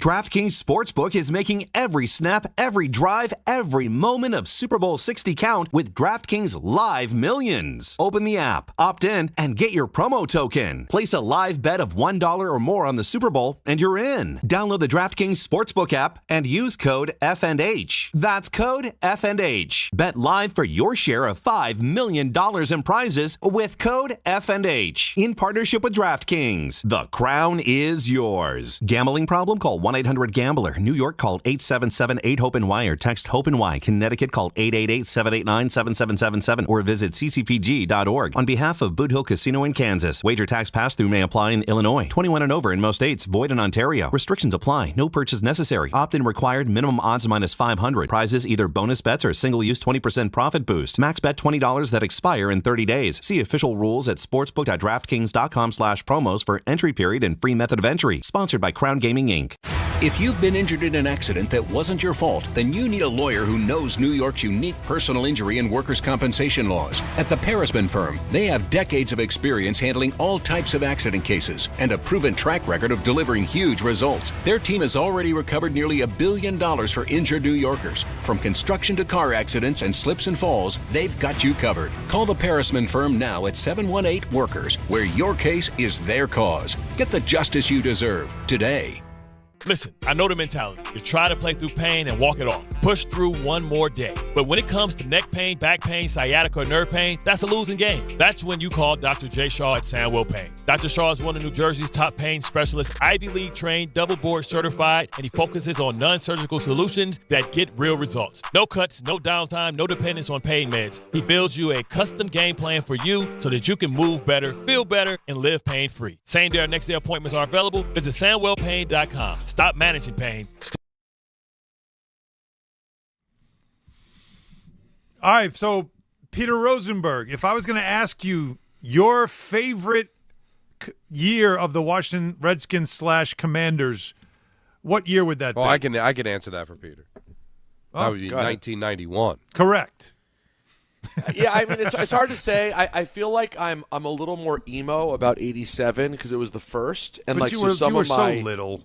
But you always defend the 91 team. 91 was really your wheelhouse. One of the great teams in the history of the sport. 91's one of the greatest top 5 team probably in history, but I'm just telling you the truth. I think probably about 87 more, but 91 was amazing. 91's like, but that's like your real. Like, how old were you? I was 12. Yeah, see, that's again that's 12. right, I mean, that's the sweet spot. Right. All right, so here's some trivia for you. ESPN.com doing this for all the Super Bowl teams, franchises that won a Super Bowl. They pick one year or maybe the last one. You said the last one the other day. Yeah, I think that's what it is. The last one they won. And they'll give you some trivia. Let's see how good you do out of 10. And, Don, you can participate to see if you can outscore Peter. Well, yeah, we kind of helped each other more than anything the other day, but it's okay. Whatever you want to do. It's a competition. Yeah. Hands on the buzzers, gentlemen. All right. Which quarterback started the most games for Washington in 91? Stan Humphries, Mark Rippon, Jeff Rutledge, Gus Frerotte. That would be Mark Rippon, sir. You are correct. That seemed. Let's see again. These start very easy. Yeah. Which player scored in the Super Bowl for Washington in 1991? Ricky Sanders, Art Monk, Gerald Riggs, Gary Clark. Give me Gerald Riggs. Gerald Riggs. 2 for 2. Bang. How do you like that, Don? Right up your ace. Like sorry. 4 your ace, I mean. Yeah, 4. Yeah, 4. Yeah, nothing goes up. If it's up, then it's done. All right. If it's up, then you'll know. Well, yeah, actually, you know what? I had a little bit of experience with that yesterday. Not me, but hopefully not you. I'm going to leave that alone. Let Rick handle that one. Yeah. Which player was a rookie on Washington in 91? Mark Schlereth, Martin Mayhew, Ricky Irvins, Brad Edwards. Oh, man. I'm going to go Schlereth. That's right. Yeah, I think it's Stink. I'm going to go Stink as well. Ricky Irvins. Oh, I thought Ricky Irvins was 92. We do need the buzzer. All right, so we're 2 for 3 so far. That's embarrassing. Listen, I knew Ricky Irvins was right around then. I kind of thought he was the next year. I forgot he was on the Super Bowl team. Okay. Well, Ricky, you lost that number. Which player played for Washington in 91 and is now a member of the Pro Football Hall of Fame? Oh. Jim Lachey. Did I say that right? Jim Lachey. Lachey. Wow, for a hockey guy, that was a bad job. It's a bad job by me. Listen, we're just getting through it. Art Monk, Gary Clark, Charles Mann. I'm going to go with Arthur Bartholomew Monk. That's right. Former Nailed Jet. it. Of course. Current Raven. Just Charger now. Let's go to which defensive player, along with Darryl Green, led Washington interceptions in 91. Oh. So you have Mayhew, Andre Collins, Sidney Johnson, Wilbur Marshall. It's got to be Martin Mayhew. Mayhew. Yeah. Wilbur Marshall. No! Really? I wouldn't have guessed that, Peter. That is shocking. I didn't know. Listen, at the last second, I went, well, it could be a weird year, and the linebacker got a bunch. I would have thought By the Marty way, Super Bowl Mayhew. fun fact, it's been 10 years since a defensive player was named Super Bowl MVP. And that would be Von Miller, if I'm not mistaken. I'll go with that. All right. Who was the kicker on that team in 91, Peter? We Chip Lowmiller? Yes. Kelly Goodburn, as if there's a bad one. Al Edwards or Jake Moody? That would be Chip Lowmiller. Yeah, Chip Lowmiller was the only name I knew in that list. Nailed it. Let's see. Okay, almost done here. Right now, I think you are. Are you 4 for 6? Yeah, that's what I you think are. so. Yeah. Which player on the Redskins in 91 had played 10 or more seasons at that point in the NFL? Jeff Bostic, Ernest Biner, Raleigh McKenzie, or Darryl Green? That's so tough. Green. Not Darryl. Well, he was drafted in '83, right? Who was the first feels one? Like he's been in the league for 40 years. So it's going to be Biner or Raleigh McKenzie. Okay. It's 91. Don, was Biner already on year 10? He had a whole career in Cleveland. Yep. Because he was in when. That's tough. That's First name was what? Bostic. Jeff Bostic. I don't think Bostic is year 10 already. Although, I got to tell you, he's probably getting close too, Don. Bostic's probably hovering right there too, isn't he? That's who I'd guess. All right, let me and Don stick together. Let's go Jeff Bostic. Show me Bostic.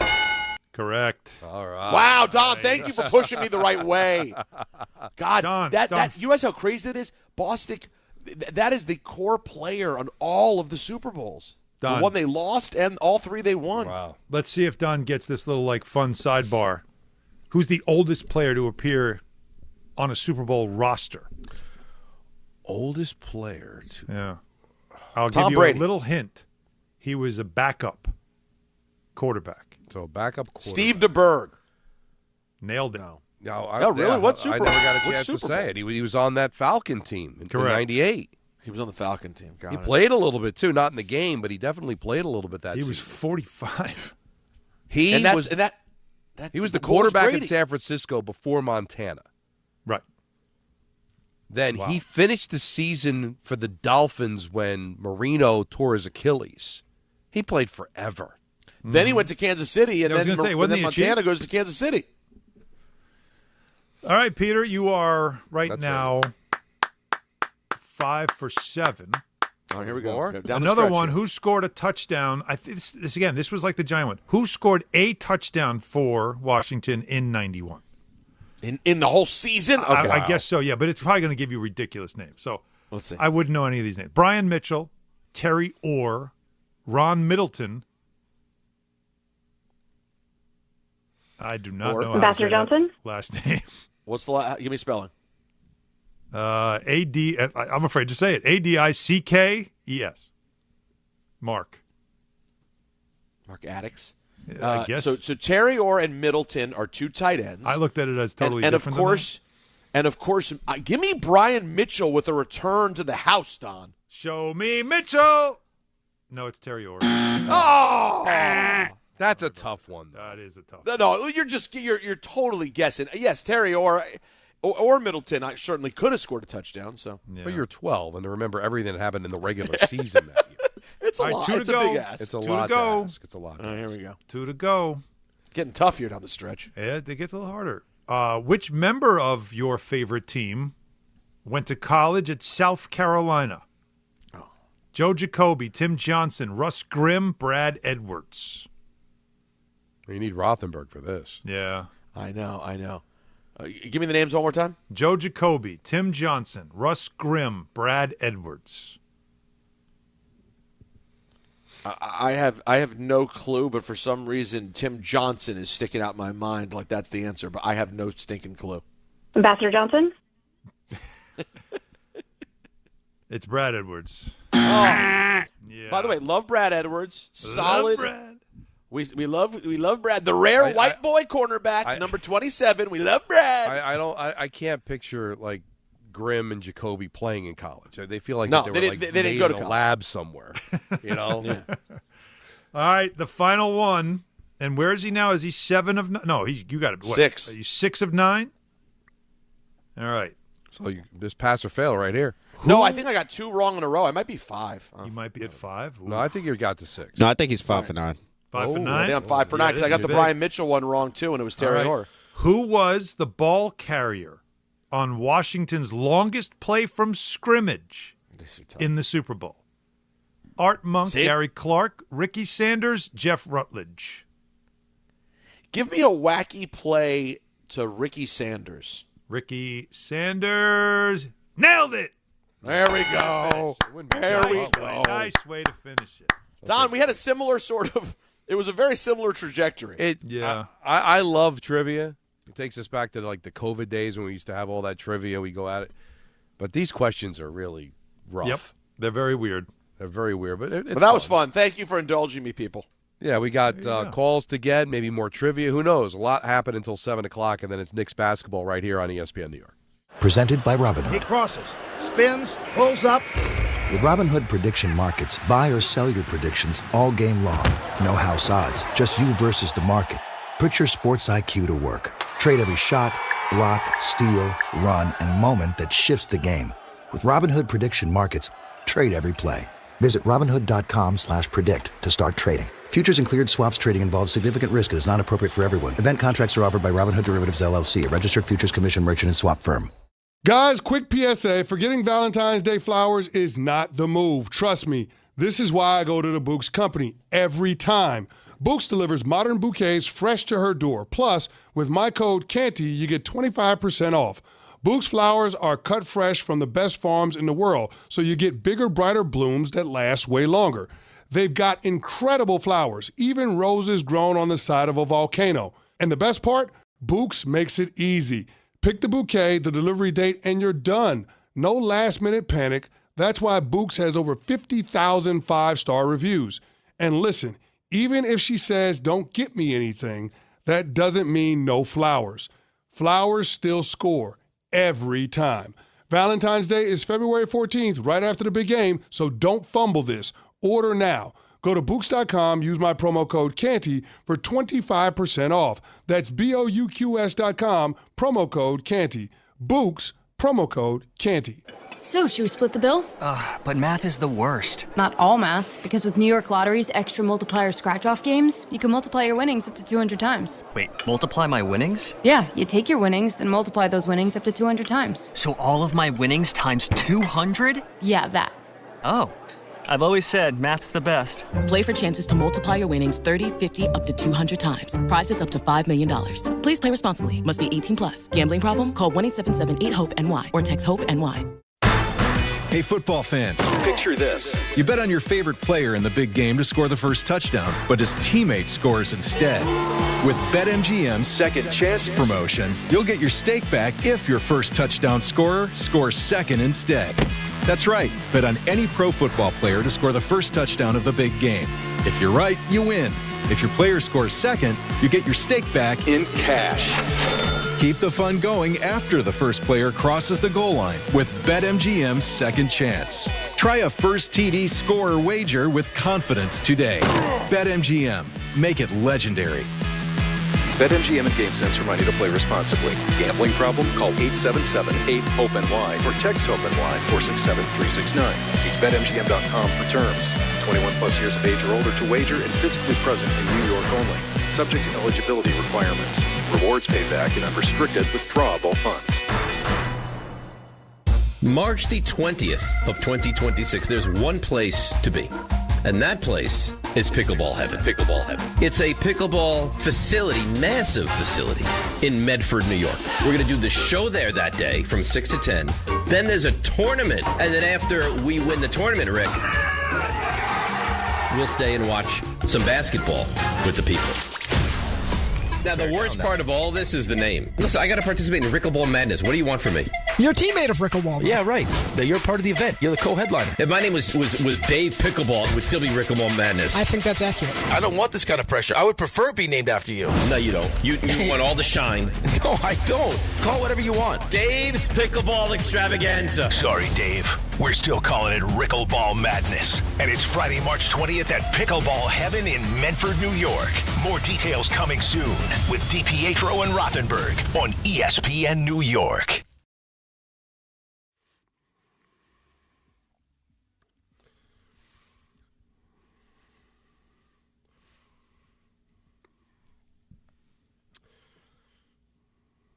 It doesn't get more New York than this. Wild Turkey Bourbon is giving you the chance to score the ultimate New York game day. One lucky winner scores a pair of tickets to opening day in the Bronx and the New York Knicks tickets for both the Friday, April 3rd games. 2 games, 1 epic day, no compromises. To enter, find the contest tile on the ESPN New York app and submit your entry. Or sign up in person at select Wild Turkey events happening around the city. Brought to you by Wild Turkey Bourbon. When you know it's right, don't change a damn thing. Must be 21 or over. Enjoy Wild Turkey responsibly. So that's cool. A little baseball, a little basketball. So you want to close it out with calls? Well, why not? Let's do it. Talk to the peeps. Let's go to Moose in Jamaica. You're on ESPN New York. What's up, Moose? Don, Alan, Peter, what's good? Good evening. What's up, baby? First things first, quick shout out to Michael. Happy belated on his birthday week. I wanted to get to him, but I couldn't. And he had this topic on his show of he wants somebody to call in and say why they wouldn't watch the Super Bowl because of Bad Bunny. Well, I haven't been watching the Super Bowl. The last Super Bowl I watched was 2018, Eagles over Patriots. I saw it at a Super Bowl party in a bar with the locals and stuff because of what 45-47 said about Colin Kaepernick and how he couldn't get a job after that. So in solidarity, like many in the black community, they stopped watching the Super Bowl. So I might be inclined to watch it this time because of the reverse controversy based on the current political climate. Not to get political, but that's how I feel. But you did. So you Listen, I respect your take, you're not but you boycotting can't say not to get political. But you're not boycotting the NFL. You're just boycotting the Super Bowl, but you still watch. I don't watch the Super Bowl game or the halftime, I just watch everything up until the Super Bowl. So what do you do? Well, what do you do? I mean, doesn't make you know any what, Don? sense. Don, fraud alert ruling. That doesn't make sense. You're either out or you're in. Like you can't be. Yeah, I mean, listen, What if you you guys want used to to say, protest, half I'm all pregnant, for it, right? man. Like that's kind of chosen like, the- Don, you know, Don, you hitting a late fraud here at 6:51? Actually, you know what? I never revealed this because I don't want to get political. But I was so disgusted by what happened with the NFL and Colin Kaepernick that since then I've protested every Pro Bowl. I will not watch the Pro Bowl. I'll watch everything else. But me and my buddies all get together and say, listen, I draw the line at the Pro Bowl. I'm not watching. No, I respect and the it. awards. I'm not watching that show Oh, no. either. NFL honors, out. That'll show them. Yeah, I'm not watching your Pro Bowl. Talk all right? about a pro. Like that's not even that's an embarrassment to protests. Yes, that's Protesters Don, should protest him. How has no one hit the fraud siren? It was insane. You can't say. You can't. I respected it. I thought he meant he protested everything. Yeah, Just then I would respect that. That's making like a sacrifice. protesting the eating meat, and the whole meat is murder thing. But I mean, I really like hamburgers, so I'm just Well, no, I can't include hamburgers. You know what? I'm really disgusted by the whole meat industry, so I've decided I'm never going to have liver again. Yeah, right. Ever. That's it. Done. Not going to happen. Let's go to JJ in North Carolina. You're on ESPN New York. Hey, fellas. I haven't called in a while, but I right? just wanted to. I don't think this gets said enough. Before I get to my Super Bowl prediction, what do you guys do as far as it's hard for you guys to understand, but when people are going through stuff and you guys just provide this entertainment and comedy and good talk radio, it does a lot for people. Personally, just going through an elderly dog situation, as Peter's gone through, it's brutal. But you guys helped me out, and I appreciate it a bunch. So, just wanted to say that. Thanks, Jake. Sorry to hear that, buddy. Of course, man. Thanks, Peter. I know I've talked to you about that before, so appreciate it. Tough stuff. I just think the Seahawks are overall a better team. When they played the Patriots in the Super Bowl, last time, I think that Patriots team is 10 times better. Not 10 times, but definitely better than this Patriots team. So, and I don't know if Darnold is better than Wilson right now, but I think the Seahawks defense is as good or even better than the last Seahawks defense. So I think they win by about 10-ish, and Darnold wins MVP. JSN probably has 2 touchdowns. Yeah, that's kind of where I'm at with it. Listen, I can't say the Seahawks team is the Legion of Boom. That was a really good defense, but it was a different league, even 10 years ago. There's still a lot of parity. I don't know if there's any real great teams, so I can't put that Seahawks. I kind of committed myself during the course of the year that whoever wins the championship, to me, will not be comparable to teams from the past because I just think the game is different now. Yeah. So I can't go that far, but they're deserving if they do win it. Ed, New Jersey, you're on ESPN New York. Make it quick. We're up against it. Hey guys, how you doing? Good. It's fitting you were talking about Billy Kilmer, and he had a little bit to do with something you Don, always talked about, the goalpost in the front of the end zone. Mm-hmm. Because in Super Bowl VII, the Redskins were in the red zone, and Billy Kilmer sees Jerry Smith wide open in the corner of the end zone.